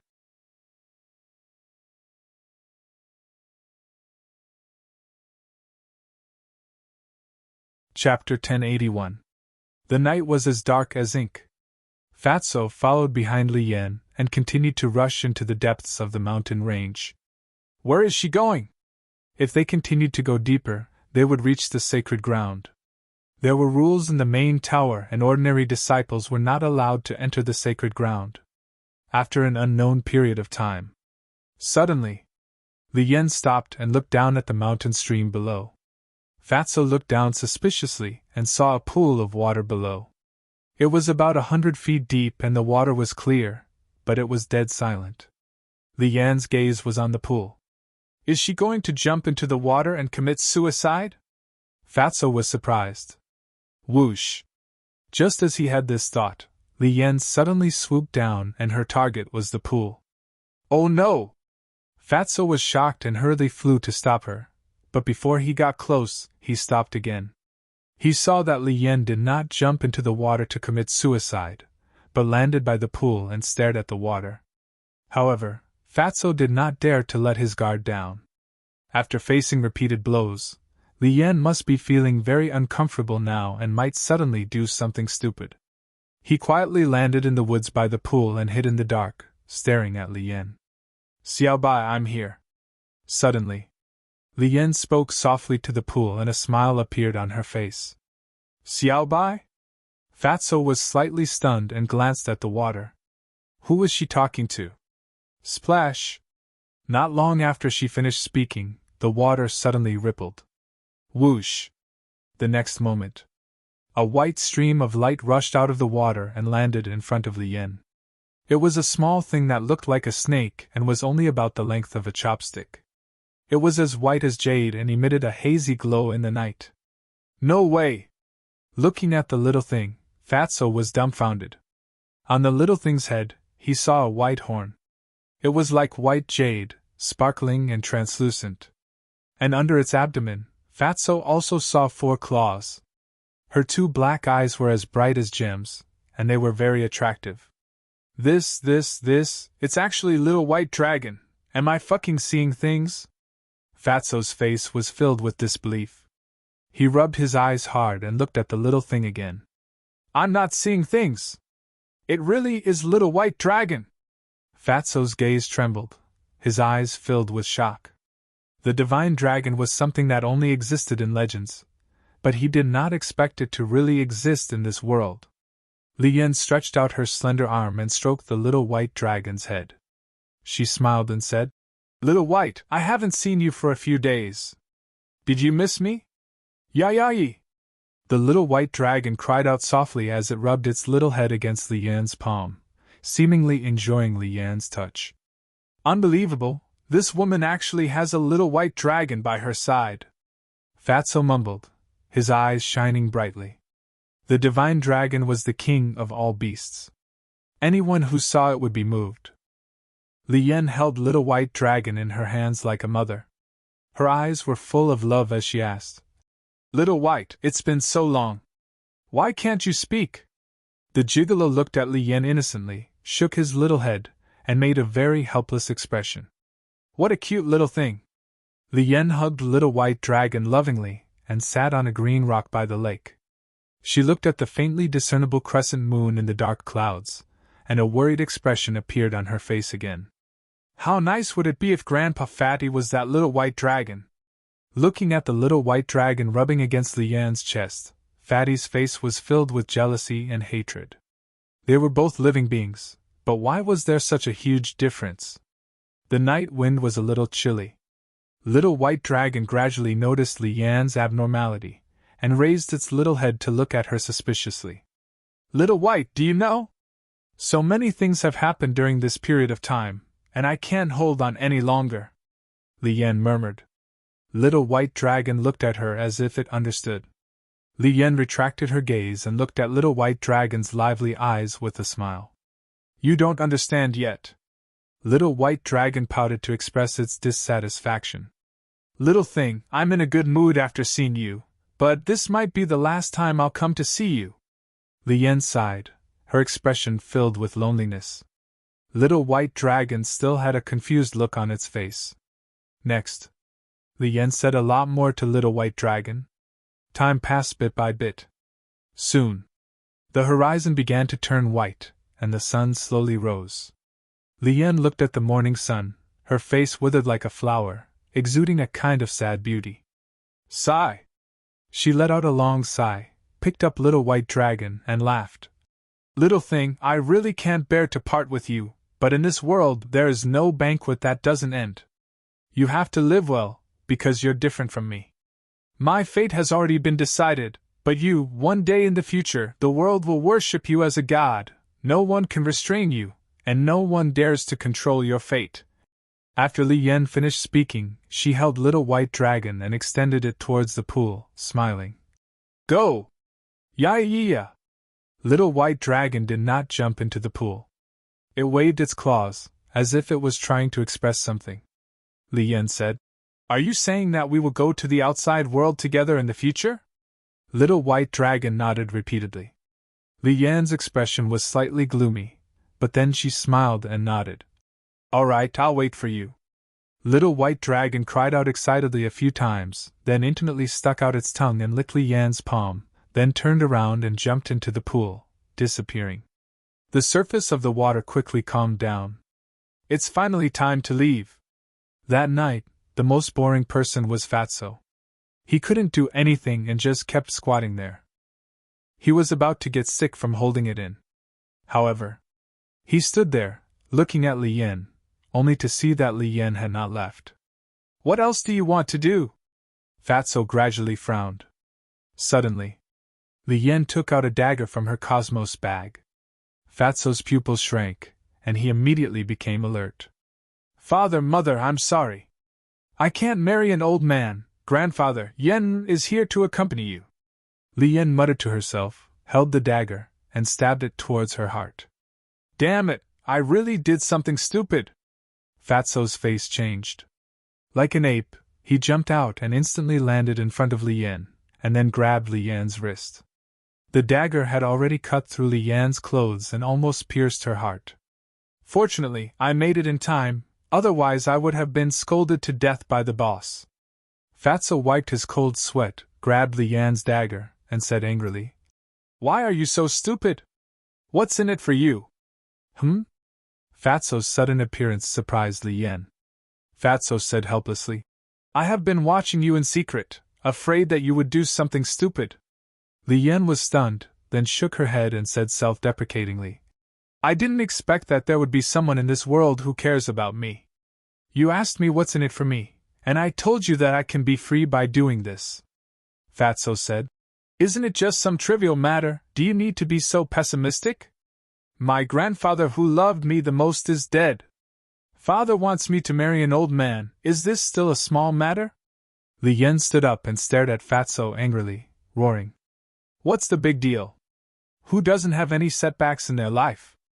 If everyone is like you, committing suicide when they encounter something, then wouldn't the world become extinct? Besides, your grandfather doesn't want to see you like this. Fatso said. I know, I understand what you're saying, but when I think about living with Fu Anshan for the rest of my life, I can't help but be afraid. Li Yan squatted on the ground, hugging her legs, in despair and pain. Sigh. Fatso sighed and squatted beside her. He reached out and patted Li Yan's back, comforting her. No, trust me, everything will be fine. I believe you. But tell me, what should I do? I don't want to marry him. Li Yan turned around and hugged Fatso, like a helpless child, crying bitterly. With the beauty in his arms, Fatso was at a loss for a moment. He raised his hands and didn't know where to put them. In the end, he put his hands on Li Yan's shoulders and comforted her. Don't cry, you're no longer a child. When you encounter difficulties, you have to face them bravely, not blindly running away. When Li Yan heard this, she pushed Fatso away and sneered. Anyone can say these words, you won't understand my current mood. I don't understand? Fatso was also angry. He stood up and pointed at Li Yan's nose and scolded together, saying, Do you think you're miserable? But let me tell you, there are many people in the world who are more miserable than you. For example, I really like a woman, but in the end, she was just using me to get close to my boss. Do you know how painful it was for me when I learned the truth? But I understand that only by living can I have it, so I didn't seek death like you. I also hope that you can pull yourself together, because the surprise is often at the end. Fatso said meaningfully. Li Yan fell silent and stopped sobbing. After a long time, she looked up at Fatso and asked, Who is that woman? Chu Xian. Fatso said. Chu Xian? Li Yan thought carefully for a moment and said, I've heard of this woman, it seems that she and Guofeng. Fatso nodded and said, Yes, it's the woman who hooked up with Guofeng before, Li Yan said. I've heard of her too. She doesn't seem to be as bad as you say. Why else would I say that she's a scheming woman? Let me tell you, she's too good at pretending. I used to follow her every day, but I didn't notice any flaws. In the end, it was Boss who found out, Fatso said in disgust. Then you're really miserable. Li Yan looked at Fatso sympathetically, slowly got up, and said with a smile, Hearing about your experience, my mood is a lot better. Fatso's face darkened, and he said angrily, We're friends after all. Can you not be so obvious about gloating? Ha ha. Li Yan shook her head and said with a smile, Instead of gloating, it's better to say that we're in the same boat. I was deceived, and you were forced to marry. Can this be considered as being in the same boat? It's not at all, okay? Fatso rolled his eyes at her. Buzz! Suddenly.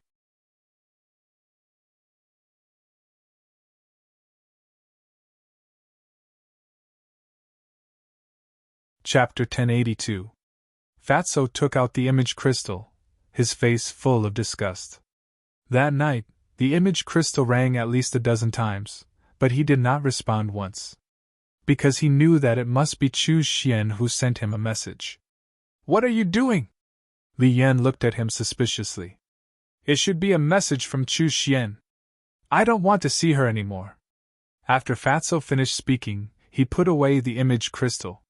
Li Yan said suspiciously, Since she is using you, why did she take the initiative to send you a message? What happened between you two? Fatso's heart skipped a beat. If he told Li Yan about him, he might be able to distract her. He coughed dryly and asked, Do you really want to know? Li Yan pursed her lips and said, If you want to tell me, I'll listen. If you don't want to, I won't force you. So unique? Fatso was stunned and shook his head with a wry smile. It's like this. Just as Fatso was telling Li Yan, on the other side of the martial artist mountain range, Chu Xian was walking back and forth in her cave abode, her face full of anxiety. What's going on with this disgusting fat pig?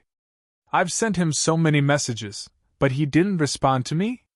She didn't realize that Fatso had seen through her conspiracy and still had an unapproachable attitude. I don't believe that he can really ignore my existence. She took out the image crystal again and sent a message to Fatso. Beside the pool. Fatso finished the whole story in a few words. After listening, Li Yan suddenly realized and said, In that case, young Master Hao has already set out to deal with the Heavenly Jade tribe. Now Chu Xian is looking for you, not because she has changed her mind, but because she wants you to help her. That's right. Fatso nodded. Li Yan shook her head and sighed. This woman's scheming is indeed a little scary, but she's also caught in her own trap. Buzz. At this moment, Fatso's image crystal rang again. Fatso raised his eyebrows and said impatiently, It must be her again.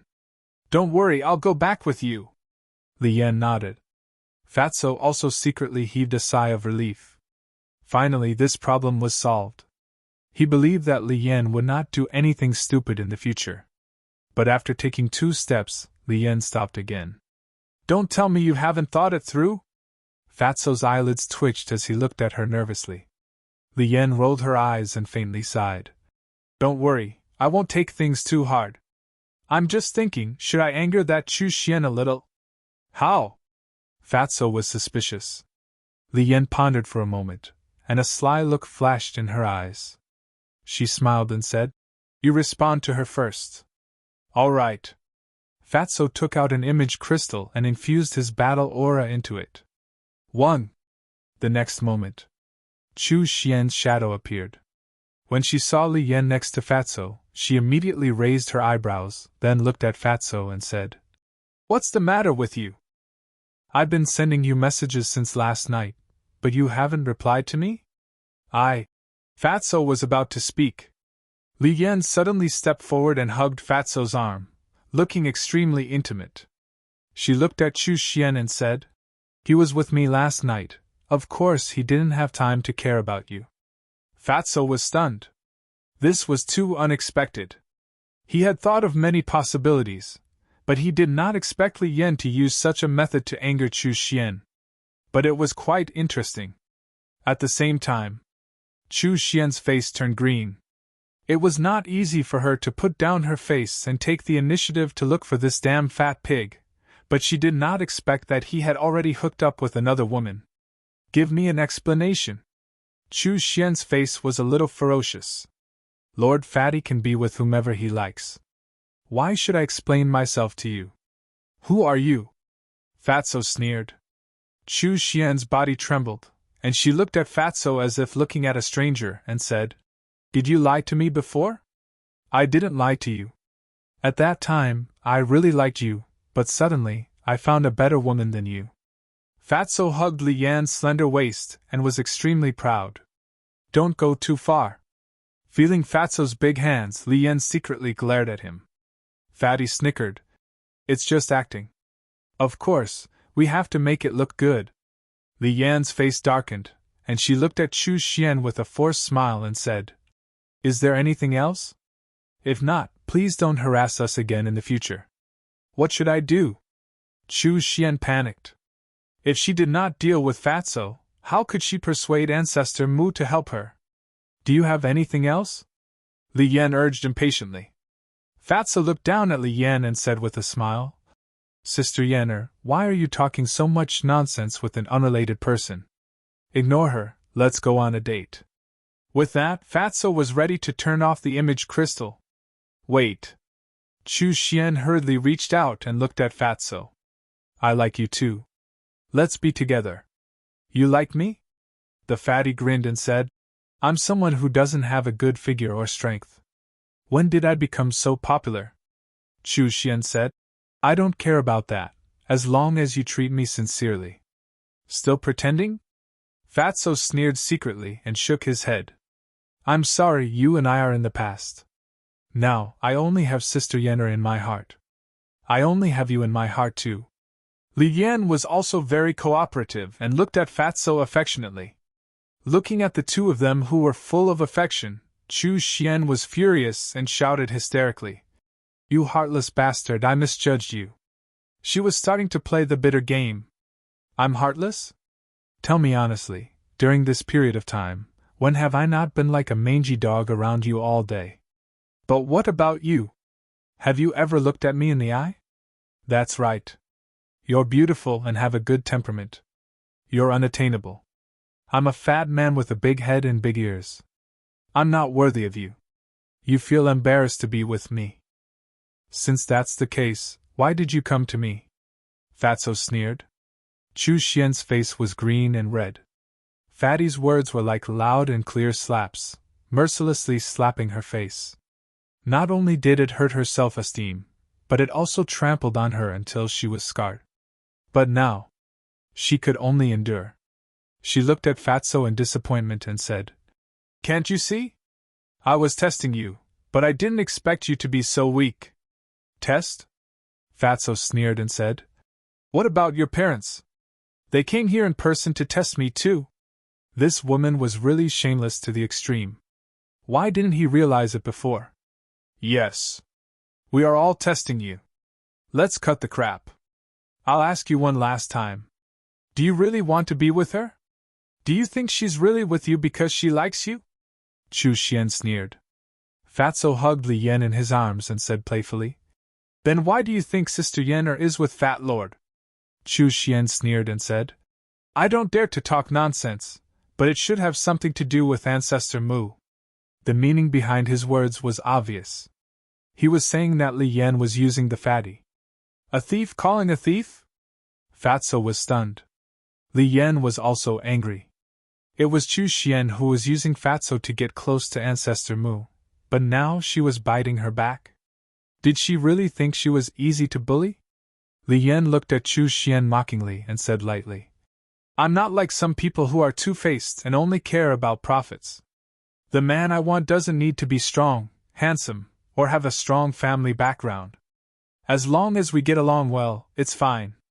Maybe in your eyes Fatso is useless, but in my eyes he is my treasure and no one can replace him.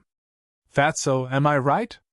After Li Yan finished speaking, she looked at Fatso and asked, Yes, yes, yes. Fatso nodded repeatedly. Although he knew that it was just an act, he couldn't help but straighten his back and be in high spirits when he heard Li Yan's words. You adulterous couple, just wait and see. Chu Xian's eyes were ferocious. This was the first time in her life that she had been humiliated like this. Not only did she hate Fatso, but she also hated Li Yan. Let me tell you, you can scold me, but don't scold Sister Yen'er. If I hear you scold her again, don't blame me for being ruthless. Fatso's eyes were cold and flickering. Good, very good. Damn Fatso, remember this. You humiliated me today, and I won't let it go just like that. Chu Xian was about to go crazy. She spat out a few words before her shadow disappeared. Ha ha! Fatso suddenly laughed. Li Yan was also smiling, but when she found that Fatso hadn't let go, her face darkened and she said, How long are you going to hold on to me? Fatso was stunned and quickly withdrew his arm. He smiled embarrassedly and said, Sorry, I was too immersed in the act. Li Yan stared at him speechlessly and asked, Are you happy now? Yes. The resentment that has been accumulating for a few days is finally gone. I can start a new life. Thank you. Fatso looked at Li Yan gratefully. Li Yan said, It's okay, just treat it as returning the favor of saving my life. Hee hee. Fatso rubbed his head and laughed foolishly. Li Yan rolled her eyes at him, and her expression became lonely again. She sighed and said, Sigh, your matter has been solved, but what about mine? I really don't know how to solve it. Fatso smiled and said, Don't worry, that old thing Fu Anshan won't succeed. You want to help me? Li Yan looked at him in surprise. It's a secret, you'll know when the time comes. In short, that old fart wants to eat a cabbage like you, he's daydreaming. Fatso smiled disdainfully. Hearing this, Li Yan's heart inexplicably felt at ease. Fatso said, Let's go, Fat Lord will send you back. In. Li Yan nodded. Then the two of them walked side by side towards the Warrior Mountain Range. I have a question to ask you. Haven't you already broken through to the Battle Saint Realm? Why don't you go to the Sacred Land? Li Yan's voice sounded in the forest. Fatso had already stepped into the Battle Saint Realm. Fatso said, It's to stay by Chu Xian's side. Then you entered the main tower for her? Li Yan asked again. Yes. Fatso sighed deeply. Then you're really stupid. Li Yan despised him. How would I know that she's such a person? Fatso said helplessly.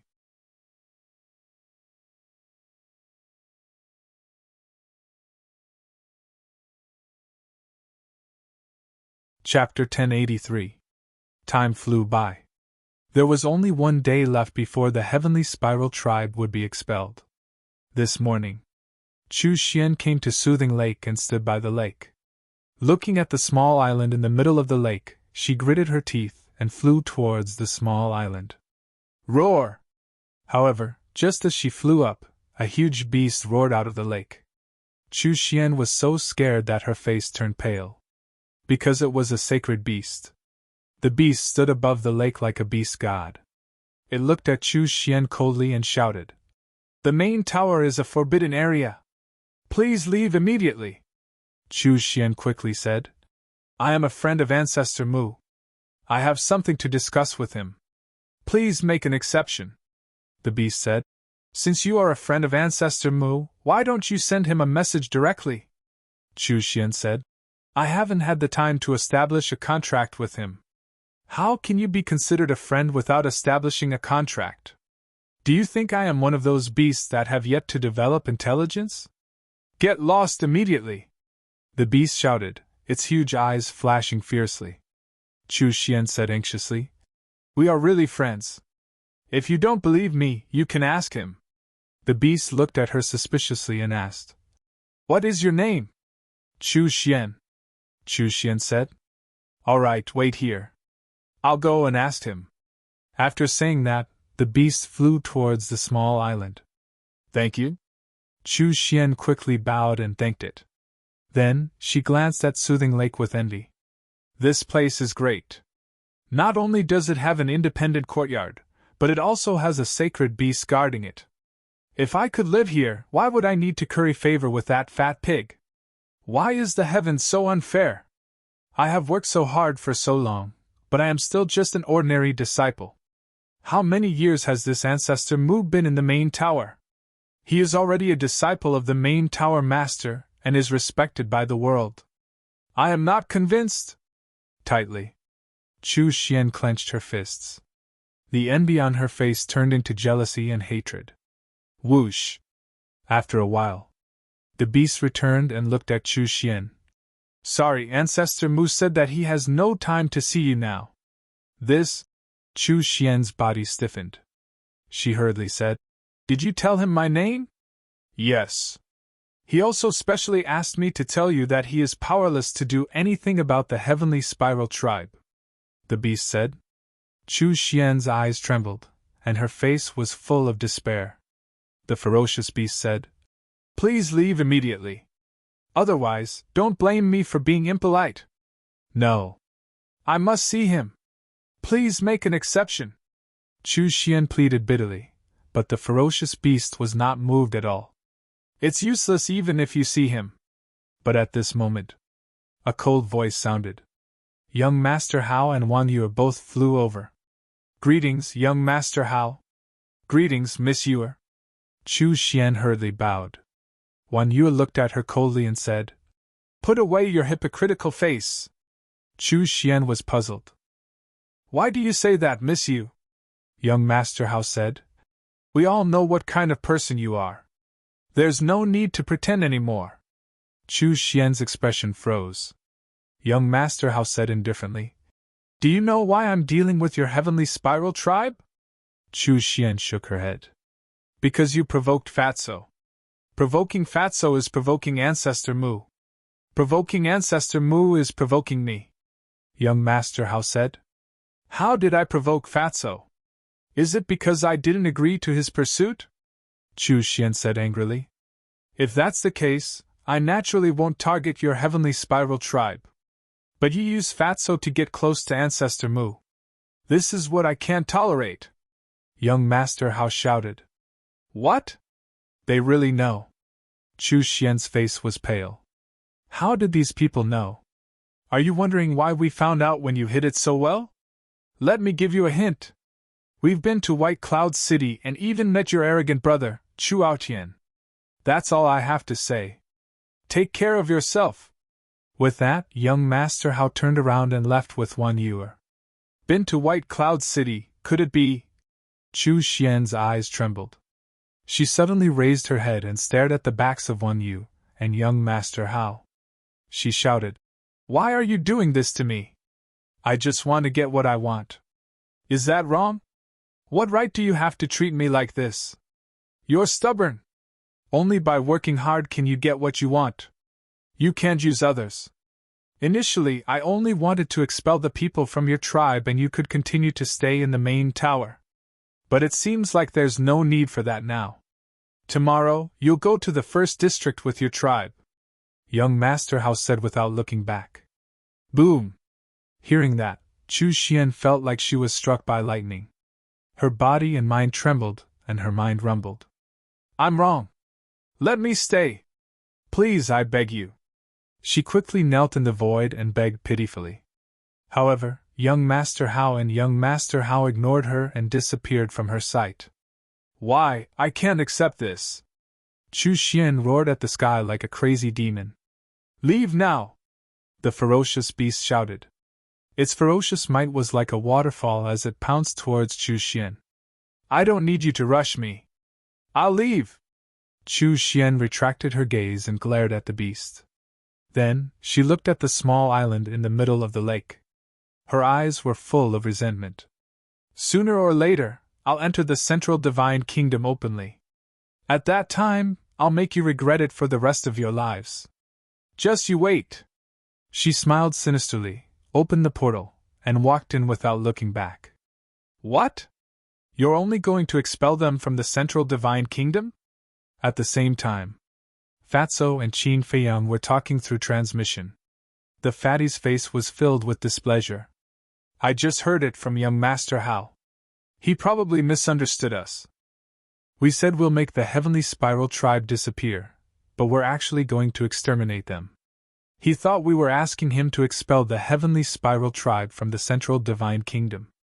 Qin Feiyang said. On the same day, since young Master Hao had offered to help solve this problem, he didn't ask about it. He had been cultivating quietly.